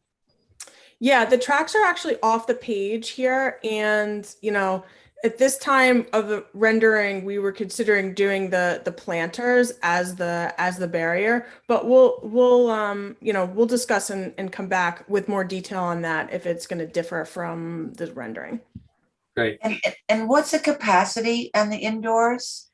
I think we landed on 100 and just one sec, I got to scroll down. 158 occupants. Really? Really? So when you open those doors, then is the plan to have those doors open, you know, the weather's nice, to have those doors open so people kind of wander in and out? And is there going to be music amplified? I mean, these kinds of things you might want to be able to address. Yeah, we have 158 would be the maximum occupancy for the space, both indoor and outdoor. If you break that down, that's 98 indoor. You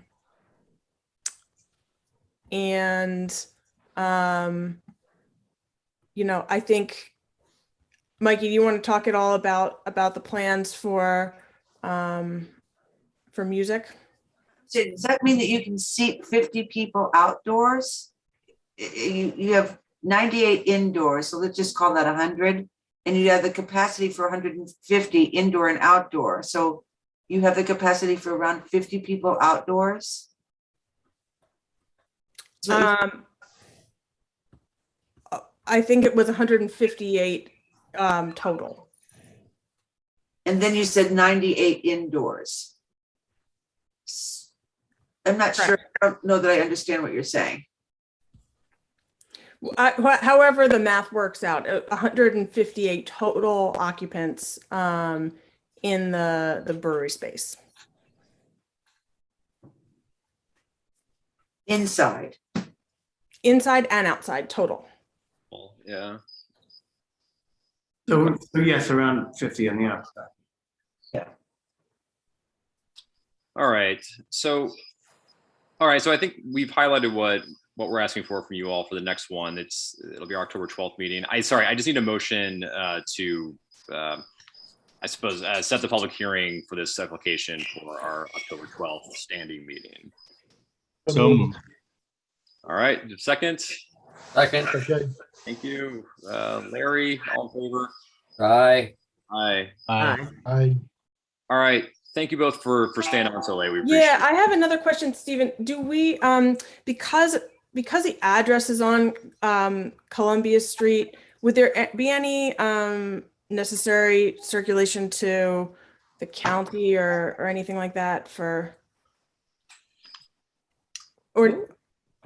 circulation to the county? I mean, because this is a type 2 action, we're not going to do a coordinated review. Okay. So I don't think we have to worry about that. Get that with the city attorney, but I don't think that should be an issue. Okay, great. Yeah. Okay.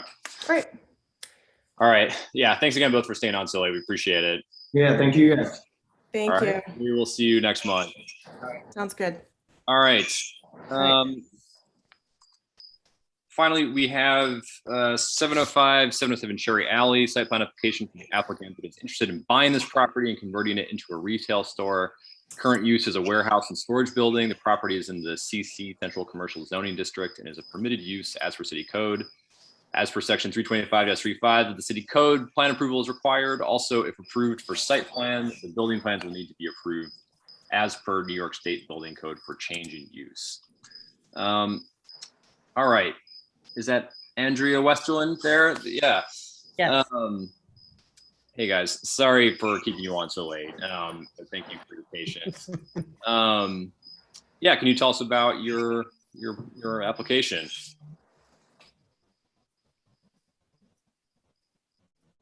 Oh God, are they frozen? Oh no. Sure. Of our a small chain. Is the internet working? There we go. You're with us now. Okay, great. We're a small chain of outdoor apparel and gear shops, multi-brand. Our headquarters is in Millerton, New York. We moved up here about a year ago, and we also have a location in Great Barrington. Now we're looking at expanding into Hudson, where a lot of our customers are living. We want to purchase this building and change the usage to from malls to retail.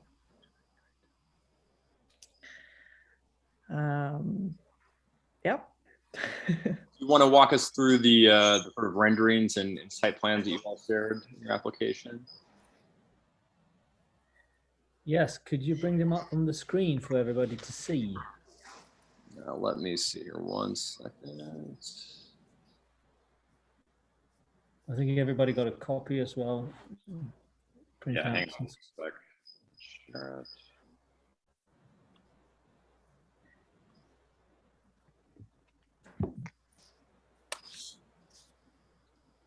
All right. Here, start here.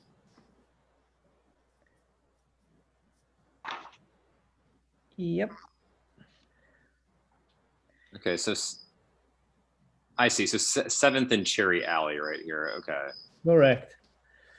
Yeah, as you can see on the plans, the red part is the building part. Actually, the parcel is a little bit wider. There's a little part you see with the green dots. That's an outside a space. Basically, it's about 6 to 8 feet from the building structure to the end of the parcel. So potentially a car could park there. It's wider than a normal alley. And so that's just for this. And then I think we can already jump to the next one. Yep. This is the ground floor. There's large doors right in the center towards Cherry Alley, which would be the main entrance. And then there would be no walls. It's a large open space. There's the pillars and the black drawings there. And then there's 2 suggested stairwells that would go up to the 2nd floor. You want to add something to We're only suggesting usage of the 1st floor initially. We're trying to get open for the holiday season. That's our big season. So we're only suggesting usage of the bottom floor for now. And then the 2nd step is building the staircases to open up the 2nd floor, which would happen next year.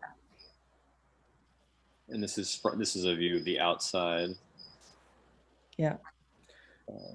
The other structure here is a building that the current owner sold off, so it actually doesn't belong to our plans.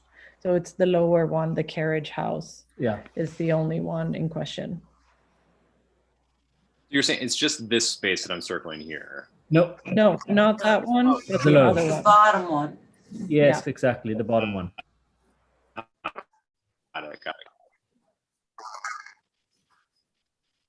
All right. Board, what questions do you have? So Steve, can you really just clarify? Oh, sorry. Go ahead. What's the scope of our review here? So it's a change in use. So we need a site plan review. Is that what? Yeah, exactly. So it's a change in use. It's a type 2 action. And yeah, so basically we'll have the option of doing a public hearing or not on this one. Wasn't it something like an antique store or something before? It's a warehouse. It's Oh, what? It was a warehouse. warehouse, but it's been occupied as a residence, I believe, illegally for a Oh, long I see. time. So that's why it's a change of use. Okay. Yeah. So I think the change is from industrial to or commercial. Oh. Oh, really? From industrial, not from residential? Okay. No, nothing West residential. From industrial to commercial, you're saying, Steve? So wait, I'm just looking now back at.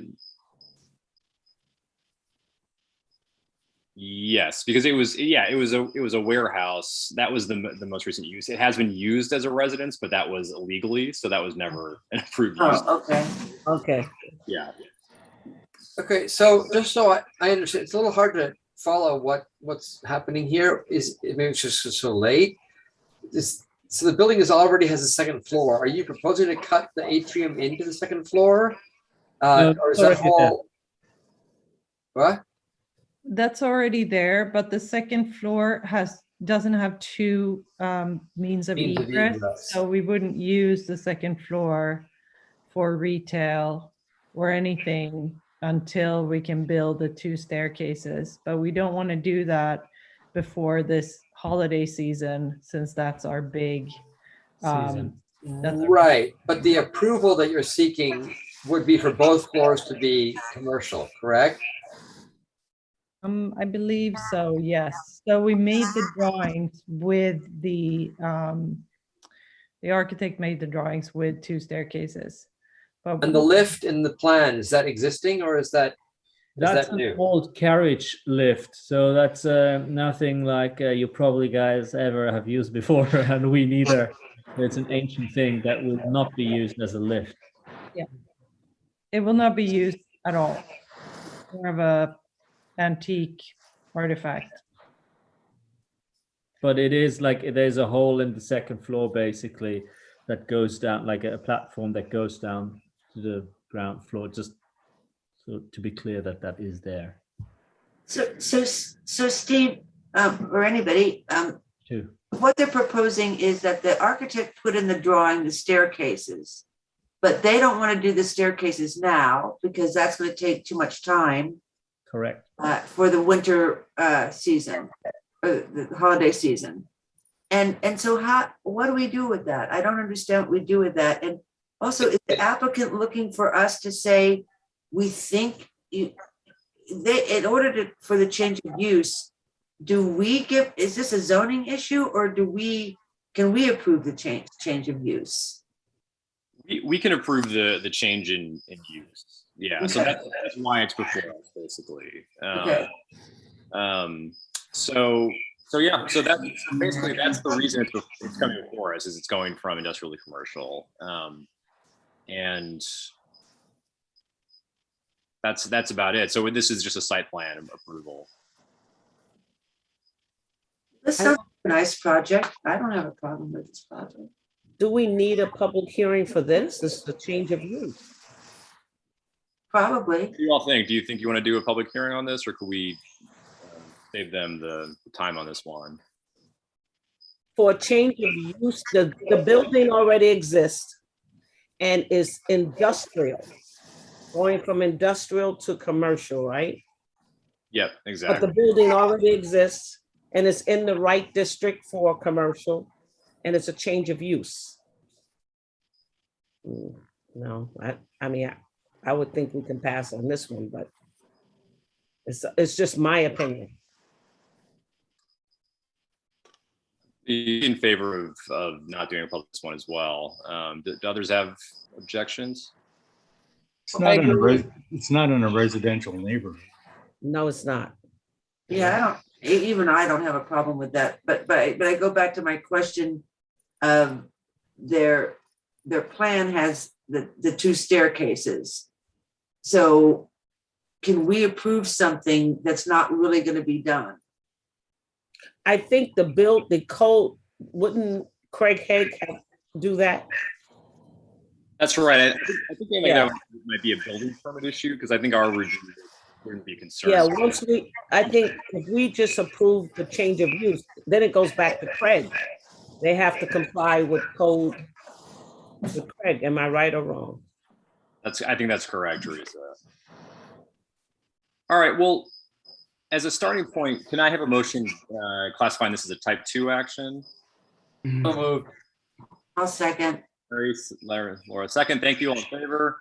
Aye. All right, okay, so I have a resolution prepared that we can look at here. Hang on one second.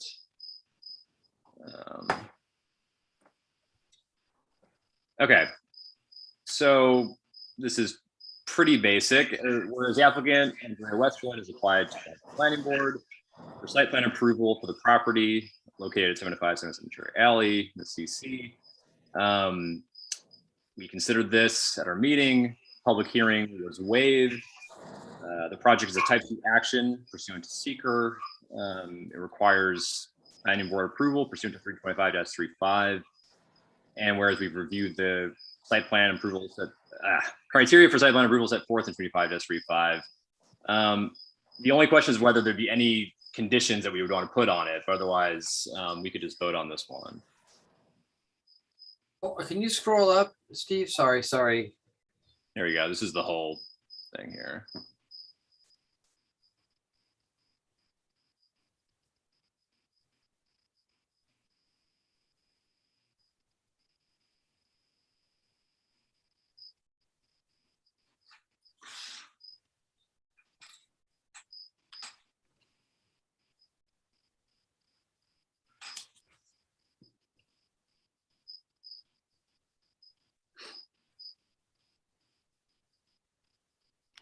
Can I just, well, keep on reading it. Have you guys bought this already? No, I do. we're in the process. And Okay. we'll make sure that it's kind of subject to this decision. We've already Okay. run everything by Craig, and before we, make any changes, he's gonna have to approve, like you mentioned. But we want to make sure that we can actually operate the retail store here. Yeah, we don't want to copy what the current guy does, like that, doing something illegal there. So we want to get the proper zoning to do the stuff right. So that's why it's depending on this. And the main entrance to the store is off of the alley, correct? Correct, sir. The property does not board to any other street than the alley. Mhm. Behind it is the cigar shop. On the side is Governor's Tavern, and on the other side is I think the A property. vacant lot. A that- vacant lot. Yeah, I think it's a almost broken down building. So the public would enter the building through the alley. Is that the issue here? Yes. Yeah. And board, how do we feel about that? Any comments about that or any concerns about that? Nope. None for me. Not for me. No. I mean, we're not at the point where we have to be concerned about lighting or anything else like that, right? We're just trying to get the site, use change. Yeah. Well, I think it's a use change, but also that the main entrance is off of the alley, which isn't standard in Hudson. Right. But it's not but don't we have other places, guys, that have their main entrance off the alley? Didn't we just do one? Yes, we did. We did. Right, but it needs a site plan review.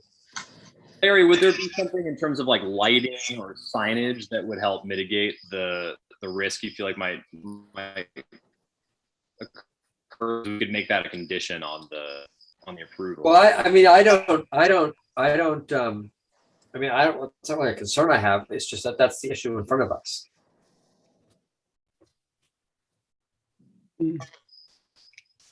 What do you suggest, Larry? No, I'm just suggesting that if we're going to approve it tonight without a public hearing, we should really be clear that we're setting a precedent for a business to be on the alley, which could be kind of cool. I mean, I'm not saying it's neither good nor bad. It's just that seems to be the issue. Well, we did just approve one. And in fact, Teresa came up with a good idea for their, access to it. But I guess the only thing that concerns me is that we're approving this now. That means that we're not going over any plans for lighting. I guess we're not going to be concerned about parking because it's a commercial spot. Yeah, there's no parking in that alley. Right. So, and also it's a commercial spot. I don't think we're concerned about that, but we're not talking about the second floor. You know, we're just not usually, we're not talking about stuff the way we usually do. Right. I mean, Yeah. I 'Cause mean, this won't come back to us, right, Stephen? Once- no, that's the whole point. If we Yeah. approve this resolution with no public hearing, we're done with this. And you know, I mean, Talbot and Arding, the main entrance is on the alley, but that's actually not an alley, right? That's Partition Street, isn't it? No, it's an it's alley. Cherry Alley. Cherry Alley. Sorry, it's so No, late. it's Partition. Partition Street. Partition. Oh, it is Partition Street. Oh, I Yeah, thought it okay. was Cherry Alley. But So- that other applicant, we did have them, they did have a public hearing. well, The last brewery that we looked at. That's because they were building. These people, I don't think they're building. The building exists. As a matter of fact, I think it was a house for sale there at one time. It's no longer there. Oh, okay. I'm shocked to see it was illegal. Can I clarify something here? Yes. Hi, everybody. It's James. Hi, Teresa. Hi, Jane. Right next door to the building, the subject building we're talking about came before you to be approved as a brewery. And that is 716 Union Street. It goes all the way to Cherry Alley, and it's adjacent to this building. Now, further to the east, on the other side of that empty warehouse building, that's going to be a brewery, that's where the empty lot is. That's So- what is? All right, let me start at 7th Street.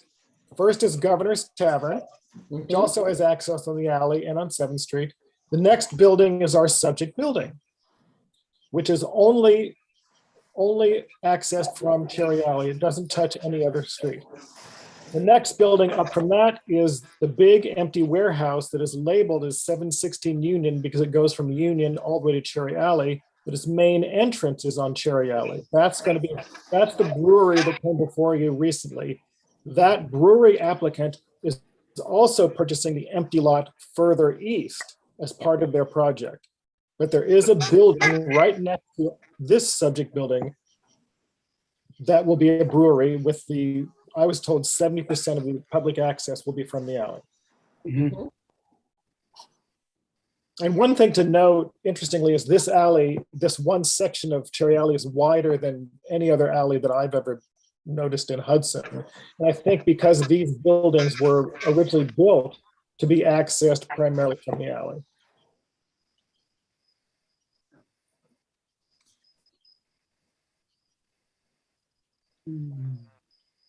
I don't know. So, yeah, I mean, I guess, so I'm just trying to get a handle. Are there concerns about a precedent being set, or are we concerned about something specific with this application in terms of the alley entrance and things like that? What are you all thinking about? Can I ask you, how many use changes have we done? How many use changes? Because when I was on the zoning board, we used to do change of use. I'm surprised that that's here.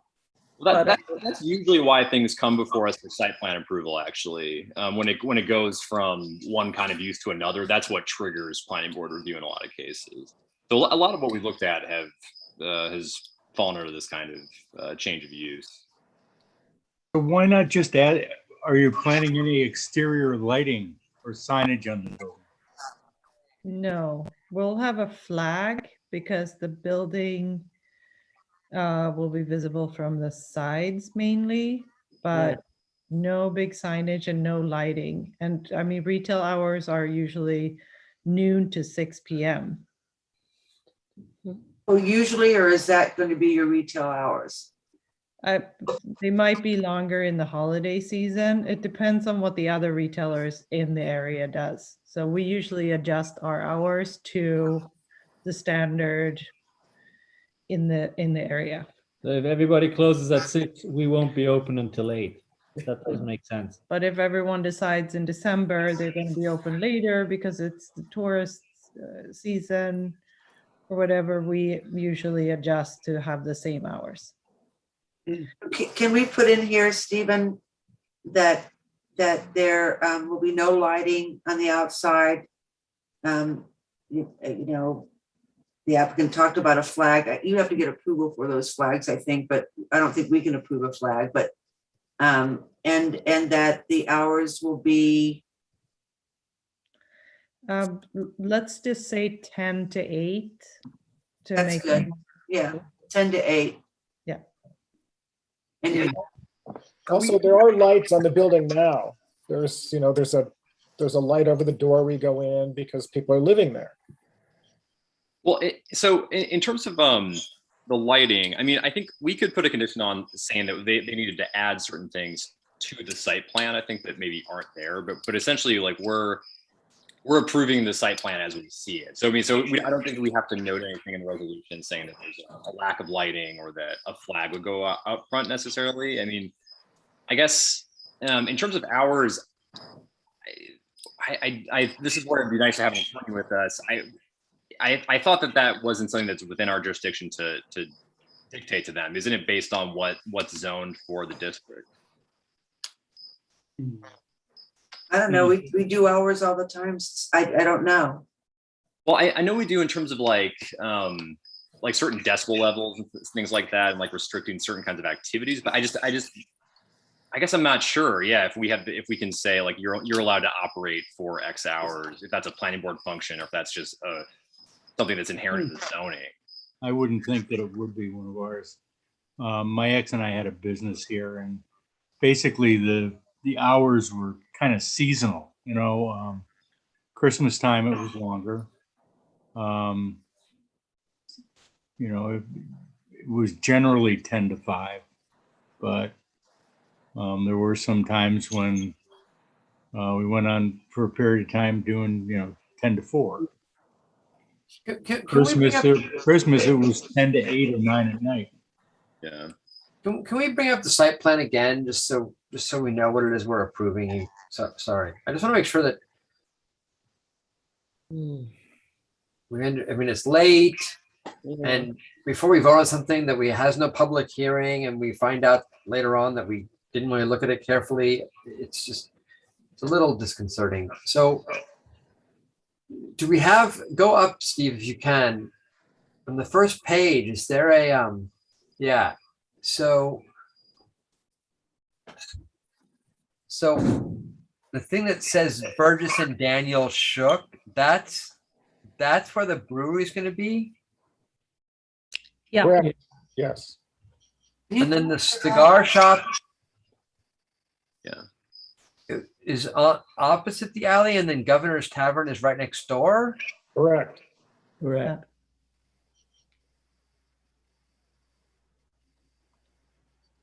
So this here where it says Iron Horse Bar, is that Governor's Tavern? That's covered. Yeah. Yes. Yes. This is the cigar shop, right? No. And then here is this is the application we're reviewing from the brewery. 716, 718 Union. So it's those two lots where one's going to be open and one's going to be the brewery building. Look, I mean, I'm a huge fan of sort of, unpacking Warren and having a city that exists in more than two dimensions. I'm just a little bit hesitant about approving a retail store with an alley entrance. We're starting to activate Cherry Alley, and we're going to do that without a public hearing. It makes me slightly nervous. And if you guys all are fine with it, I'm fine. But your nervousness is based on safety to pedestrians entering the store, or also just the precedent that we're establishing, right? I mean, like for the planning board, like it's and again, maybe it's totally fine, but if we do it without talking about, can I ask you a question? How could it be a precedent if we review everything individually? How does that become a precedent? Every application is an individual. And we're doing this, we're going to have reasons why. So I can't see how we're established. I mean, the precedent would be, yes, we can not have a public hearing on something like this, but it'll also mean, yes, we can have a public hearing. So I don't know how the precedent start. I think Teresa I've sort of seen the same way. I mean, I think that I'm not so worried about a precedent. I do think that there are some projects that are more straightforward than others. This one strikes me as fairly straightforward and simple. And maybe we don't need to belabor it with the public hearing. What's across the alley then? What's like That's who's probably a good precedent. what's across Apartment the, house, an apartment house, I believe, The right? diner. A diner. Oh, yeah, the diner. I mean, The diner on, Grazing. No, On the Warren, diner on is, Warren and Park Place there. It used to be the Columbia Diner. Now it's the, that's up the street though. that's on Warren Street. Right. Yeah. But the alley itself is so, not a, so what's across the alley, guys? The back of buildings from Warren Street. The Now, side what of a, building it is, I don't know. it's the side of a building on 7th Street, I believe. But does it go that far, John? Does it go that far back? To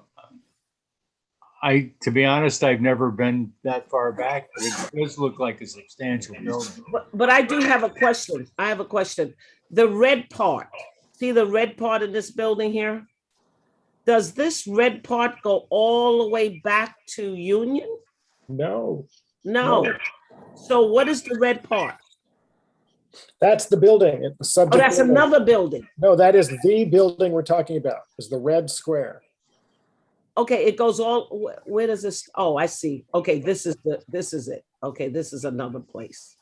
What's That- this? You guys, look, the alleyways, you know, I park from an alleyway. I have to say, I can't remember what Cherry Alley looks like up there. But the alleyways are, you know, basically a lot of times used for cars are going back and forth on alleyways when you want to avoid Warren Street or other streets. And there's no traffic lights. I think I'm kind of agreeing with Larry that I think we should have a public, first of all, I don't know that I have enough information. This alley comes to a dead end. right, Cherry Allen is dead end. Cherry Alley, it dead ends where? the Rivertown At the parking lot? hotel. Yeah. There's a parking lots up there. It actually does go through the parking lot. I mean, if one wanted to drive, I walked it a while ago because I was just checking out the site for the brewery just for the fun of it. And you can walk Cherry Alley to Rivertown. But you can't drive, right? Can you could drive? You could drive it. You'd be driving through their parking lot, but you certainly could drive it. Okay, because Clark, you took a walk there. What's your point of view? I just wish I had more time to. Yeah, I mean, I'm in favor of, I mean, it's clearly in a zone that there's all kinds of retail, right? And I appreciate Larry's point that, you know, this is kind of a cool building adjacent to our main drag. My view is I think we should push ahead without a public hearing. I think it's a good project. I think it's right in a vicinity that does this all the time anyway. And yeah, I maybe don't vote it, but I think we could push ahead without a public hearing. Steve, can you call a vote so we can move on? We could approach it that way, I suppose. I mean, Teresa, what do you want to do a public hearing? No. Gene, do you want to do a public hearing? No. All right. Sorry, I'm losing my camera view. Larry? I don't know. Look, here I have a question. If we had a public hearing, would it make it difficult, if not impossible, for the applicant to achieve their Christmas opening? You know, I mean, it would really be nice to sort of get a photograph of the existing facade and have an understanding of what's happening here. We're doing a vote, please. All right, I understand. You're kind of on the fence, basically, but we might put you in the yes column. And Clark, you said no public hearing. John, okay. John, what was your take? Oh, I don't think it's necessary. All right, then I'm fine. All right, I think majority Laura? are in favor of no Well, public. I'm sorry, nobody asked me. Laura. So, yeah, that's all right. I think there should be a public hearing, but since there's not going to be, Steve, you had said something about putting in the resolution, something about lighting. I mean, I think that we should at least do our jobs and have some comment about lighting. I don't know what the comment should be, but you know, we don't know what it is. And now I understand that there is some lighting already there. I don't know what it is. It's probably a light bulb. I don't know. Or a little awning, you know, a little something. I think that we should at least have some comment about the fact that they need to come back to us or somebody with an understanding of the lighting. Because that's part of our job. I mean, I think that makes sense. It's like especially in an alley. I mean, I'm not familiar with how dark it is once you sort of walk in there, particularly maybe in the evening. I mean, so we could say it's conditioned on, sharing a lighting plan for outdoor lighting in the front of the store on Cherry Alley. Something That's like that. fair. All right. Okay, so. And Andrea, is there any lighting on the building now? Yeah, I think so. By the main door, there's a Okay. light over the main door. And what about lighting in the alley provided by the city? Do you recollect any of that? I don't There's know. a- James, I'm looking at Google Earth right now, and look, if you didn't want a public hearing, you should have had like visuals or something for us. There's a flagpole with a gooseneck light pole across the alley from the site. Well, Larry, they didn't ask us not to do a public hearing. It's the decision that we're making. They No, didn't. I know, but they also told us that they need to open by Christmas if this is going to work. So they are asking, if not explicitly, it's implicit. Yeah, I mean, I don't blame any business for wanting to. Sure, no, I get it. Anyway, there is a gooseneck light across the alley. Okay, good. Okay. Plus you have the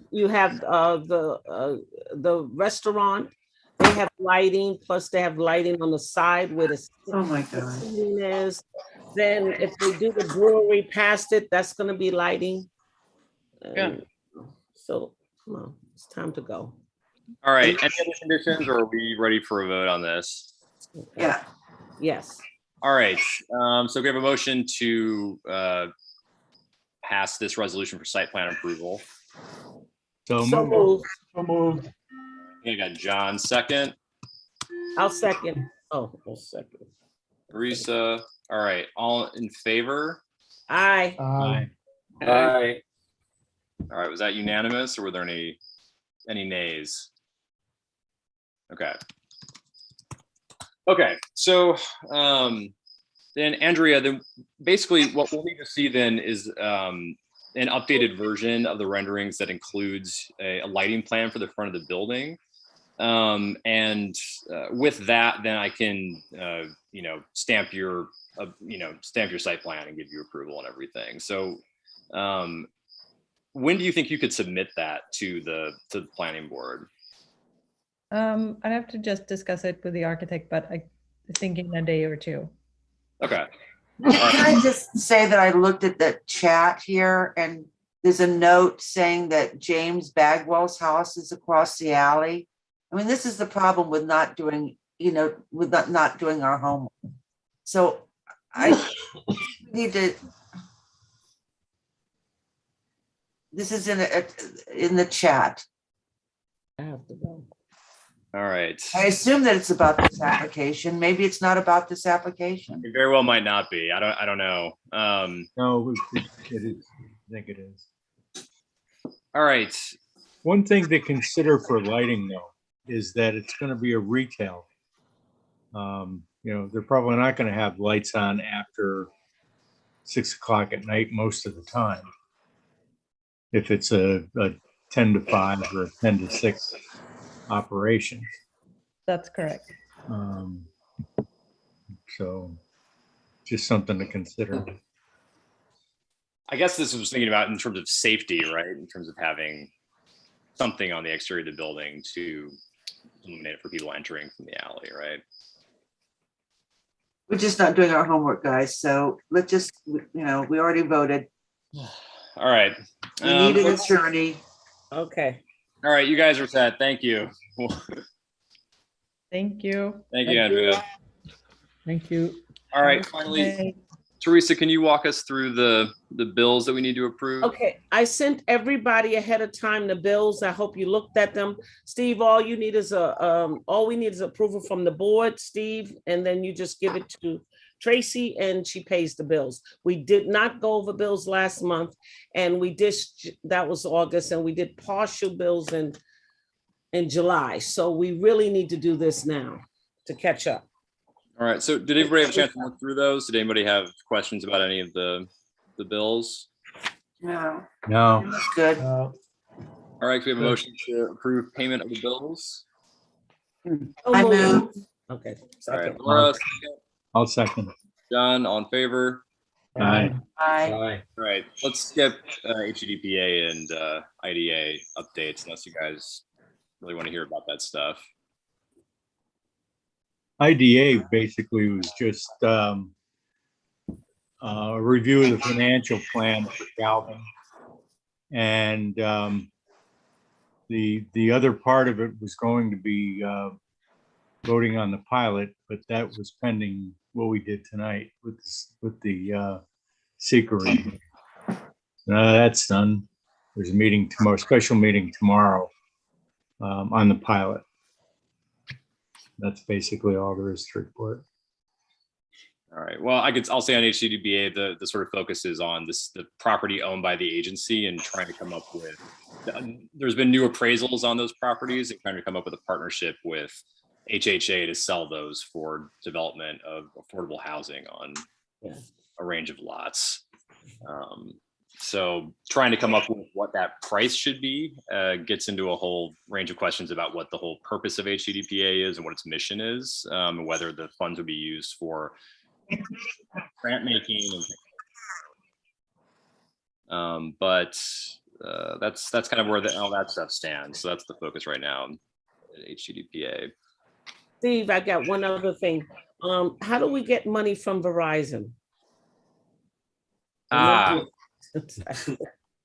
We need money from Verizon to pay their bills. All right, 1 second. You could ask Victoria, but she won't answer because she won't get paid.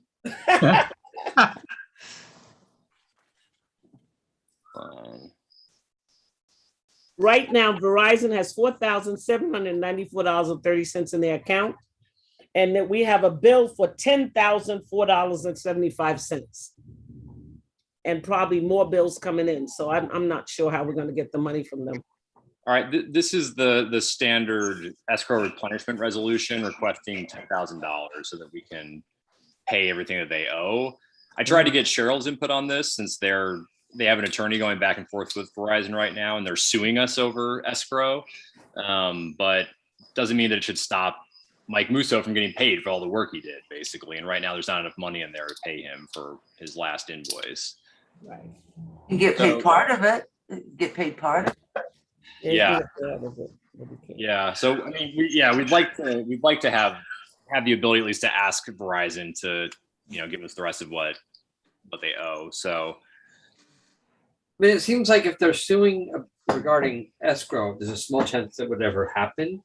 I mean, they would ever pay this, but at the same time, if they are suing for escrow, they might as well clear off all the escrow accounts and then take that up in the suit. But that's, I think, a Jeff or Cheryl question. Yeah, exactly. But in terms of, I think that we still are interested in trying to get Mike paid and trying to get money from Verizon in order to do that. I think this essentially gives us the ability to at least request that they replenish their escrow accounts so they can pay the outstanding bills they have. And it gives them the opportunity to say yes or no. And if they say no, that becomes part of the lawsuit. Yeah. Yeah. So we're asking for 10,000 to pay off their bills. So can I have a motion to approve this resolution? So moved. Thanks, John. Who's second? Second it. All in favor? Aye. All right. No, Steve, we need more than 10. The pending bill is $10,004.75. Well, that's okay. You're right. We need 10 because they have 4,000 in there. You're right. I think so, right? I think we went through I hope nothing else comes in big. At this point, it shouldn't. I think everybody else is already invoiced. Okay, good. Motion to adjourn. So moved. I'll second it. All right. Teresa, did you want to think about that for a minute? No, I have to go to work in the morning. Good night, everybody. Thanks, guys. Good night. Yeah, Are we adjourned? we are. Aye. Later. Bye.